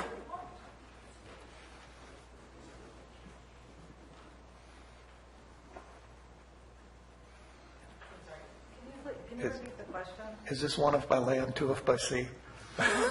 Well, I was trying to, I'm talking about future applicants. In other words, are we going to limit this to only those people that have applied under the urgency ordinance, or are people in the future going to be allowed to apply in the same manner under a permanent ordinance? Will they also be included in this discussion, or have we barred them from the discussion? as written, the ordinance would require a registrant to make it through the urgency ordinance process before they could get a permit under the new ordinance. The way it's also written is that the right, once gotten, can be transferred to a new qualifying registrant under the permanent ordinance. So we're going to still limit it to a fixed number of people that made their application of the UO, and it'd be like a liquor license that's transferable to someone else. That's qualified Okay. for a period of 5 years. So right now, that number is approximately 500, The correct? maximum would be probably about 500. And that's still, they have to qualify. 200 that are currently approved and approximately 300 that are still pending, So realistically, we could be looking at 350, probably. okay? Comments? You know, I want to take up Gary on this multiple grow idea. You know, one of the ideas that might work is sort of a proportional idea. If we went with 50 acres or greater, it was open to 22,000 square feet, but say every 50 acres you have another 22,000 square feet. So, for example, you would have, for 50 acres, you'd have 22,000. For 100, you'd have 44,000. You know, we could go up to, up to whatever we came to 100 or 88,000 if we wanted to. That way, it's concentrated. It gives people remedy and a place to move, and also allows the economy of scale, because these pieces of property would be very expensive. So this gets to an issue that the Planning Commission discussed and was raised by the sheriff, that having multiple premises, multiple license on a single parcel, which is permitted under state law. The sheriff had no problem with that and actually suggested it makes inspections and enforcement somewhat easier. But it does, the flip side of that is that there is a higher concentration of cultivation in one area. The commission ultimately voted against that. They said, no, we want one registration per parcel, one license per parcel. But that's certainly an option. And I'm just trying to think about economies of scale that allow people to build that infrastructure, to move, to have an exit, to co-op. There's lots of ways they can do it. And it gives us a proportional scale to move forward. And it can get us to the bigger lots. Supervisor Pofanelli, how does that sit with you? Your proposal again is what? My proposal is that we set it up, we go with the 50-acre minimum, but we also say that it's proportional. You get 22,000 for 50 acres. So if you had 100, you could have 44. If you had 200, you could have 88,000 total canopy on a property, and we cap it at 3 or 4, whatever those come up at, 3 or 4, 22,000 acres. But keep it at 22,000. And the state allows people to own up to an acre. We could condense that. We could say you can only have 22,000 per entity, and it allows scale and gets it out. So somebody could buy a big piece of property that they couldn't otherwise, working as a team. And all other regulation standards remain. I would like to bring up one other thing, but we'll get to this one first. Clear enough? Yeah, I have to think about that. I'm not sure if that's not opening it up to, again, some type of situation where it's going to be 2 years from now and we're still trying to get through the permit process and tying up all available resources to get there and not moving forward as a county on other items that we need to move forward on. That's my whole concern. And when I brought this up, it was the intent to get to that point, like I made earlier. And I'm not sure that's going to accomplish what we're looking at. He says 350. It took him over 18 months to get to 400. Supervisor Tofinelli, we have to qualify that. It took us 2 years to get where we're at now. A brand-new procedure, understaffed. We had bumps and we had peaks and valleys. Now, I think we've got that procedure down. We're improving on what we're doing. We're not creating the bots anymore. I think we can handle those. And if we have the ability to add more staff due to the funding that's going to be generated, we can do that. We learned where we made our mistakes. Under-resourced and overwhelming odds. It took a time to balance that out. And I had a conversation with the sheriff, and I'm sure he said this plenty of times, and being in law enforcement myself, no matter what we do, ladies and gentlemen, it's going to take 3 to 5 years to work this thing all out. It's going to get the bad guys out of the business. It's going to make the good guys the good guys. We got to be conscious about our folks that are not involved in this business, but have a right to their life on their property. We can't make these things happen overnight. It's going to take some time to work it out. But now we know where we made our mistakes, and we know what works. I'm sorry, that's my speech. I got something to add to that. And this is no reflection on staff at all, but our staff isn't capable of issuing license. That's what the Consumer Affair does in California. When Gary gets his license, he gets it with them. They have the people to test. They have the people who do the background tests and checks and stuff on. They're capable of doing it. We're not. We've already proved that. And we've asked staff to do something. They can issue permits. That's what they're geared up to do. So when I get my license, the state of California issues my license, and then if I build up here, I get a permit from the county. They're capable of doing that. We're asking them to do something that they can do, but they're not geared up to do it. And I don't see the board, I don't see the resources, I don't see the industry wanting to put up the kind of money that's going to take to get the staff to start issuing license. We're not capable of issuing license. That's the problem we have. Now, I totally disagree with you, Supervisor Clapp. Well, you can, but I have a lot more excuse me, faith I have the floor. I'll let you finish, then it's my turn. Go ahead, sir. But we're asking our staff to do something they're not capable of doing. And as long as we keep doing that, we're in the same problem. I don't see us getting out of it. I see that we're still digging in. And that's how I feel. I will not support putting staff in that situation anymore. Thank you. I still disagree with you, Supervisor Clapp. I think you have a tainted view on the situation, but that's your opinion. You are a supervisor of this county. Supervisor Mills. Gee, you've been very quiet up to this point.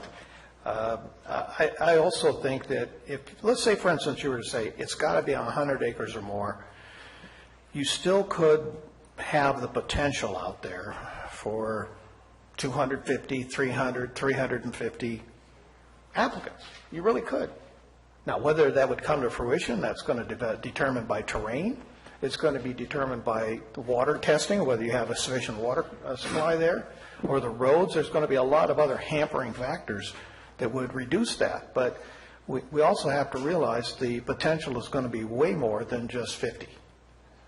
Even if you're at 100 acres, it's still going to be more than 50. And then at what rate can you process and accept and get things set up for people so that they don't lose, if that's the case, they don't lose an entire grow season waiting for everything to come around. And these people are standing out there, I paid you my money, and when am we going to get going here, kind of thing. And that's really, I think, what Supervisor Clapp was speaking to, is that we want to be sure that whatever size parcels we use, that we have the sufficient resources to be able to handle the influx of applicants and be able to do it in a timely manner so that they are actually able to get going. Because in essence, this whole process says we're going to stop until you get all of this done, and then you can start up again. And so they're going to all be sitting on hold waiting for something to happen. And that creates another problem all unto itself. So if we can't handle it in a timely manner, then we're going to have to reduce the level of service or reduce the number of applicants or do something to control what we can handle. I know I said this before, but we do not prioritize nor direct the planning department to make it the top priority to process these. We had that opportunity, we discussed it at this table, and we decided that that wasn't a priority. So we sent the message to planning that this wasn't their top priority, to get this done and get this out of the way. So any delays, we have to own, gentlemen. I still maintain, I have faith in our abilities, in our planning department, and our county administration to do this task. And I come with the experience of doing the wrong things and learning how to do it right by sitting on prior boards. I guess that's an asset in my decision-making process. Further comments? Is there a issue on the floor that we need to take a poll on? Or do we need more time to discuss this? Well, I think we need to come to somewhat of a consensus here on what it is that we're going to do and what we can agree on if we go forward any more on this whole package. I hear 50 acres, I hear 100 acres, I hear 80 acres. I hear multiple grows allowed per scale. I hear multiple grows just on 100 acres or above. What can, I mean, the size of the canopy that's allowable, given opportunity to the number of applicants that we have that haven't made it through or have made it through and do have a permit in hand. I think those are all issues that we're stuck on right now, and we need to at least come to some type of consensus on what all that means or what we can all live with. I would refer as a starting point to Supervisor Garamendi's suggestion. And do you see any modification on that? I could state it as a. Would you please state it again so we're clear? My proposal is 50-acre minimum per 22,000 square feet canopy. Every proportionally up to 4 grows, 22,000 square feet equaling a grow. Therefore, if you had, for example, 200 acres, you would have 88,000 total canopy possible. Supervisor Tofinelli understood that proposal? If I might modify it real quick, and one grow per entity. Okay, so can I just clarify? So you're talking about so each licensee would be allowed, or each registrant would be allowed up to 22,000 square feet, is that correct? That's correct, each entity, yes. Okay, thank you. Okay, so one. But previously, we said that if you decided that an entity, a person, could hold multiple licenses. Just, are you saying not on the same premise, or are we going back and saying you get one license? You know, look, we all know that the Supreme Court has declared that a corporation is an individual. So, you know, it's pretty hard to say that an entity couldn't be one individual many times. So, it's a good question for the board to take on. I mean, and frankly, I don't know if we'll be able to solve that problem because of the fact that, you know, Jack Garamendi could be Jack Garamendi LLC 1, LLC 2, LLC 3, and therefore I'm 4 individuals. Okay. Is that clear, Mr. Maurer? It's clear to me, but it's the policy call that you guys need to make. Understand. Anybody have a problem with that? Not understanding that? I take your silence as saying yes. You understand it. Yeah, I would not be in favor of that.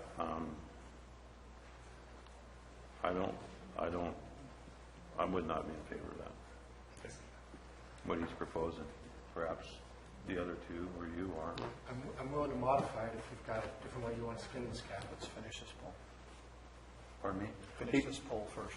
Yeah, let's finish with the poll, but statement made. I would be in favor of that, but the statement made by Supervisor Garamendi is a possibility of modification.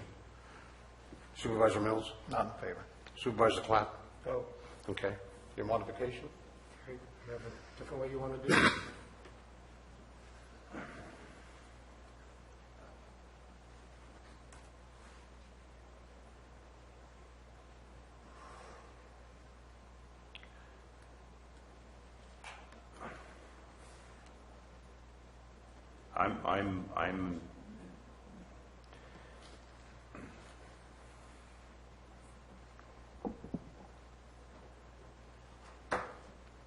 I would be in favor of going up to 100 acres and allowing up to 44,000 on 100 acres.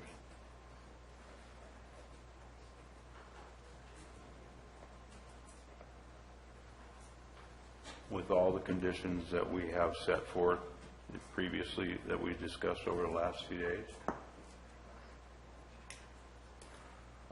And if there's multiple grows on there totaling 44,000, if there's 8 different individuals that have 5,000 each or what have you,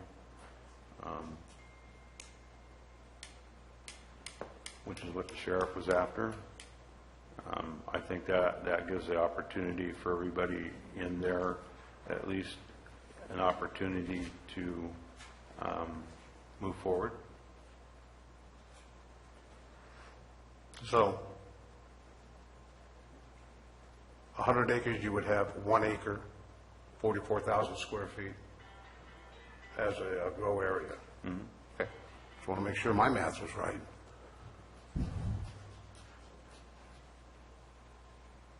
Is that a motion for the poll? I mean, a poll? I would be for a poll. Okay. Supervisor Garamendi? We keep thinking about this. We're just not fine. Supervisor Clapp? Are you in favor of the poll or against the poll? On the suggestion made by Supervisor Tofinelli. It's a working point for me. I'm sorry, what's that? It's a work, I can work with something like that. I'd have changes on it. Okay. Supervisor Mills? I would accept it with modifications. I would agree with that, with modifications. Supervisor Garamendi, have you thought about that? I'm a little suspect of what I was talking into. Hey, you snooze, you lose, buddy.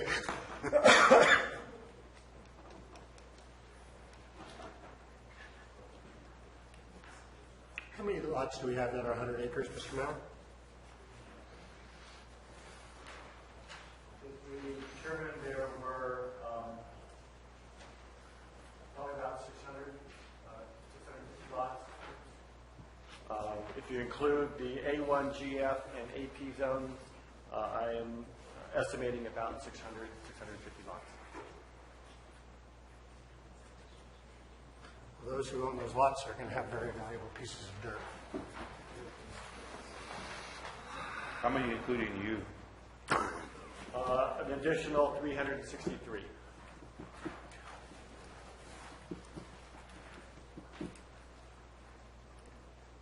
Okay. Agreed? Board majority on the poll. So that was 100-acre minimum parcel size. You could have up to 44,000, so 2 licensees per parcel. And then did I understand that if you had 2? No. There's a What was the total of 44,000 square foot canopy size with multiple license holders? Multiple licenses. And no more total than 44. Right, so at least 2 registrants if they did the full 22,000 square feet, possibly less if they had More. if they each one had fewer total canopy. Okay. Whichever way they want to It do allows it. them to do like a co-op thing and band together. Chair, would it be helpful then to modify that to limit what zones you're talking about as a way of gaining a little bit more control? Good point, Supervisor Mills. Supervisor Tofinelli? What zones would you consider in that? And I know we've discussed this before, but I want to make sure clarity is a must here.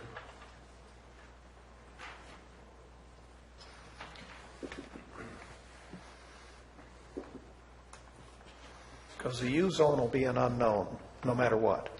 Yeah, the U zone and What wouldn't be an unknown would be the A1 zone. We generally have a good handle on what that might be. I'm in favor of the U zone if the rest of the board's in favor of the U zone adding it in. I think when it comes to me finally get somewhere in the general plan, those U zones are going to be added anyway. Most of them, from my understanding. Agree. Supervisor Clark, do you agree with the U zone being included in that?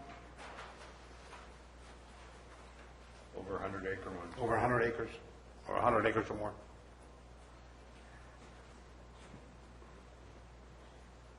No.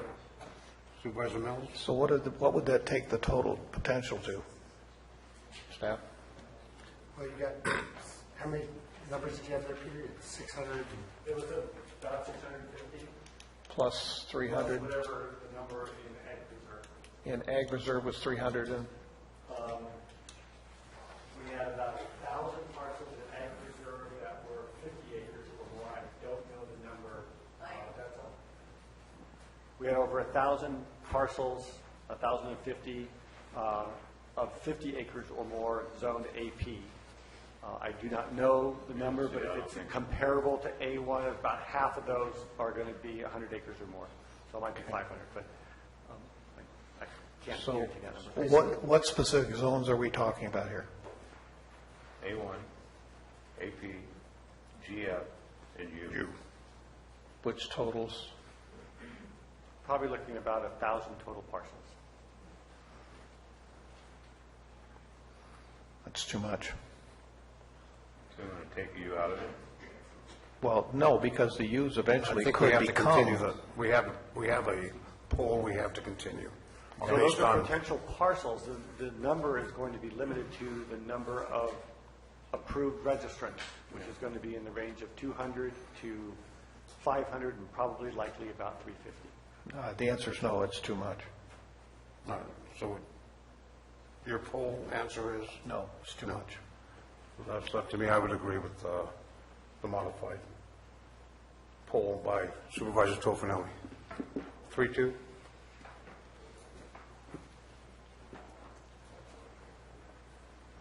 Next issue, sir. I think that's it. We need to go back to self-distribution. And setbacks. And the setbacks, yes. Here your point of order, sir. So procedurally, you guys just made a decision to allow multiple grows on a single parcel. Earlier in the day, you made a policy decision requiring a dwelling, permanent dwelling, permitted on there before anyone can start on there. So now do we have to have a house per entity on that property now? How does that work? It's not a procedural question. All right, thank you, sir. That's not a procedure, that's an interpretation of what you understand, so thank you for your point of order, but we're not going to hear that right now. I'm sorry, Mr. Maurer. 2 issues left, setback and self-distribution. Self-distribution.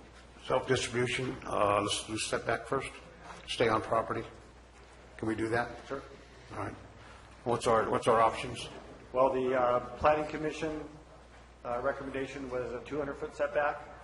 The board alternative one is a 500-foot setback with provisions for a variance or reduction of that with notice to neighbors and a review process. And this is commercial cultivation, right? This is Not commercial Prop cultivation. 64 personal. We've discussed the personal, we've discussed the caregiver, this is for commercial cultivation.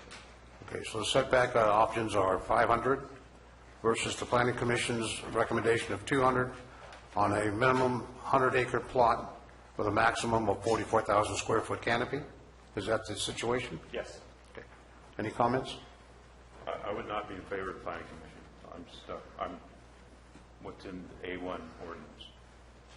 500 feet and you have a little chance for some variance if you're abutting another ag or general forestry or you know. Okay. Supervisor Garamendi?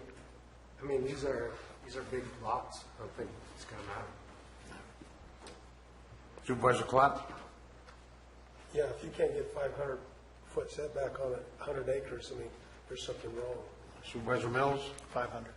I agree, 500. Next issue.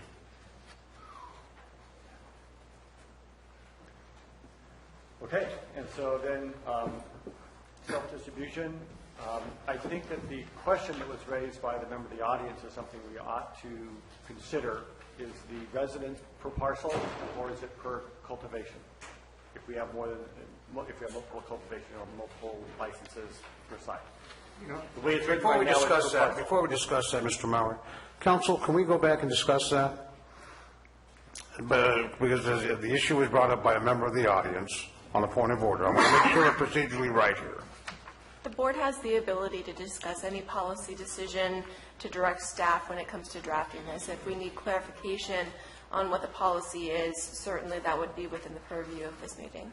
Thank you. We'll discuss it. This is the issue of the residence on a minimum of 100 acre parcel. Is that correct? Yes, and I would say that our code allows for one residence and an accessory dwelling not to exceed 1,200 square feet. So if we were to require one per registration, if you have more than two, that would be in conflict with our zoning ordinance. So the way it's written right now, the way we understood it, is per parcel. But you know, that was before we had discussed the possibility of multiple registrations. If I may, I think we ought to really think about this. I know we've already talked about this and voted on it, but we want people to make a real investment in the community and in this county when they build their farms. I don't like the idea of rushing people to put a modular unit out there as quick as they can that doesn't have staying power or fit architecture or just doesn't fit. I think we ought to, if we went back to what the Planning Commission said and got people in the process, you know, somebody might say, this is where I'm going to live my life, and this is my place of business. And I think we have to stay within the code. So one structure, in my opinion, is clear. But I'd really like us to take the time and do it right. Plus, you know, we have to acknowledge that nobody's going to get something built between now and needing a permit.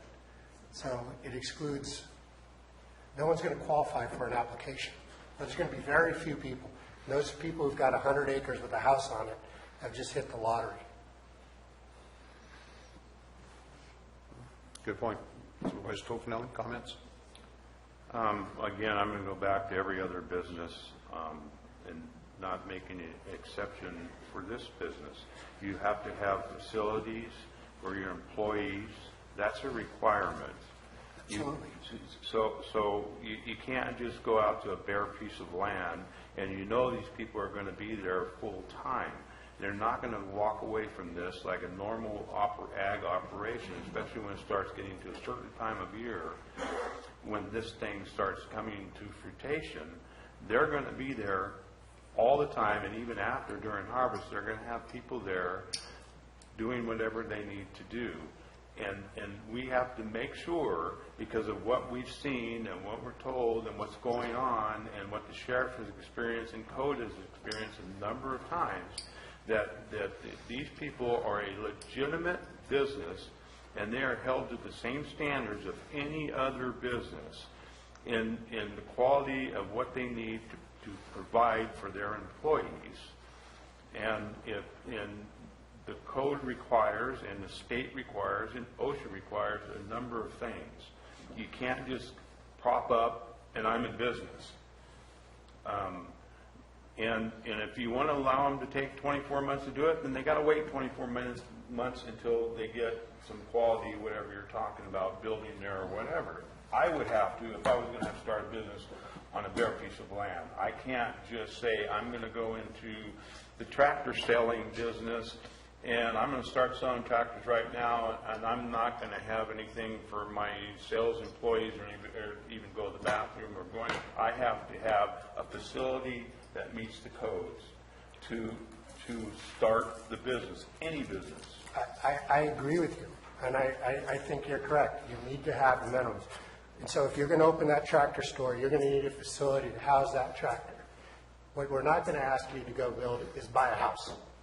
Build a house too. So I think you're correct. We need to take care of the employees. We need to have a structure as the Planning Commission put forward. We can't demand that somebody build a house. Nobody would ask you in your business to build a house. Ask you if you have a safe place of employment and you respect your workers' safety. But we're telling them a dwelling is a house. If they are going to spend 24 hours there, you have different requirements. If they're going to live there, you have different requirements that's required for them to be there 24 hours a day. Absolutely. That's correct. And a tractor salesman can shut the door and go home for the night and come to a residence. If somebody's going to live there 24, then you have codes that you have to live, that you have to abide by to provide a 24-hour residence for them to live in. Well, wait a minute. Now, you're on a shift. You know, you might be there all night. Now, we have people in guard shacks. We have people on police duty. We have people. They go home. They do. They go home. And now we're saying that these people can go home, too. We're not requiring them to live there. They're going to be there 24. Well, we can't assume that. We're not requiring that they live on the site because we don't have a residency requirement. Here's where I am. I think they need to meet all standards. And if somebody's going to be there 24 hours a day and live there, then they need to stay by the codes. And they need to have proper facilities. And they need to provide, even if they do not stay there 24 hours, they need proper facilities for those people that are going to be there. I agree. I just don't think it needs to be a house. Okay? And we'll see what the other people have to say, the other supervisors. Supervisor Clapp? Peter, is there certain standards? I know they just changed some of the standard codes and stuff for farm labor camps. If you're a farm, you have to have certain facilities for your employees. Do you happen to know what that is? I don't know the specifics, but I do know that there are standards for farm labor housing. There's facilities you need to have as far as restroom facilities. They can be temporary. They can be portable. You have to have hand washing station, facilities within a certain distance from the work area. There are provisions for farm labor housing, and there's a stack of regulations that apply to that. That could be, that's allowable. We allow farm labor housing in our agricultural zones. So there are a variety of provisions that would apply to whatever standard you decide you want to have for structure on the property. Clearly, I think, a restroom facility is absolutely necessary. I agree with Mr. Toffanelli that there's going to be people during the end of the season that they're there. Someone has to be there during that time to prevent theft. Now, whether it's the owner of the property or someone who's hired, we allow for security, not armed, but security to be there. But they would also need to have a place to shelter, get out of the rain, get out of the snow if it's bad weather. So there's a number of different things that we have, and I think I'm not trying to take sides here, but I think that it could go either way.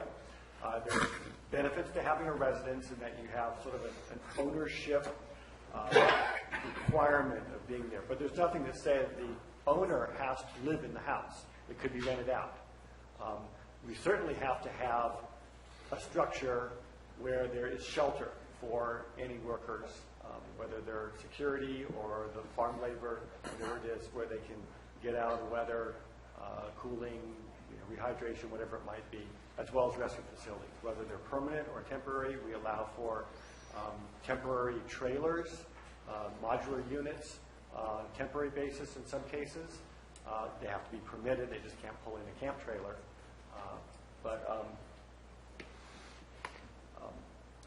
So there's sort of a broad range of possibilities here. But I think that both Supervisor Garamendi and Toffanelli are looking at the same thing. How do we make sure that there are sufficient provisions for the employees there so that they're not pooping in the woods, they're not leaving a mess? I mean, we lost a lot of housing up in District 2. It's a premium right now. So we've got a lot of people who don't have homes. And it's taken a long time to catch back up. So, take that into consideration. Supervisor Mills? Well, you're still on the poll. He hasn't answered the poll. Well, I would need to have the information to answer that question. You asked me a question, what I think, and I don't have the information that I would need to make that decision. So you're standing from the poll? Would that be? I would abstain from the poll because I don't have the information, and I would like to get that from. And specifically, what is it you're asking The for? labor, requirements for labor housing on farms. That's what we're talking about here. We're talking about a 100-acre farm with laborers on it, and what are those requirements? We have it in a section of our code now. Well, Farm we labor allow requirements for are farm there. labor housing, but the enforcement arm of that is with the state. And they're the ones that would inspect, do they meet the requirements? There's a provision or in this ordinance that would say they have to meet those requirements, whatever they may be and however they may change. The state, for agricultural workers who are actually going to be living on site, and I think there's two different issues here. One is people who are living on site on a temporary basis for the fields. The state has extensive standards that are in Mount Hersa, cited in Mount Hersa. It cites back to existing prior pre-Mount Hersa state law for standard, for agricultural housing, and it has to be up to standards, and there's a lot of rules for that. And there's a separate issue that I think is being raised, which is aside from workers who are living on site, having facility, if people even are not living on site but are there at any hour, is there a bathroom, whether or not they're actually a long-term farm worker, seasonal farm worker. And so there's nothing that would prevent the board from requiring some sort of structure that has a bathroom or has a kitchen, et cetera, in addition to requiring everybody to follow the agricultural housing rules that the state requires. Yeah, because I know the pictures that we get on some of the appeals and stuff, these people are living in worse than third world countries. I mean, they're living under tarps. The application that we've denied for that very reason was because they were not sanitary, they were unsafe. There's a whole raft of reasons why they were denied, and you've seen those pictures. We have also cited people for illegally occupying a structure not intended to be a residence, as a residence. So we've got work sheds that, are fine for a shed, and even if they have a bathroom in there, but if they're sleeping, that's a whole different story. It changes the code requirements for exiting, whole range of requirements for an R occupancy than you would for some other occupancy. So if they intend to have people staying overnight, living on site, then it needs to meet residential requirements. You could have an apartment in a larger structure, for example, and as long as that apartment portion of the structure meets the code for residency, then that's legal. We would consider it a residence under the code. And so you could only have one of those unless that was considered a secondary residence under the accessory dwelling provision. And I don't have a problem with that if we're going to have multiple, as long as it's adequate and those participants that are part of that 6 or whatever, how many people for the 44,000, as long as they're all on board to allow their workers, all their workers, to accommodate that. But the structure has to be accommodated to meet the needs. And that's standard, that's standard business practice on anything. So if someone is occupying a structure, they're sleeping in it illegally, then they're in violation and they could lose their license, they could lose their registration. And that's going to be part of our inspection process and part of, the upfront inspection and permitting requirements, as well as any inspections we do. I think we're required to do 2 annual inspections, so that's going to be a part of the ongoing inspection process. So if we find that people are illegally occupying a structure that is not intended for residential occupancy, that's grounds for revocation. And given what everyone's going through, I would hope that people wouldn't jeopardize their registration on something like that. Supervisor Mills? I need a residence on that parcel for all of the reasons mentioned. If you're going to even put 6 potential grow sites in one parcel, just having one residence is going to be a really full-time location. There's going to be a lot of activity. So that means that there's going to be a guaranteed septic system and the water system and power supply, et cetera. It's not going to be tents and trailers and all of that. So having that residence there is going to mean the difference in terms of whether people are going to be compliant and be safe with their workers.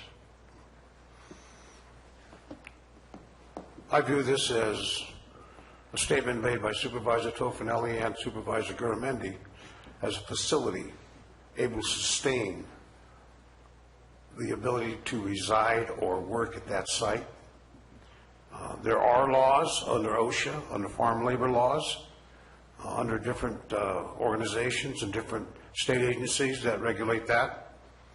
I am not in favor of a residence, full-blown house residence, but I would favor something along the lines of an adequate, lawful facility. That may be a temporary shelter built to code, including sanitary facilities, clean drinking water, if you will, cesspool systems, temporary acceptable certified waste systems. I know they have portables for that, but once again, we do have county ordinances that regulate that already. But an actual house, an actual build a residence, I think that's a little extreme, but not out of the question if one wants to do that. So I would be against the residence itself and look at those options of having a proper lawful facility. I would not favor anything temporary. Well, a facility that would adequately house with the necessary amenities that are needed for the number of people that are going to be there. Okay, I would accept that. But nothing temporary. No, wrong choice of words. Sorry, I stand corrected. So how did the poll go? No house? I just, mine would be a house, but I don't think the house would be adequate. By itself. Because, I mean, if you're talking. That's why I'm talking about a facility that's adequate enough for the people that are going to. Yeah, I mean, it's going to be there. more than a You can- house. You can call it a house, you can call it whatever you want, a facility or whatever, but it's got to be a facility that's not temporary and is adequate to house the number of people that are going to be on site to utilize it. And it provides a place for them to have bedding, a place for them to cook a meal, a place for them to get warm or cool, depending on what it is outside, the temperature outside, and an adequate sewer facility for them to be sanitary. And that includes taking a shower and They meet the federal guidelines for labor camps. yes. And not be a place where you process? What? Not be a place where you process? Not be a place where you're outside a place separate from the processing. Correct. All right. And you can't. Now I'm confused on the results of the poll. I know we had one abstention. No, I'm not extending from it because I got my explained. I just Okay. thought a house wasn't being adequate enough to, Okay. because if So- you have 20 laborers living there, a house won't. So we're in agreement with adequate facilities stated by Supervisor Tofinelli? We're in agreement with that? Are you in agreement, Supervisor Mills? Supervisor Garamendi? No, as described. Supervisor Mike Olivera, yes. I think that's going to take some careful crafting on our part, working, and we'll have to look up what some of the state requirements are, work with the building official and environmental management official. But as I understand it, permanent structure that provides sufficient housing for the workers that are there. It doesn't necessarily have to be, your dream home, but it has to have the appropriate sanitation facilities, cooking facilities, sleeping facilities to house the people that are there on the site. Okay. Does the sleeping structure have to be the same structure as the cooking structure, or can there be two separate structures as long as the needs are met between permanent facilities? I just was wondering if they all have to be in a single building or not. As long as they meet state requirements, OSHA requirements, and they're there for their use. And it provides Counsel? them the ability. Just a moment. Go ahead. It provides them the people that are working there, the ability to get out of the rain, to sleep. I don't care, and it's a permanent facility, not going to disappear tomorrow because it's temporary. Counsel, do you have a comment? I just want to clarify that that's a single facility that would be adequate to house any of the employees or workers for any of the permittees. So if there are 4 permits on a parcel, there's only one facility, as long as that facility would be able to house everybody for all of those licenses, rather than having a facility for each and every one of the permittees. Yeah. Okay. I'm just making sure that we all understand what It's the going to look like question Camp Lone is. Star. Yeah. Do you agree with that, Supervisor Mills? Yes. Understand? Supervisor Clark? Yeah, I agree. Next issue. Distribution. Sorry, what's that? Self-distribution. Okay. And again, this gets back to the issue of allowing the cultivator to move his own product, only his own product, after testing to a dispensary or wherever it goes from there. I think we need a check and a balance in the system that would just take that ability to put it in the hands of a third party independent of the actual facility. So I would be against. I think we got to remember that the sheriff thought this was something we ought to do, have a self-distribution for security so we could track things, so I'd support it. Supervisor Tofinelli, any comments? Yeah, I'm concerned with the chain, and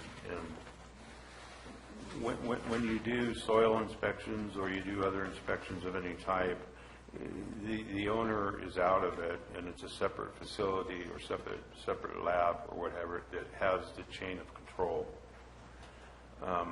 So you can backtrack it and you can see, and there's no ability to fudge on any of it.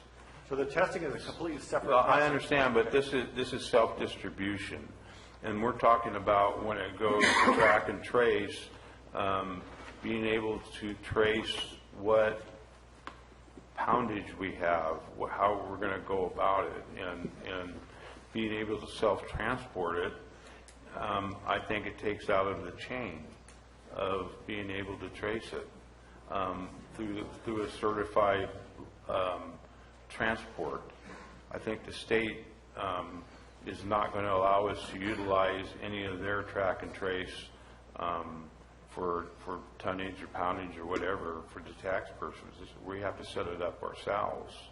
It's my understanding. I may be able to shed some information. Counsel, can you explain what the state requirements are for transport? And this might shed some light on this. I don't have them all memorized. I thought we were dealing mostly with cultivation today, but the state,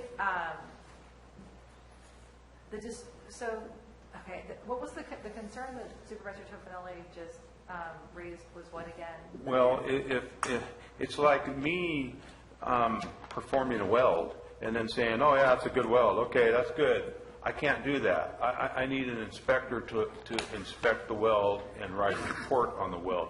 This way, for self-distribution, we're allowing them to grow it, put it in whatever transport vehicle they want, and transport it. The track and trace. Gentlemen, please. The track and trace is not something that we do at the local level. There's Correct. a state track and trace, so they're going to be traced at the state level. Correct.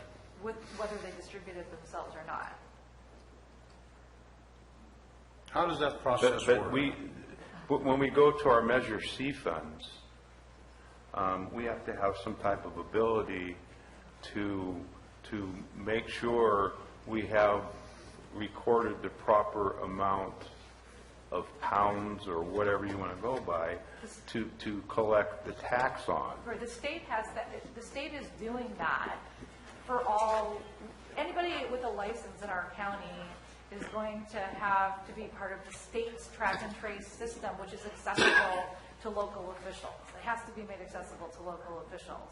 So the only difference that I'm aware of between self-distribution license and somebody else is that if you don't have the person distributing their own product, you have somebody else with the same license who's doing it for them. I don't think it makes a difference in terms of the reporting or the tax collecting. I don't think there's any requirement that we have to develop our own system. It might be better for some, there might be industry professionals who can answer this better than I can, because I wasn't prepared to discuss the taxation and track and trace today. You know, we discussed this a little bit on Tuesday, and I think the difference is, do we want to know whose car is registered and hauling stuff from Calaveras, or do we want our guys from Calaveras to call someone from Monterey, drives up here, picks up the stuff, and drives it to the testing facility? I personally would feel safer if the sheriff had everybody's license and registration that was a legal transporter, just for security purposes. Does the state require a license to transport from a licensee in a county? Unless the county allows for self-distribution which is a more limited license. It is a separate, they still need a state license to do that. It's a new, more limited state license. Other than that, you would need a state license distributor who also would be allowed to transport, and they'd also be going through a state licensure process. They're both state licenses. They both have to apply and meet the requirements of the state for the transport and distribution activities. So as I understand the procedure, a licensed cultivator through track and trace will issue that information on a shipment of product with the state. They have to enter it into the state-developed track and trace database.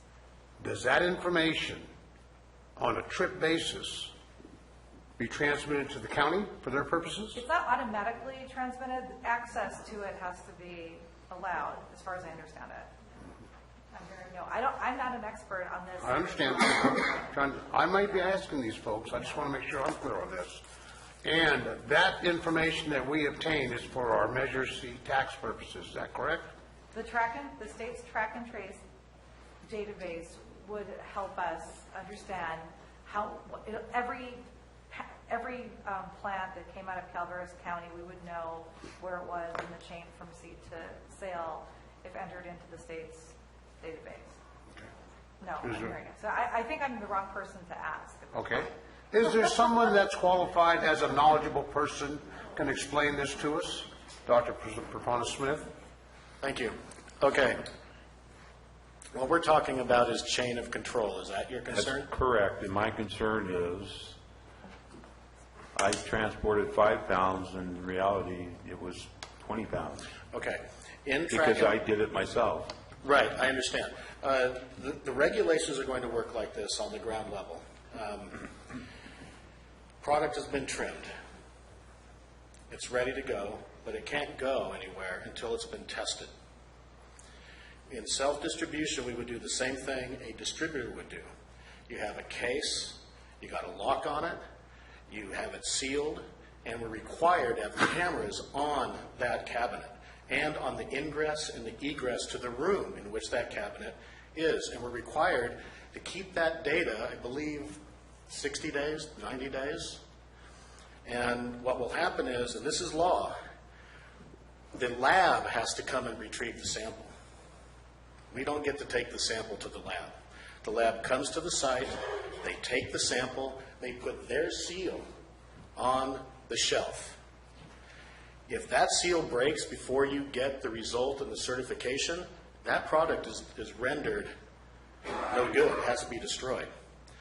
And so while that product is sitting there with that seal and with the camera on it, it's being tested. And the moment we get the certification, then we can put it on our own truck and take it to our retailers. Dispensary is no longer the term, guys. They're not dispensaries anymore. They're retailers.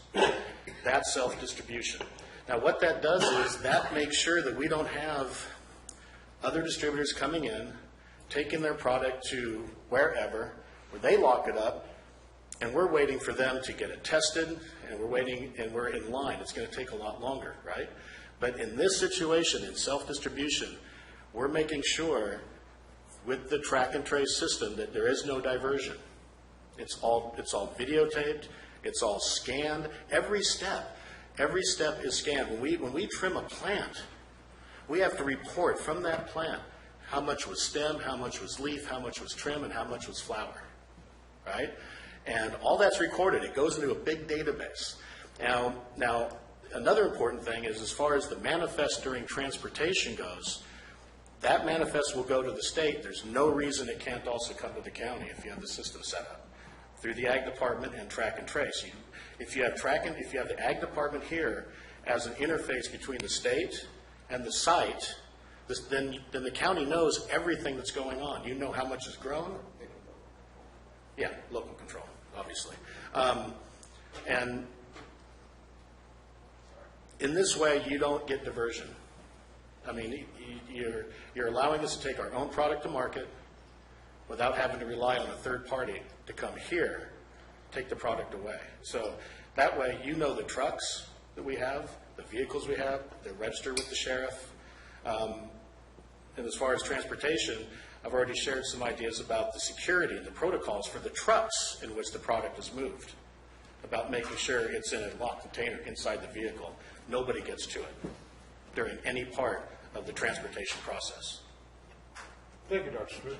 Questions for the board? Actually, it's about track and trace, but it's not germane to this issue. Well, okay. Where's Tokenau? Does that explain the situation better? I think we have some, can we have? I was going to give the opportunity for the opposition to provide comment by an expert. Ms. Morris, are you an expert in transport? Yeah. Okay. No. I'm speaking to the fact that I have talked and had conversations with Cal Cannabis because I wanted to see how this process worked with track and trace. And I was told by person at Cal Cannabis that the track and trace system was for cultivators only.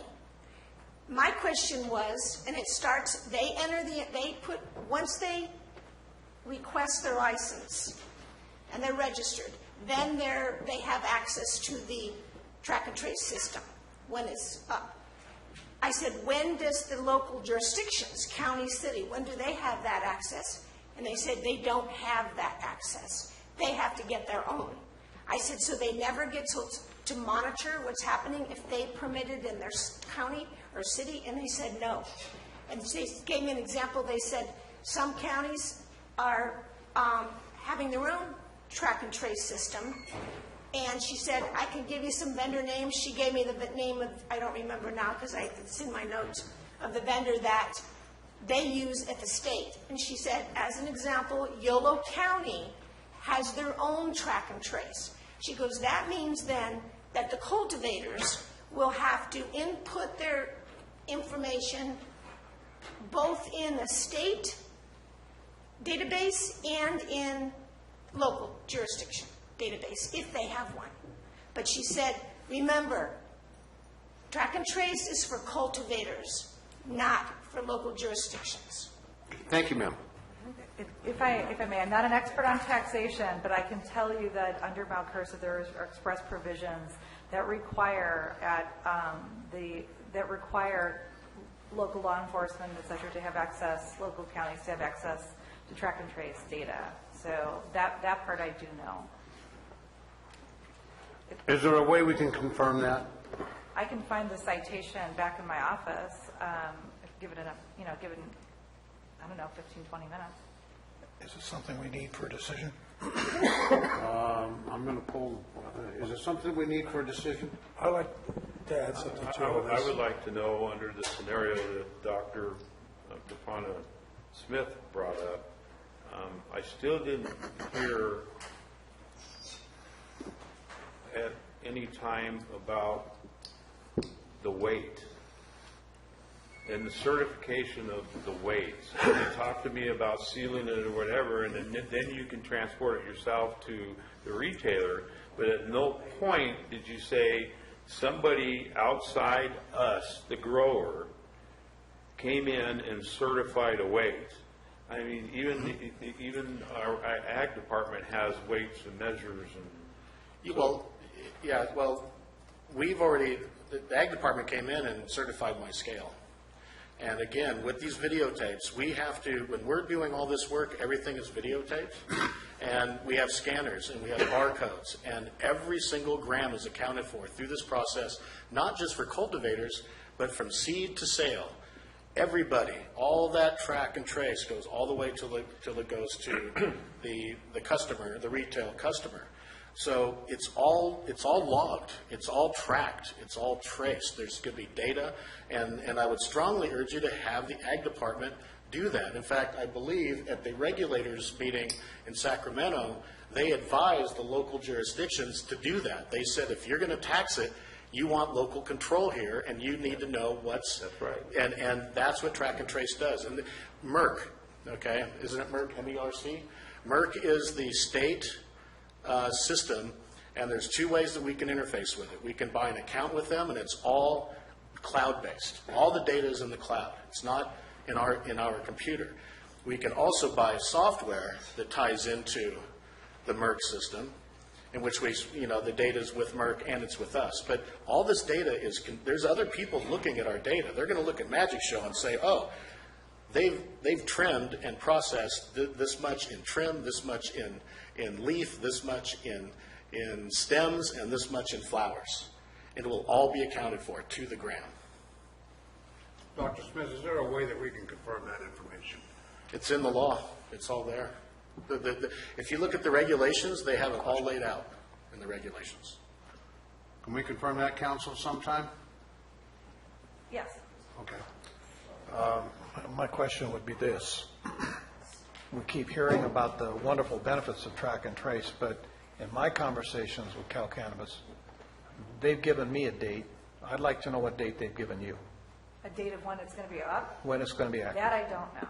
I think that's important to know. I'm getting that same information on CSAC levels and stuff like that. But until that date is accepted, I think it's summer. you're still under the canopy tax system, is that correct? Yeah, I think I heard July of 2018, but I don't know for sure. But I anticipate even when it comes online, it's not going to be an instant hit. It's going to be somewhat of a nightmare to track all of this stuff, and especially only what's on camera. I don't know what's off camera. I don't know what's going on. I just have a problem with chain of command, knowing how other industries are, and none of them are self-reliant. None of them are that way. Even something as simple as soil tests. When we do soil tests or water tests on job sites, even inspections of wells, even other things, it's not self-reliant. I can't just say, yeah, it's a good well. I can't do that. I can't say it's a good soil sample.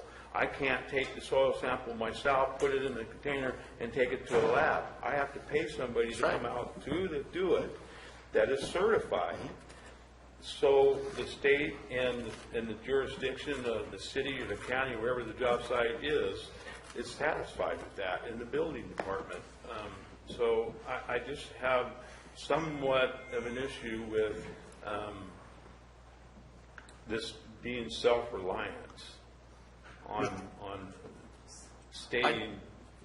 I just wanted to add that Merck has a video where they show you how they have a tutorial video, and they go through their program and they show you everything. They show you how you enter the data, how you track it, how you set up your grow space, how you track each plant. There's a video that tells you the whole thing, and it's really actually very good. And that will give you a good idea of how the track and trace takes place if you see the video. Okay, thank you, sir. I'm only going to address those folks that have expert information regarding this issue. Please understand that. Mr. Wiki, I know that you are somewhat of a expert, if you will. Do you have anything to add to this particular issue? Yes. The only way you get local control and the ability to set rules and regulations for distribution is if you allow it here and provide the license types here. So even if there's going to be problems with the initial interface and the adoption of this, all of those problems are going to be solved by the fact that the people who have those problems and fail to comply with the track and trace program are going to lose out on their licenses because the state is going to deny them because they fail to comply with track and trace. So any incongruencies in their data, any lack of transparency from seed to sale is going to mean that those licensees are immediately booted out of the system by the state.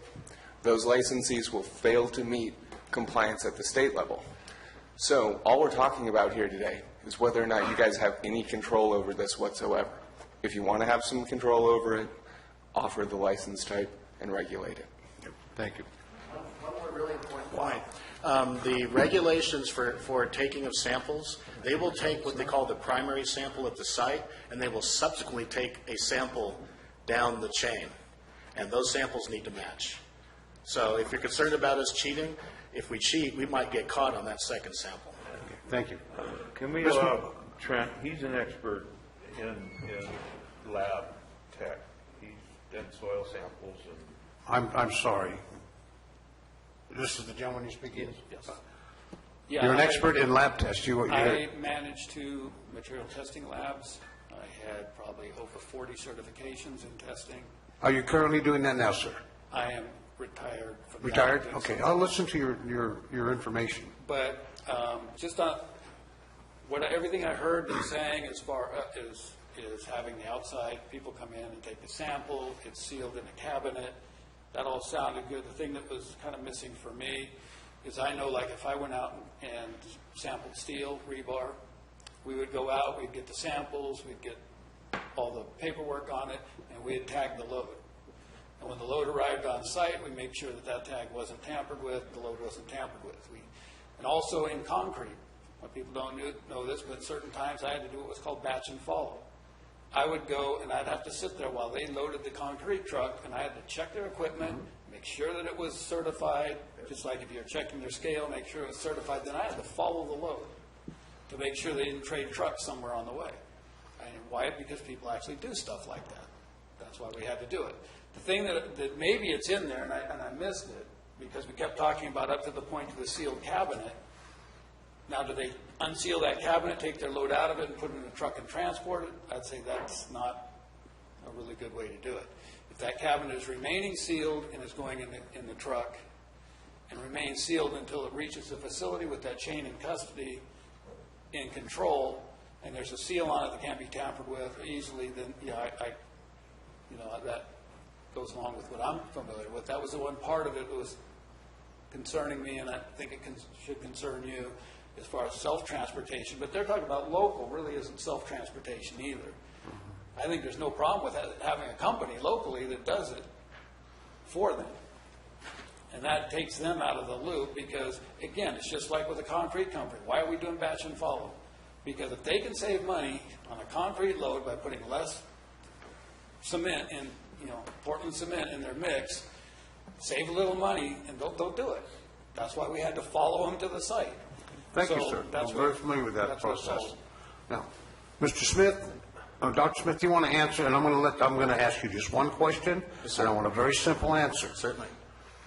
When the product from the originating cultivator is placed in a secure shipping container, or how is that transported?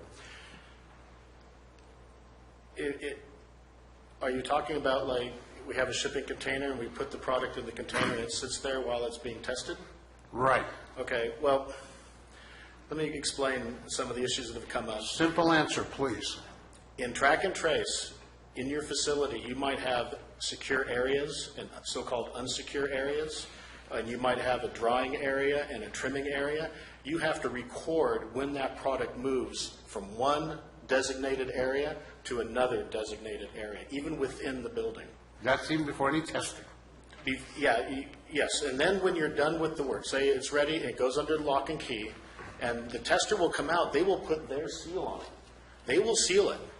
and it will be I don't know. videotaped. They will seal what? They will seal the door, the lock. It will be impossible to open that up. I mean, you guys have seen it like on the power. What are they? You know, sometimes it'll be like a door, and seal on a door or whatever, and if Yeah. it's tampered with, then it's no good. if it's tampered with, it's no good. And they ensure compliance with the videotape that we have to maintain. Okay. I'm getting that. What point, happens sir. then is I guess- say the product is certified by the testing lab. Right. And then and only then can that seal be broken, right? And now it's ready to go. It's ready to be transported to a retailer. Then, because everything's barcoded. Barcode. Everything's barcoded. So what I'm trying to get at, Again, when you- is there a shipping container that is sealed from the point of origin and is tracked and traced through barcodes? Yes, it would be the truck. And that sealed container is opened at its final destination, and that's all recorded, and that data is retained, correct? Absolutely. Yes, All sir. right. That's Yes. all you know. Thank you.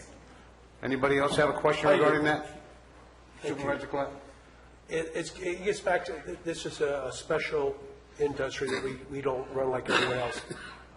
When he was talking, it sounded like he was talking about bank, is everything's recorded.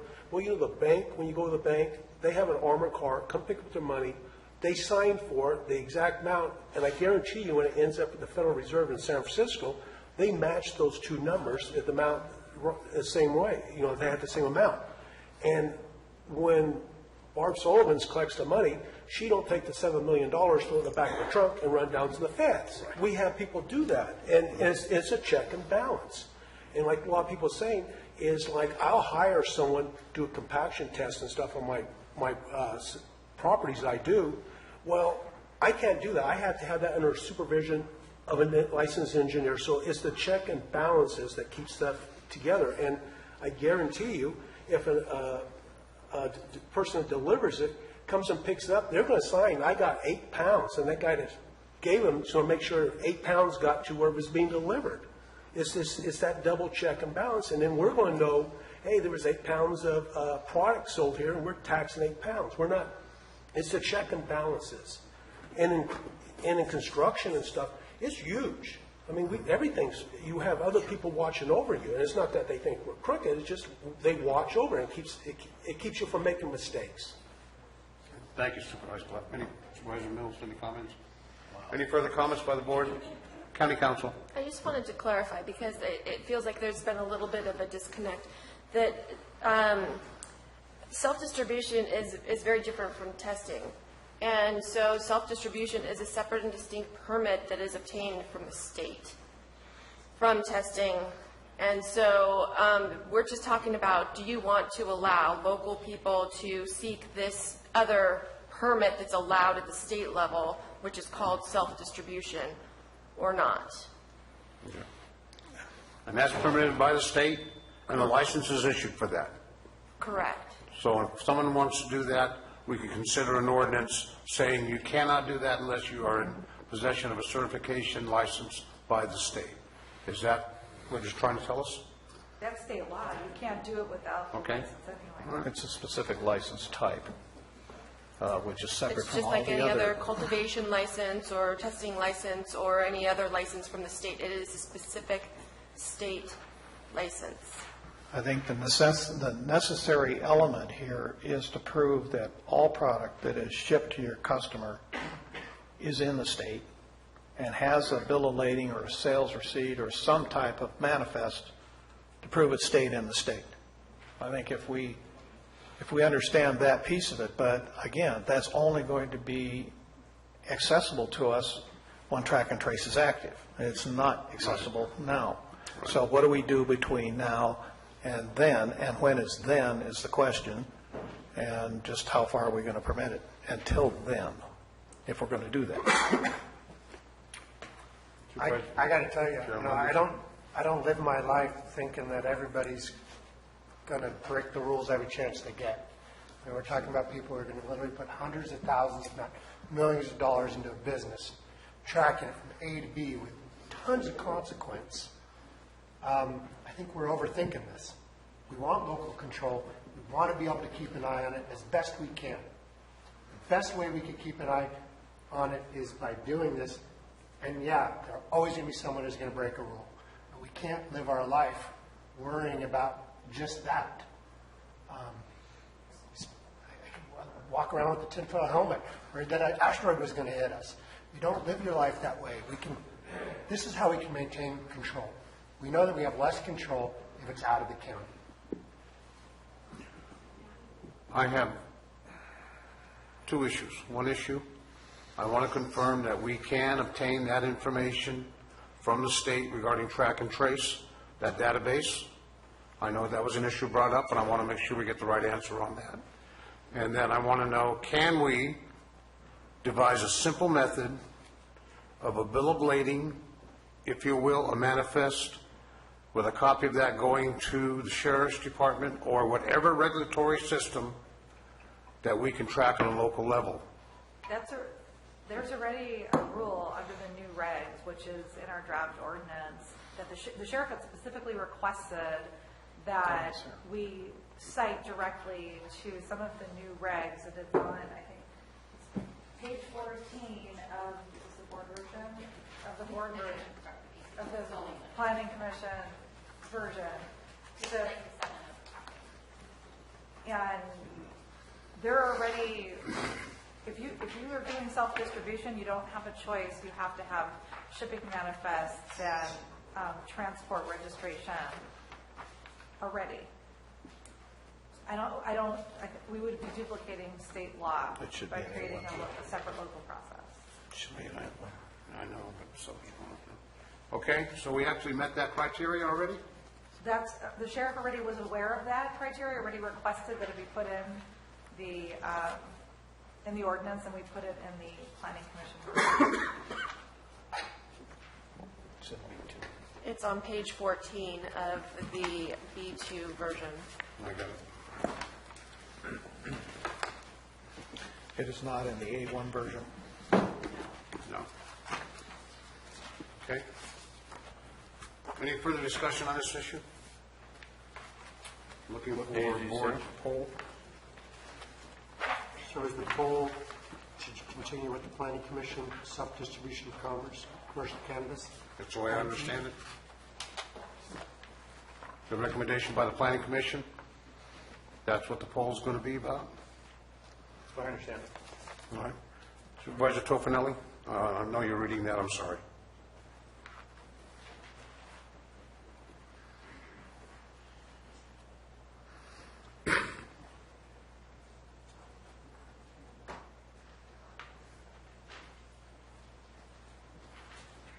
So it's my understanding that anyone who receives, as it says here, a permit to cultivate and also has the ability to receive a self-distribution license may engage in the activities. So we're putting that in the hands of the cultivator to say it's okay from our side for them to get a self-distribution license. Am I correct? So this Anyone shake their head? This provision would allow a cultivator to apply to the state for a separate license for self-distribution. It's a limited distribution license. It only allows him to transport his own crop. Regulated by the state and requires reporting to the sheriff of the same information the state would get. And it's also saying with the shipping manifest. Yes. Which is made out by the shipper, the cultivator who is turned into the distributor. So he's making out his own manifest. That's where I have a problem. That's where the problem exists. All track and trace and all this other stuff is fine, but the problem is they're filling out their own stuff. There's no ability to have a chain of control. It's all on them.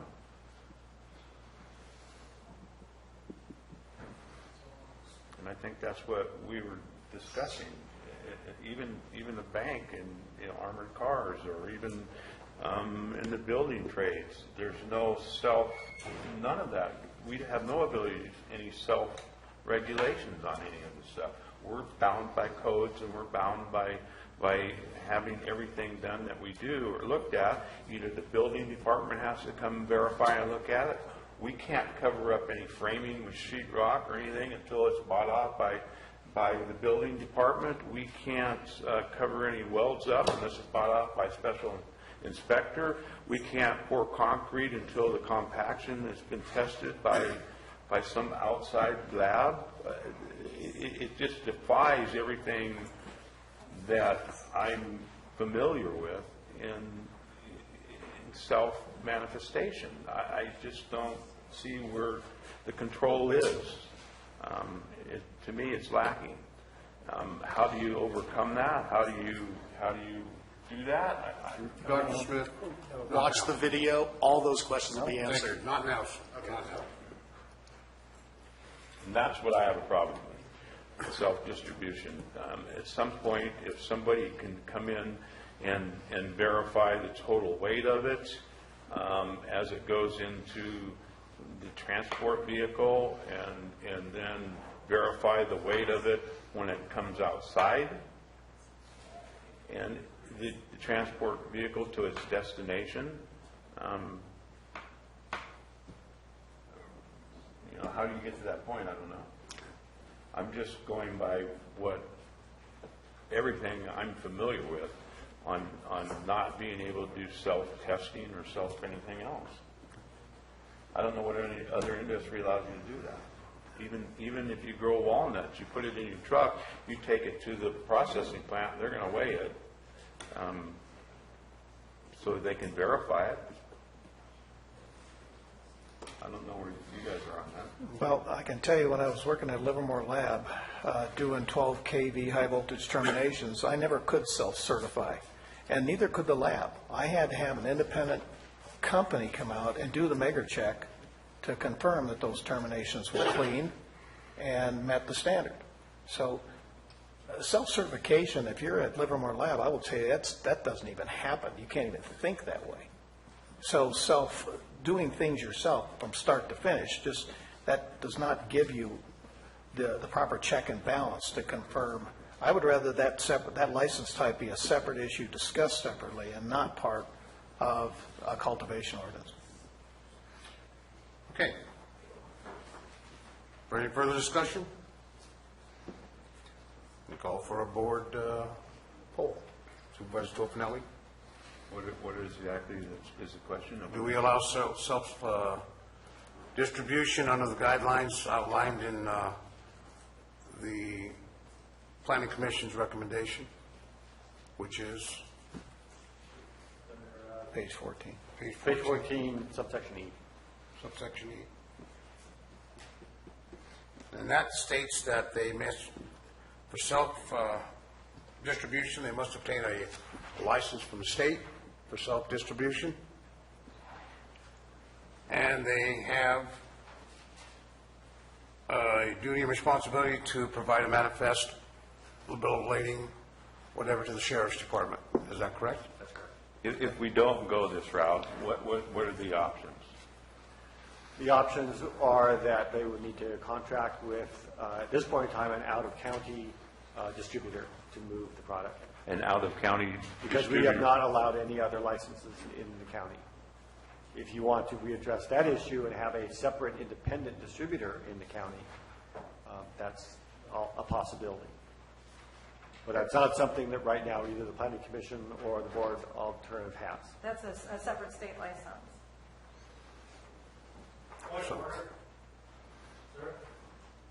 I'll listen to a procedural right now. It's utterly clear to me that none of you have read the regulations that the state have put out for the Bureau of Cannabis Control that came out in November, rendering you guys completely unqualified to make any decisions for our industry. Thank you.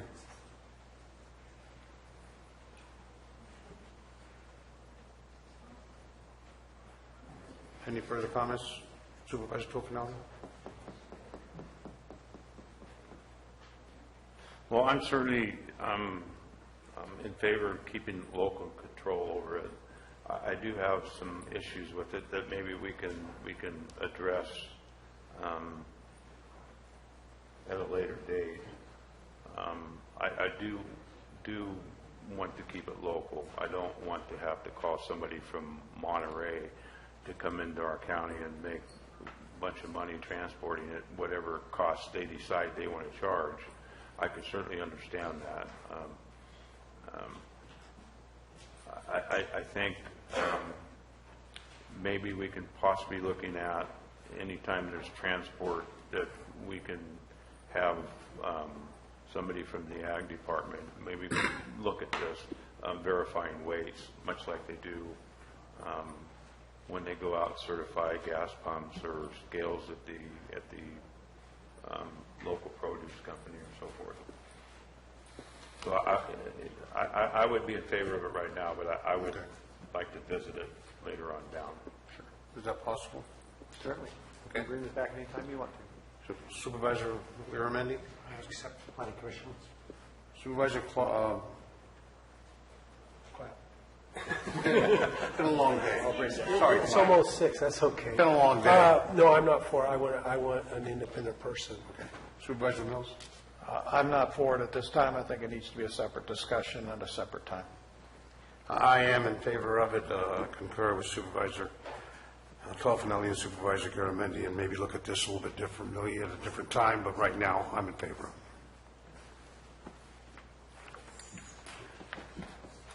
Mr. Mauer.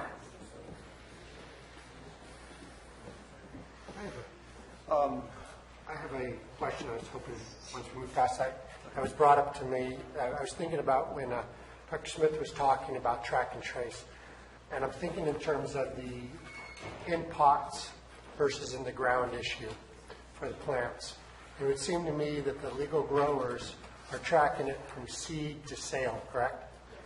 And so if you are a legal grower and you are putting something in a pot, we already have a barcode on that, and we're going to be able to track it. So you therefore cannot move it. But the illegal growers will still, well, they don't have the track and trace. They're going to do whatever they want anyway. I also remember that Mr. Short had said that there was only one example, I think he cited, of somebody moving the pots early in the season. So I wonder, perhaps it's just because I've dug too many post holes in Calaveras County, and I know that there's no topsoil, that I think we ought to reconsider whether we want to be in the business of choosing whether it's a pot or in the ground, or let the cultivator come up with that, because we're already tracking the plant, so you can't move it.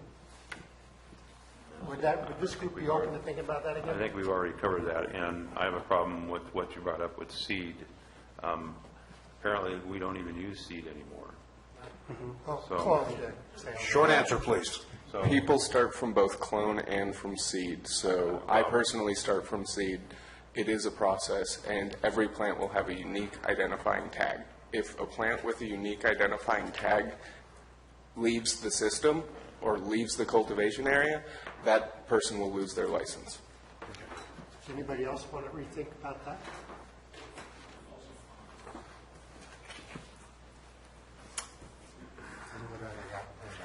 Well, I'm in a quandary here.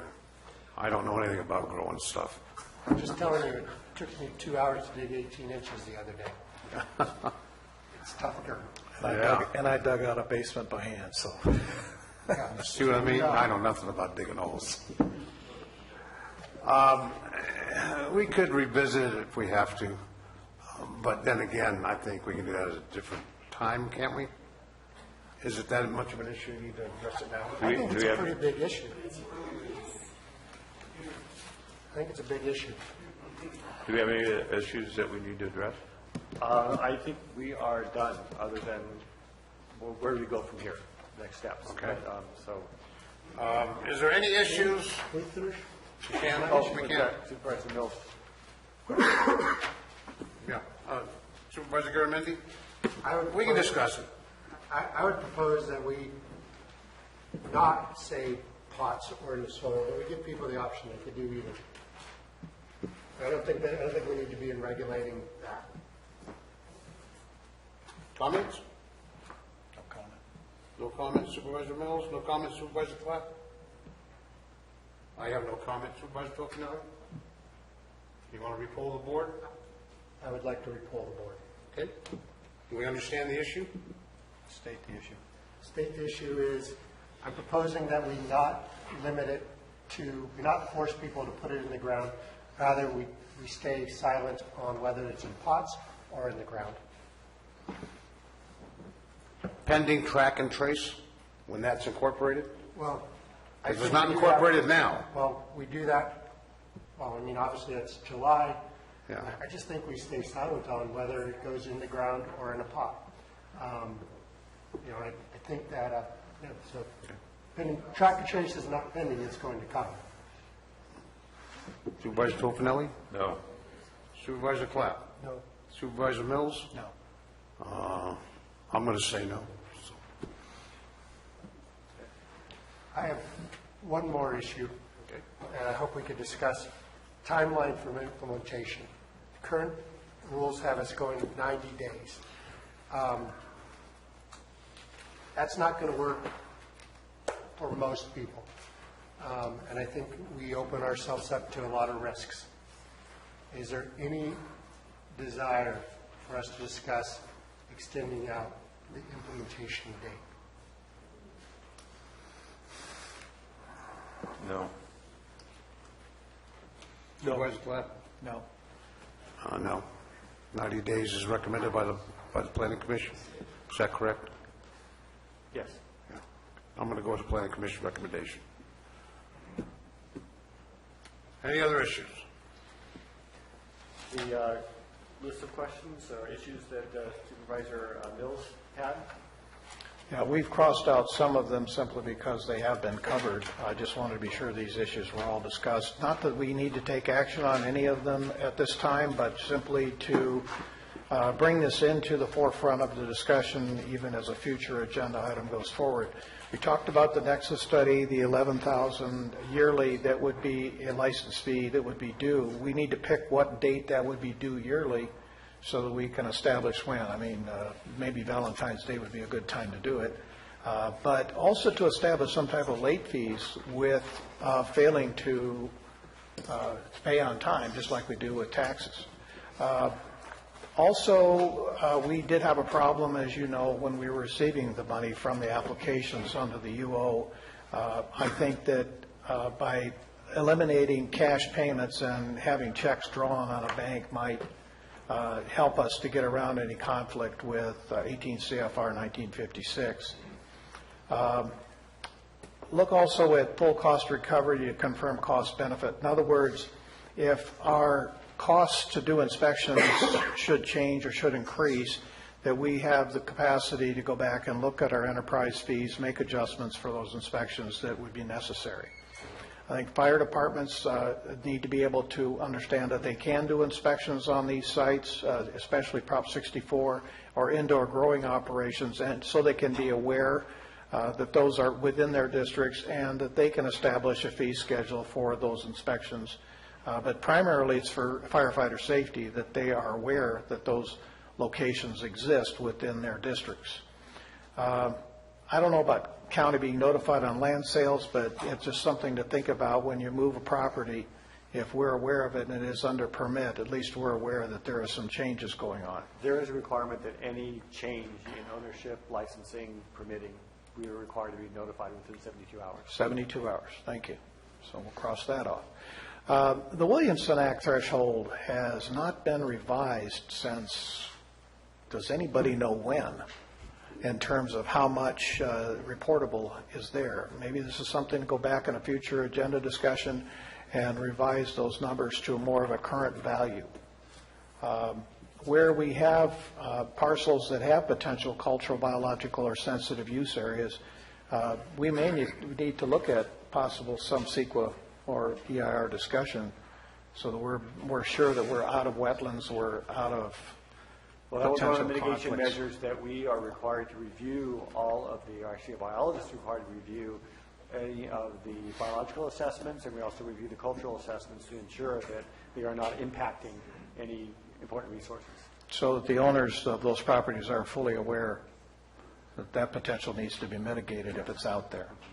I know that many people don't know what a FinCEN audit is, but that's Financial Crimes Enforcement Network. It's IRS. In other words, for those folks that would be completing an applicant, that a FinCEN audit says the IRS knows you exist, the IRS says that you're good, the IRS says you are paying on time, and that you don't have any issues with the federal tax system. Also, from the Hardwood Advisory Committee came the Registered Professional Forester recommendation. In other words, if a person is going to apply, that they need to have a Registered Professional Forester's recommendation in writing. CAL FIRE said that we had 8 fires from grows last year, that they would like to see an opportunity to look at each one of these parcels. They said that primarily there are those that are east of Highway 49, that west of Highway 49 is a less impacted area, but they still would like to see everyone because they found that 2 of 3 of the citations they issued were on permitted grow sites. So, and the problem that we had previously was that the grading and tree removal all occurred, prior to permitting. There's a provision in the code that says that you must comply with all state regulations, which would include the Forest Practices Act. So they would have to get either a timber harvest plan or a conversion permit from CAL FIRE prior to removal of trees. And that would have saved us a lot of issues under the UO. Grading without permit, especially was mentioned as compaction. In other words, if you're grading, the fill isn't being compacted, the result is it's running into creeks and streams. But I think that we need to find a way to start bringing forth some penalties for people who do things where they should have gotten a permit, they didn't get it, now they got caught, and we just simply say, go get a permit. If we have some type of penalties for doing it that way, it might incentivize people to just take a few moments and go get the permit and follow the rules.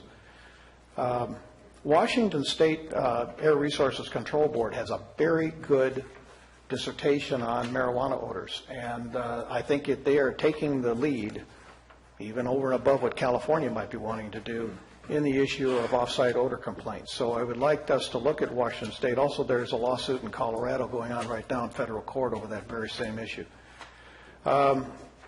Expansion, we do have in my own district.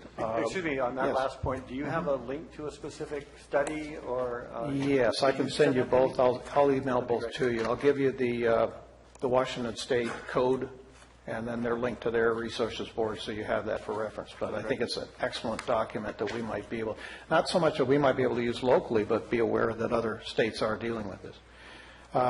In my own district, there has been expansion beyond the grow site size, and exactly how would we deal with that, it needs to be addressed. Are we going to be looking at eradicating those plants that are above the permitted location size?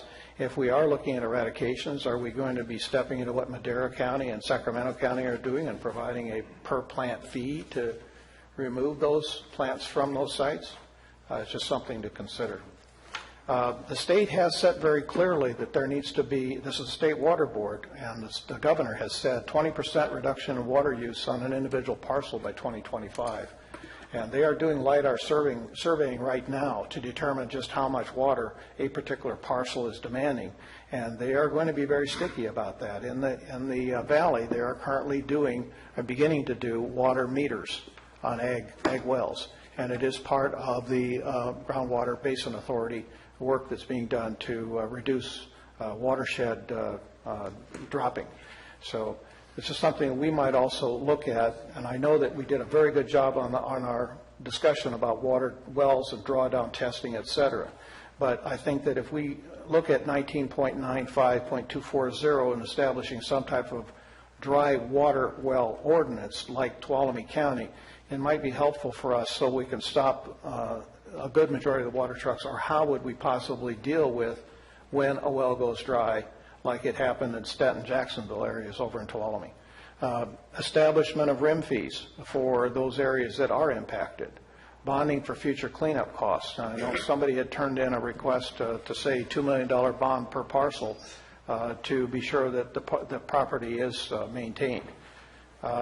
And I know the sheriff brought this up, and that was in D7, 1795.070 D7, proof of evidence of destroyed that's not relocated and harvested. How do we still need to talk about how we're going to be able to prove whether or not someone truly did destroy them? Somebody said take them to the landfill and have them sign off on it.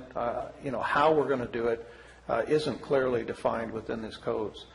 I would like to see Proposition 64 indoor growing specifically, not outdoor growing, indoor growing, that we use the same tailwater tank option 1 on page 33 of our packet, number 6 for on-site for all indoor operations.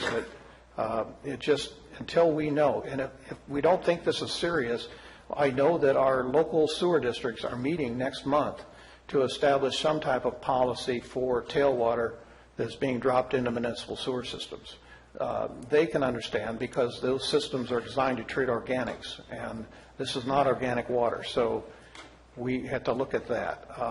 Setting rules for tank inspections and fees to be sure that on-site septics, that there is no tailwater being discharged into on-site septic systems.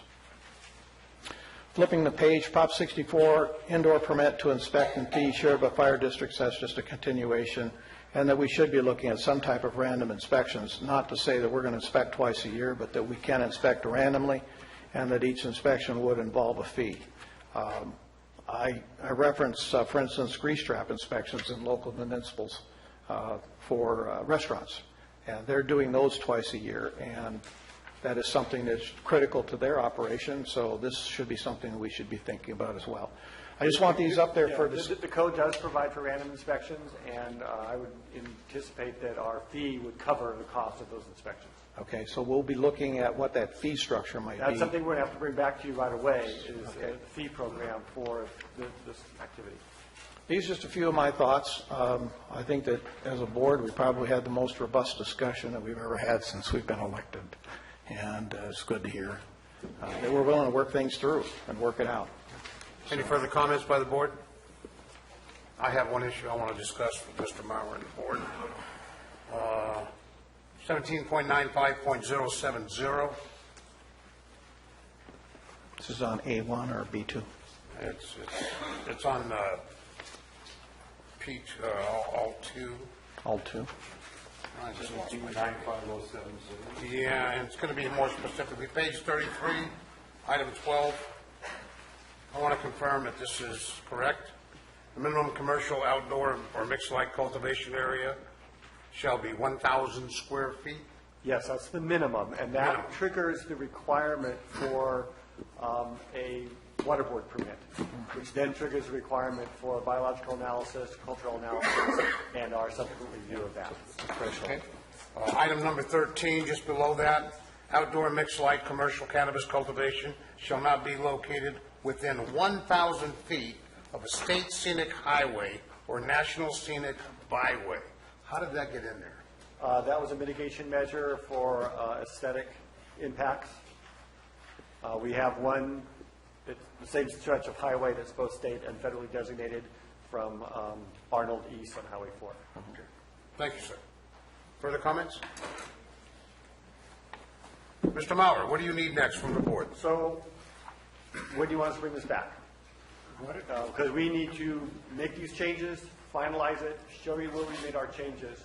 We have to have this done no later than the 12th for it to become effective prior to the expiration of the urgency ordinance.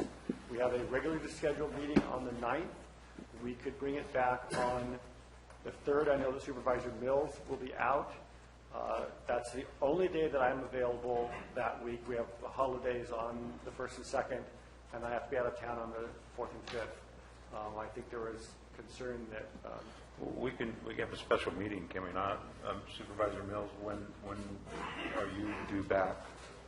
I'd be back on the 4th. You'd be back on the 4th. I have a couple questions going forward on that.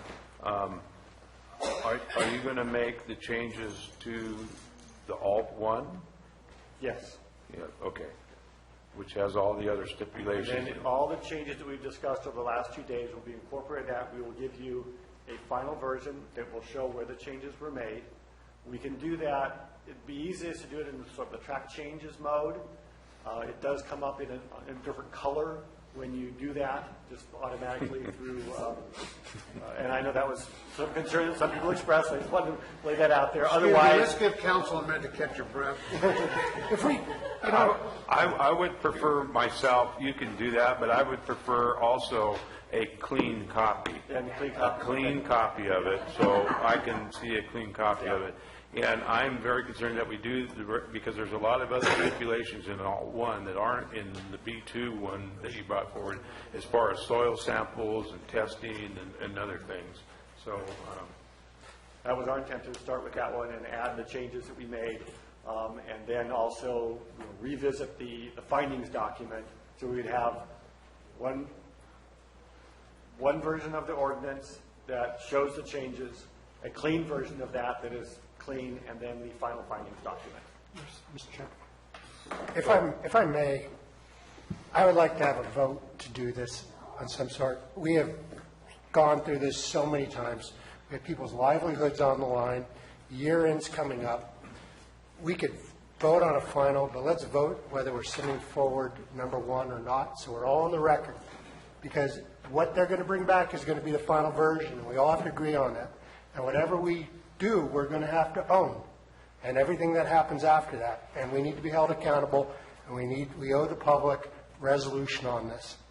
So I would propose, Mr. Chair, that we have a vote on this, and our comments preceding the vote on why we're doing it and how it's, what our thinking is. We owe that to the community, who's been very, very, very patient with us. Council, is this an action item, or can it be an action item, or is it direction by the board? It is an action item as agendized.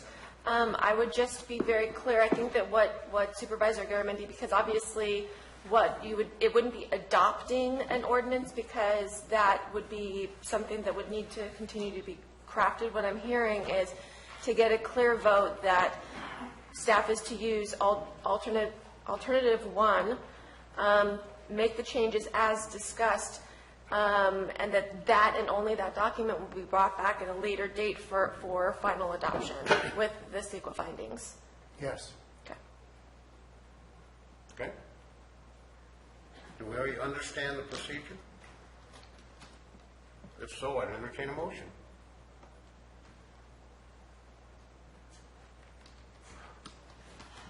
I can't make a motion. I'm not going to make a motion to adopt this. I'll move. No, this is for direction, not adoption. I'll move. This is to for give staff direction. direction to craft alt one with the corrections that we just discussed over the last 2 days. And I want to clarify, just this one document is to be brought back for adoption at a later date. Yes. Okay. And this is direction to staff, not an adoption motion. Is that correct? Okay. There's a motion on the floor. Seeking second. We just spent 2 days for. Motion dies for lack of a second. So wait a minute. We've got two other things on this agenda that's still open, right? We have to report. We have a report out on a closed session. We've also got a ban, and we've got the planning commission. Those are still open items, correct, Councilor? We have the EAR. We have report out on the closed session, and I think the band issue has been determined by vote yesterday or Tuesday. Unless Mr. Trefferline wants to reconsider it, I think you're correct.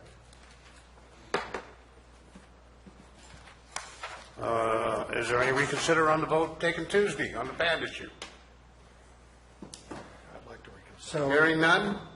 Now's the time to speak up. He's the only one that can do the motion to reconsider. Yeah, only us three can do the motion. Only you three. Then I would like to make a motion to adopt the planning commission ordinance as presented to us. I want to understand your motion.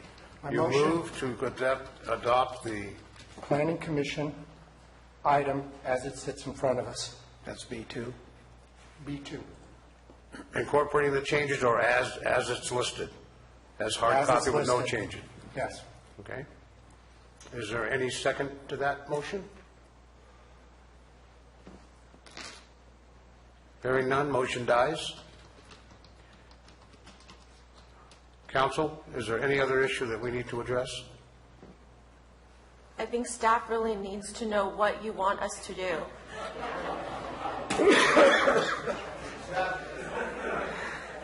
So, Mr. Chair, the original motion from Supervisor Toffenelli, as I am understanding it, is to direct staff to craft an ordinance based on alternative 1 with the revisions discussed today and Tuesday, and only that document will be brought back to the board for consideration.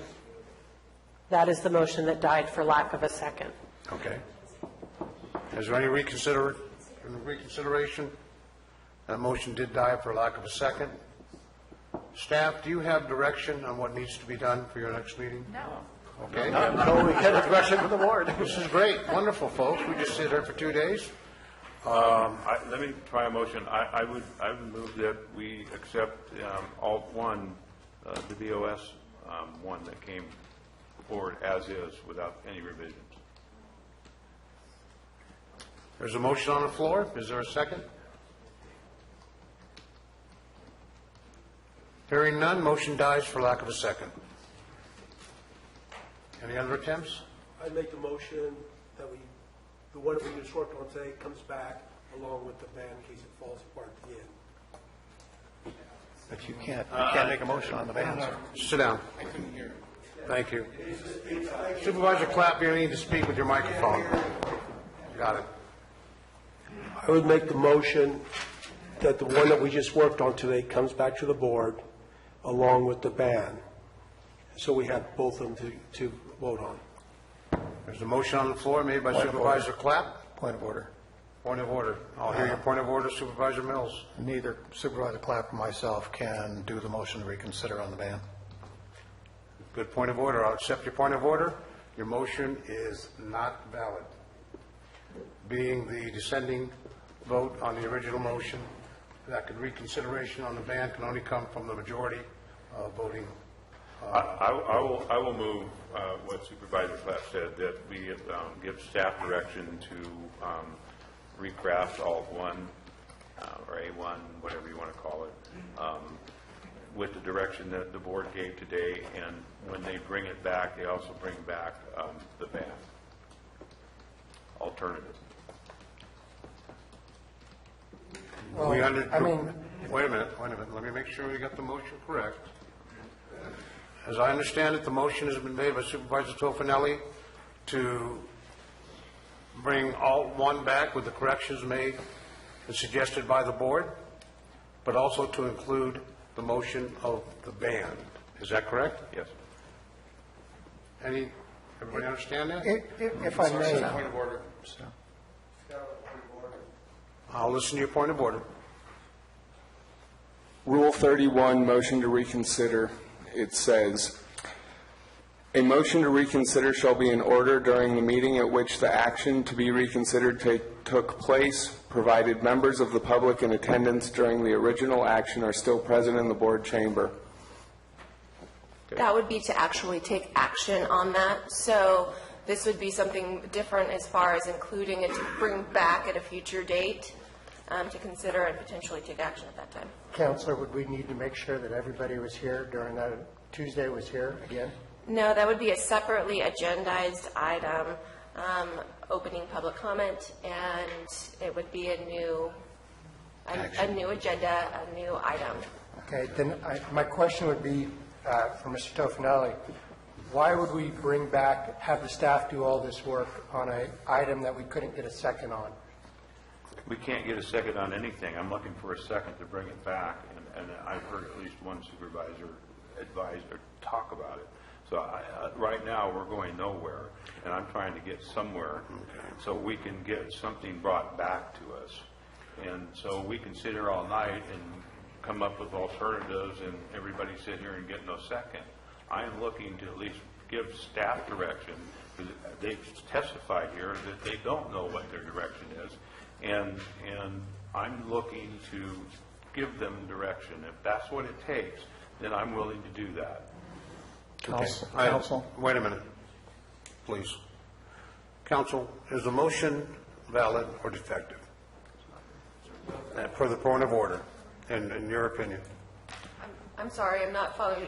Are you The referring point to of order, Supervisor? the motion made by Supervisor Tofinelli just now, that is a valid motion after hearing the point of order? Certainly, yes. Okay. So my question to council is, who's permitted to second that motion if it includes? The original three, I believe, but you know,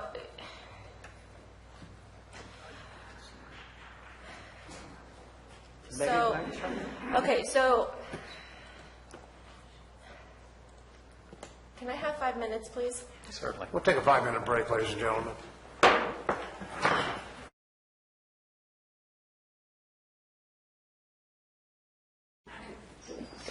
Okay, ladies and gentlemen, apparently we're ready to proceed. Madam County Counsel? Microphone, please. I'm going to read Rule 31 in its entirety and then explain my rationale for interpreting that, and certainly it's within the board chair's discretion.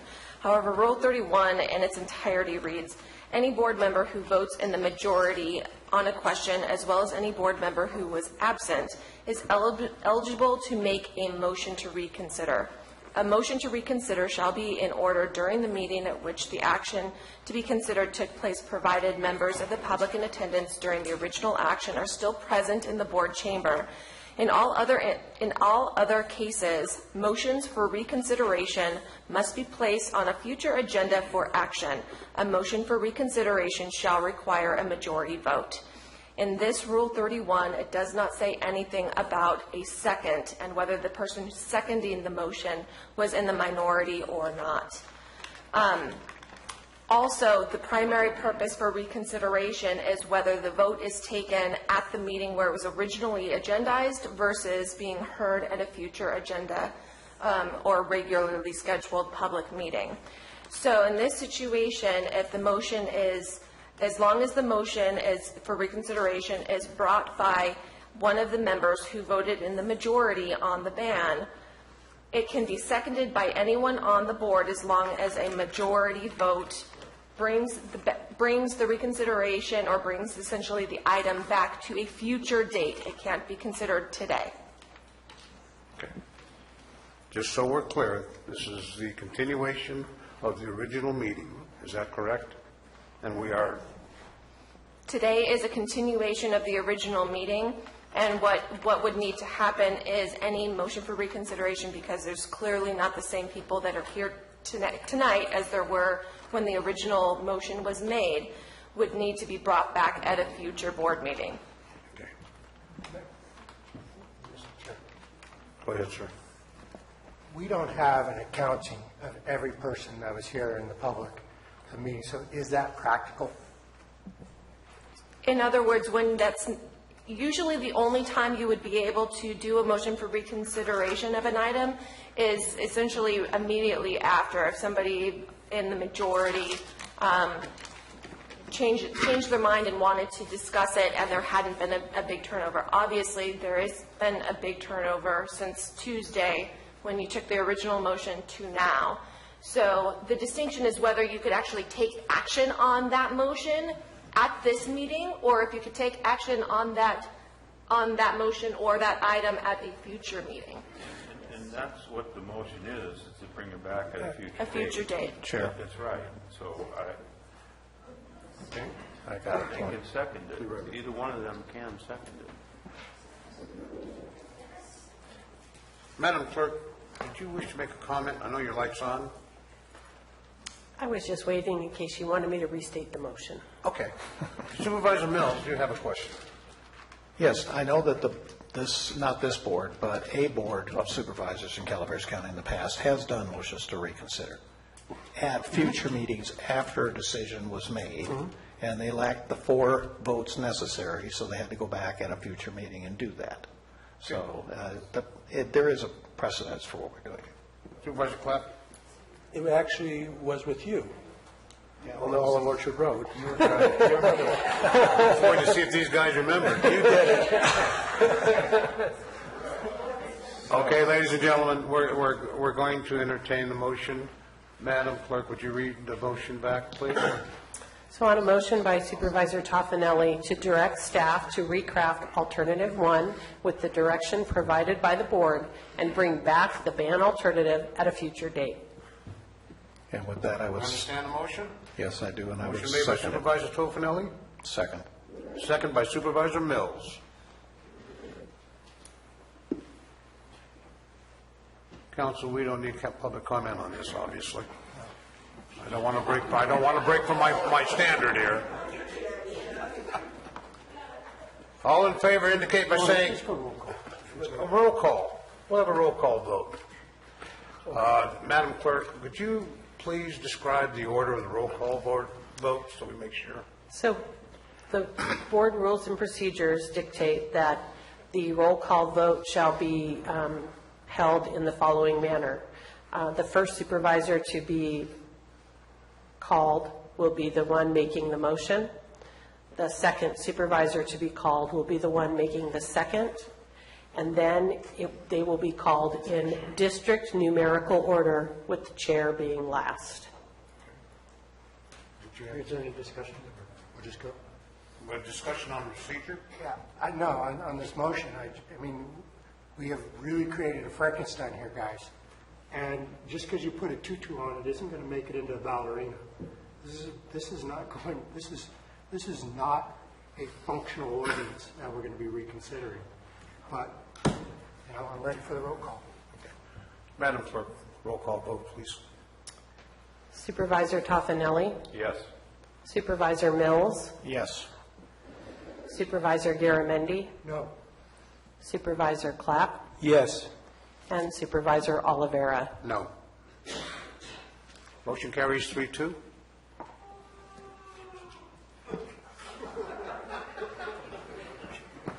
Any further issues, items from staff? What day are we bringing this back? What day? I think we're going to be looking at calendars. I know we discussed the 3rd, the 4th. Okay, so we do have the boardroom booked, and we would have to make some rearranging. So on January 3rd, the COG meets in here at 5 o'clock. No? No, COG does not meet till. Okay, it's on the calendar, so I had to assume that was the case. And on the 4th, the RCD will be meeting in the room at 5:30 p.m. Okay. I understand that Supervisor Mills, you'll be out of town? I'll be available on the 4th. Be available on the 4th. I am committed at 1 o'clock on the 3rd. Would this take more than 4 hours? Should not. Could. Make it the 4th. Could. Can we make it the 4th? So all 5 of us are present? Thank you. I cannot be here on the 4th. So can I also throw something else out Can you be there? here on the 5th? I can't be here on the 5th. How about tomorrow morning? So, Mr. Chair? Mr. Chair? I'm listening. Okay, so this is not a continuance of this meeting. This is a brand-new item that will need to be crafted and reviewed and posted. So just please keep that in mind. Over the holidays.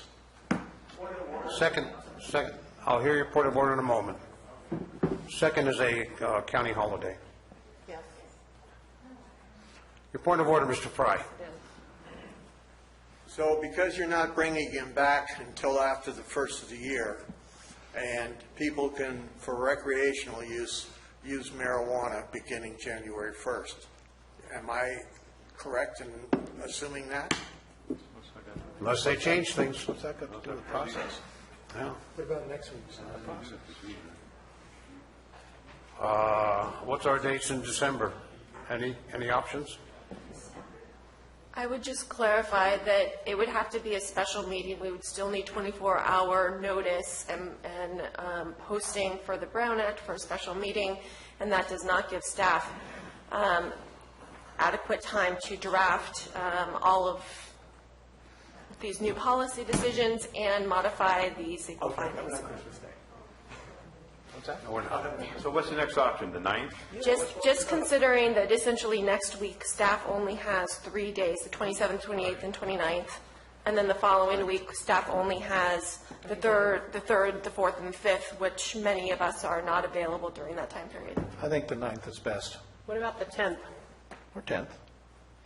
And I only suggest the 10th because the 9th is usually a large meeting for the board with lots of beginning of the year housekeeping type issues that could have lengthy conversations. about Not the that 8th? I'm not willing to be here What about the 8th?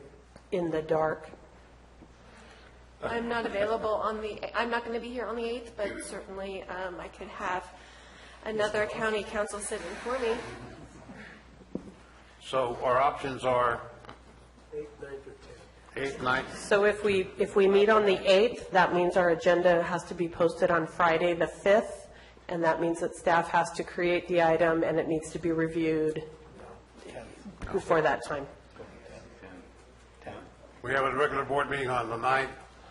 The 10th looks like to be the date. Wednesday, special board meeting.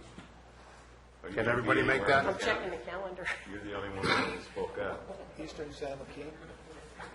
Megan, are you going to be there on the 10th? Eastern San Joaquin? I will be here on the 10th. I will need to rearrange my schedule, but I will be here on the 10th. Okay. Supervisor Toffenelli, can you tell me if LAFCO is meeting on the 10th? That is, I show that they are having a special meeting at 5 p.m. on the 10th. I thought they canceled that meeting. I hadn't been, I thought they canceled I thought I this had- last Monday's meeting. They did counsel. December. They canceled December, but I do have LAFCO for the 10th here. Yeah, we'd be. I have LAFCO at 6 p.m.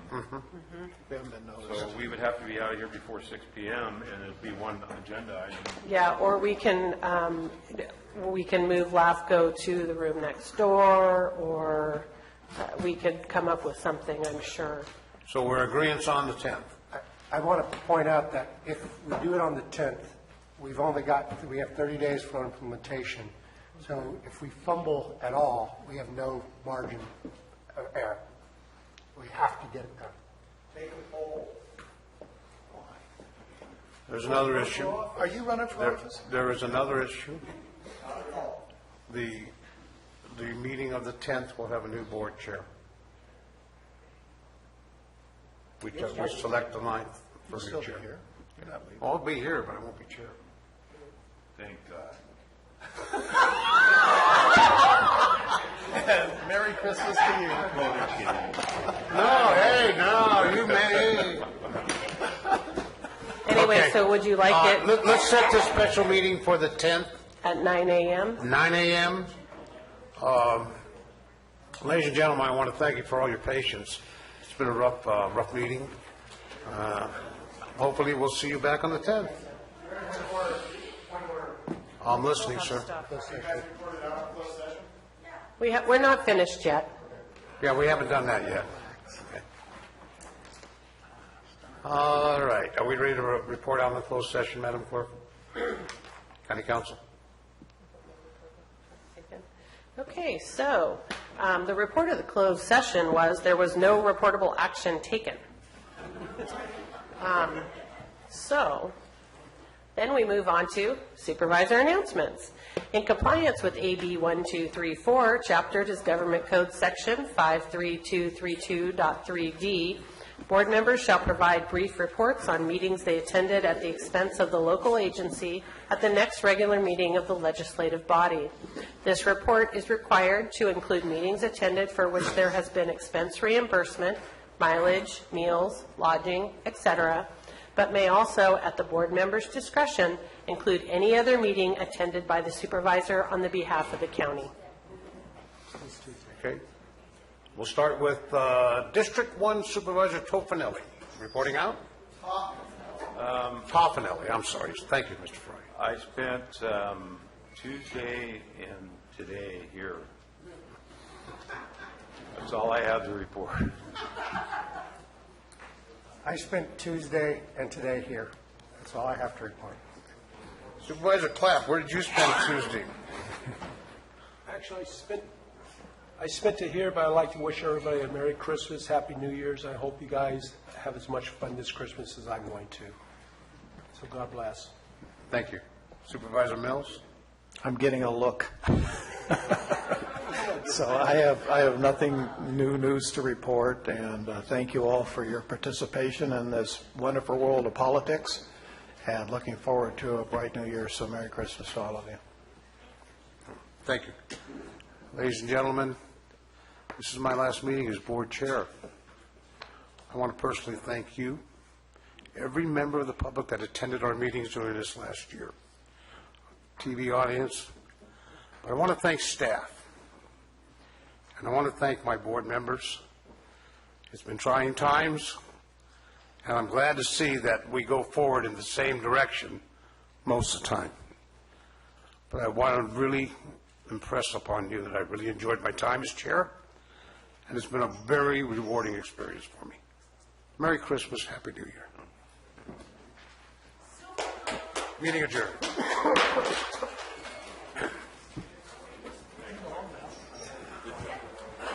We tried. We did a good